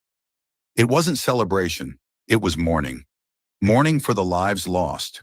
Mourning for the years it took to get here. Mourning for the truth that justice had come too late for so many. Outside the courthouse, a crowd had gathered. Candles flickered on the steps. Posters with names, faces, and dates of disappearance covered the walls. When news of the verdict reached the crowd, there was a moment of stillness. Then came a slow wave of applause. Not joyful, but solemn. A sign of respect. A promise to remember. Because justice had come. Not as rescue, but as recognition. And while it didn't bring the women back, it finally said what no one had said before. They mattered. They were seen. And they would not be forgotten. By the time the trial ended, the numbers were etched into the nation's memory. 36 confirmed deaths. 4 women rescued. 1 trafficking empire exposed. And countless others still unaccounted for. But the story of what happened wasn't just about one warehouse, one crash, or one criminal mastermind. It wasn't only about Ethan Kroll's wealth, Dale Franklin's silent compliance, or the web of burner phones and offshore accounts. It was about what the system had allowed, for years, maybe decades, to continue right in plain sight. The operation didn't hide in the shadows. It operated just low enough to go unnoticed, just wide enough that no one person could see the full picture, and it relied on one ugly truth, that certain women could disappear without setting off alarms. The women who ended up in the back of that van weren't chosen at random. They were selected because of what the world refused to see in them. They were foster kids, runaways, women with prior arrests, addiction struggles, or histories that made them easy to dismiss. Some had mental health issues, some had lost jobs, homes, or family support. But all of them shared one thing in common. They were invisible to the very systems that were supposed to protect them. When they went missing, there were no press conferences, no Amber Alerts, no urgency. Many families were told to wait, to give it time, or to move on.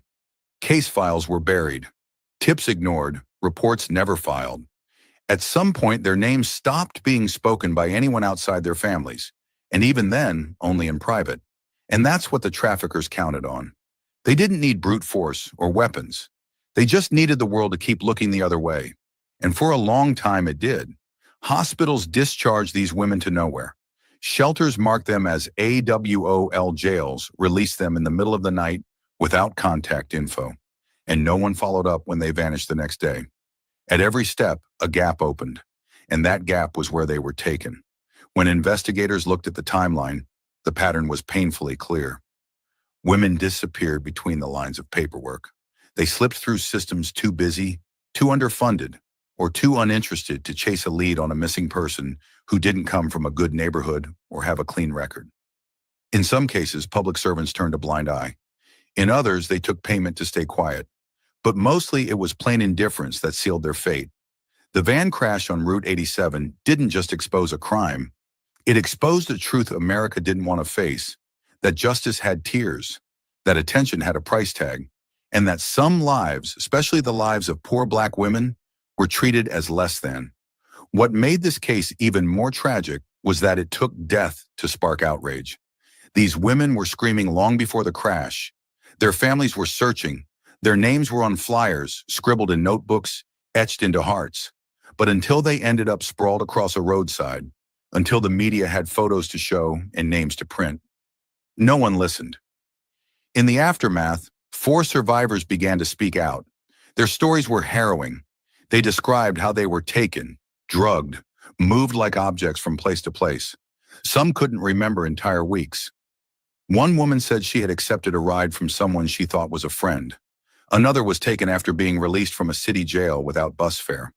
Their words added even more names to the list of the forgotten and more urgency to the national conversation. Now efforts are underway to rebuild what failed them. New legislation is being introduced to close the loopholes that allowed these women to vanish unnoticed. Investigations have been reopened, task forces formed, but for many families the question remains, why did it take this? Why did it take blood on the highway, a van full of names crossed out, and the cold confession of a man who called it risk management, for the world to finally stop and see? Because this wasn't just a trafficking ring, it was a mirror, one that showed us exactly how easy it is to ignore the people we decide don't matter. But now their faces are no longer invisible. Their stories are written in headlines, spoken on national broadcasts, held in candlelight vigils across the South. Their names are no longer whispers.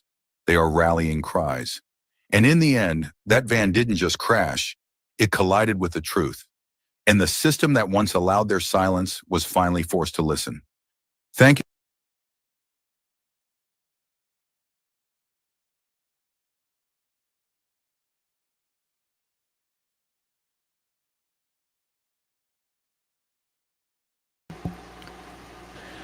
And so, peoples, that wasn't nothing but God. The van just didn't crash for no reason. The Lord allowed that van to crash to expose that of what happened to these young ladies. And I'm praying mightily that the Lord will allow the van to crash and expose the hilarious and nefarious people who was behind the Kenneka Jenkins caper and who is behind the deaths of all of those girls who played that young lady at that establishment. And whether you believe or whether you disbelieve that it was many girls who played Kenneka, that's nor here or there for me, peoples. I've already gave you my proof to the truth. And you can choose to ignore it, peoples. You can choose to say, oh, well, nobody played Kenneka. You know, everybody's got different hairstyles and stuff like that. But people's the different hairstyles. People don't come to parties to change their hairstyles. I said they don't do that, peoples. And no other YouTuber nor Facebooker to date that can ever debunk that, because that is a fact. And I don't care how big your platform is or how small your platform is. None of those YouTubers can ever debunk Edward Joseph when Edward Joseph had shown you unequivocally and undeniably, peoples, the different hairstyles of those girls who played Kenneka at the established at the Crown Plaza. Now, it's in your face. None of those YouTubers has ever been able to see that other than Edward Joseph. And that was by divine providence, peoples. God gave that to me because I couldn't see it myself, but God gave that to me. And thank you, Jesus. That is the one whom I serve.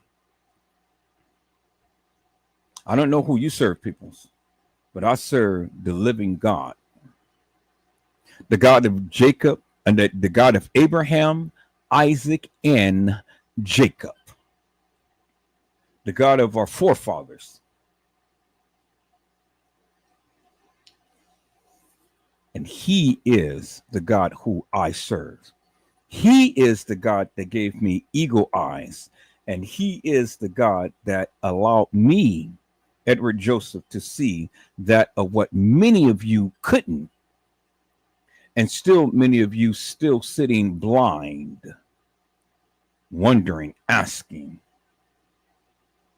and can never admit that there was different girls who played Kanika, and that Kanika Jenkins never walked the halls of that establishment on the day that they proclaimed.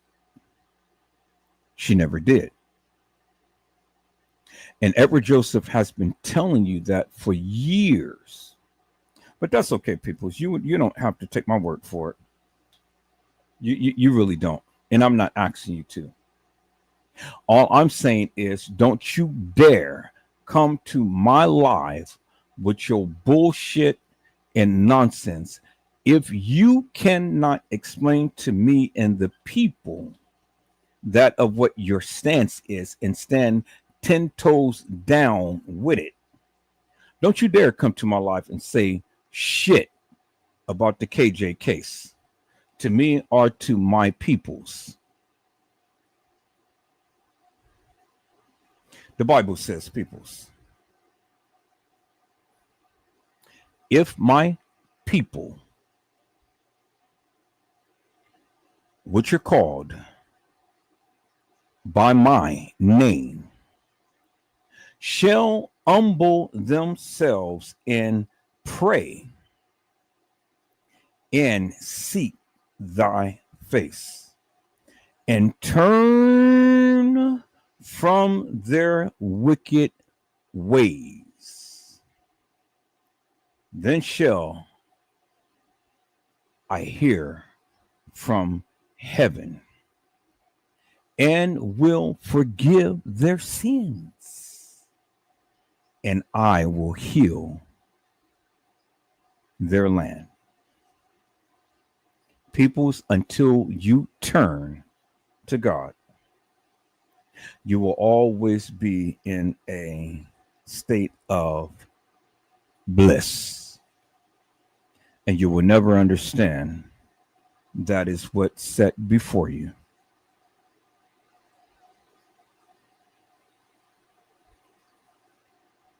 The Bible tells us, what does it profit a man to gain the whole world and to lose his soul? And ask that man that you've seen there in depicted in this video, he had the whole world, people. He was surrounded by money, but his end was for the rest of his life in prison and having to think about all of the lives that he'll allow and partaken in to being taken. These children, these babies, these young ladies had parents, had mothers. You didn't see no fathers there, people. So you seen mothers. You did not see not one father there, but you seen all mothers. And mothers with a broken heart. Where is Kanika's father, people? You didn't see the father, but he was gone. And all of these young ladies, you didn't see not one father, but you seen mothers holding on to the precious memories of their beloved children, peoples. And it was deviant, devilish, and demonic people like that man and all of the others. And their time is coming, people. Trust and believe their time is coming, because you can't hide behind money. God knows what you did. And in his own time, it will be revealed. He know what you did. He know what you did. And so, Father God, in the name of Jesus, I come humbly before your throne of grace, thanking you, praising you, and lifting up holy hands and magnifying your holy name, because you are worthy to be praised. Father, I come for no form, fame, or fashion. I come as a man with a bowed down head and a humble heart, coming to petition you on this day in behalf of a young lady named Kanika Jenkins. Father, it is my internal prayer that whatever happens from this day forward, that this prayer be received in heaven and be stamped with your seal of approval to bring forth all of these perpetrators who have done these devious, devilish, and demonic things to this young lady and these people. I pray. I pray that you will open up the pathway as you did in this particular case, and let all of that madness be exposed. All of these gangsters and all of her friends and family and foes and all of the ones who wanted to see her demise, Father, reveal it in your name and in your own time. Give the people knowledge, wisdom, and understanding to see beyond this madness that these people are continuing to keep perpetrating and continue to keep spreading all of these salacious lies. Let your people open up their eyes and see the real truth.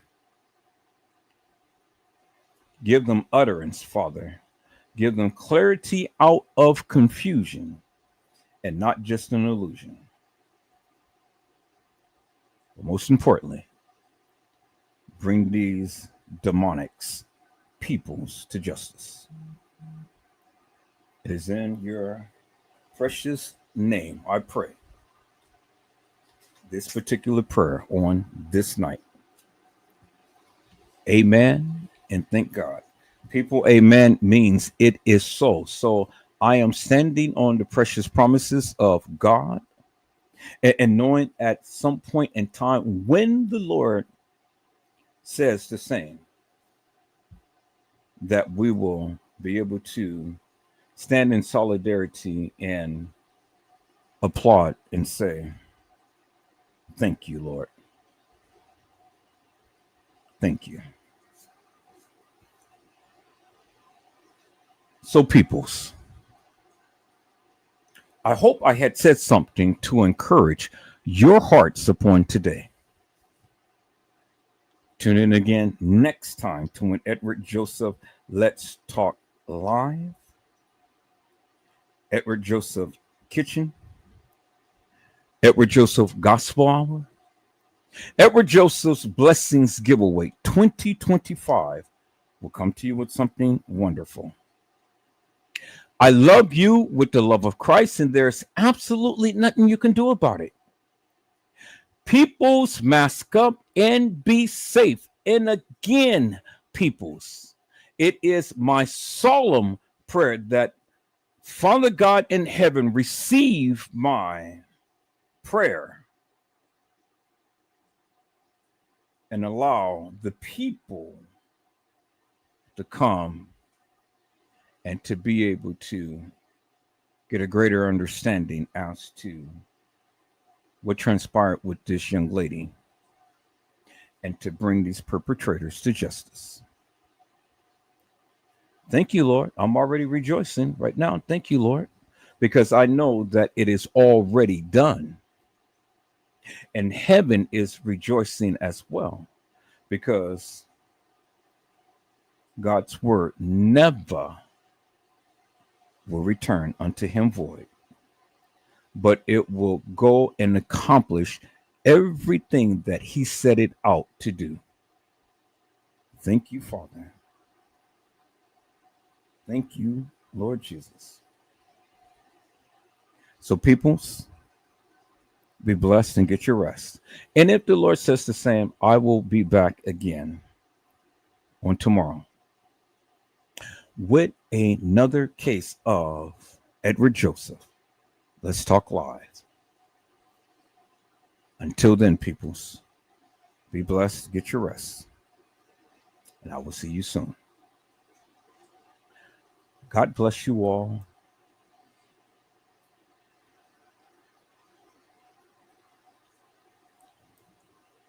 Thank you for watching.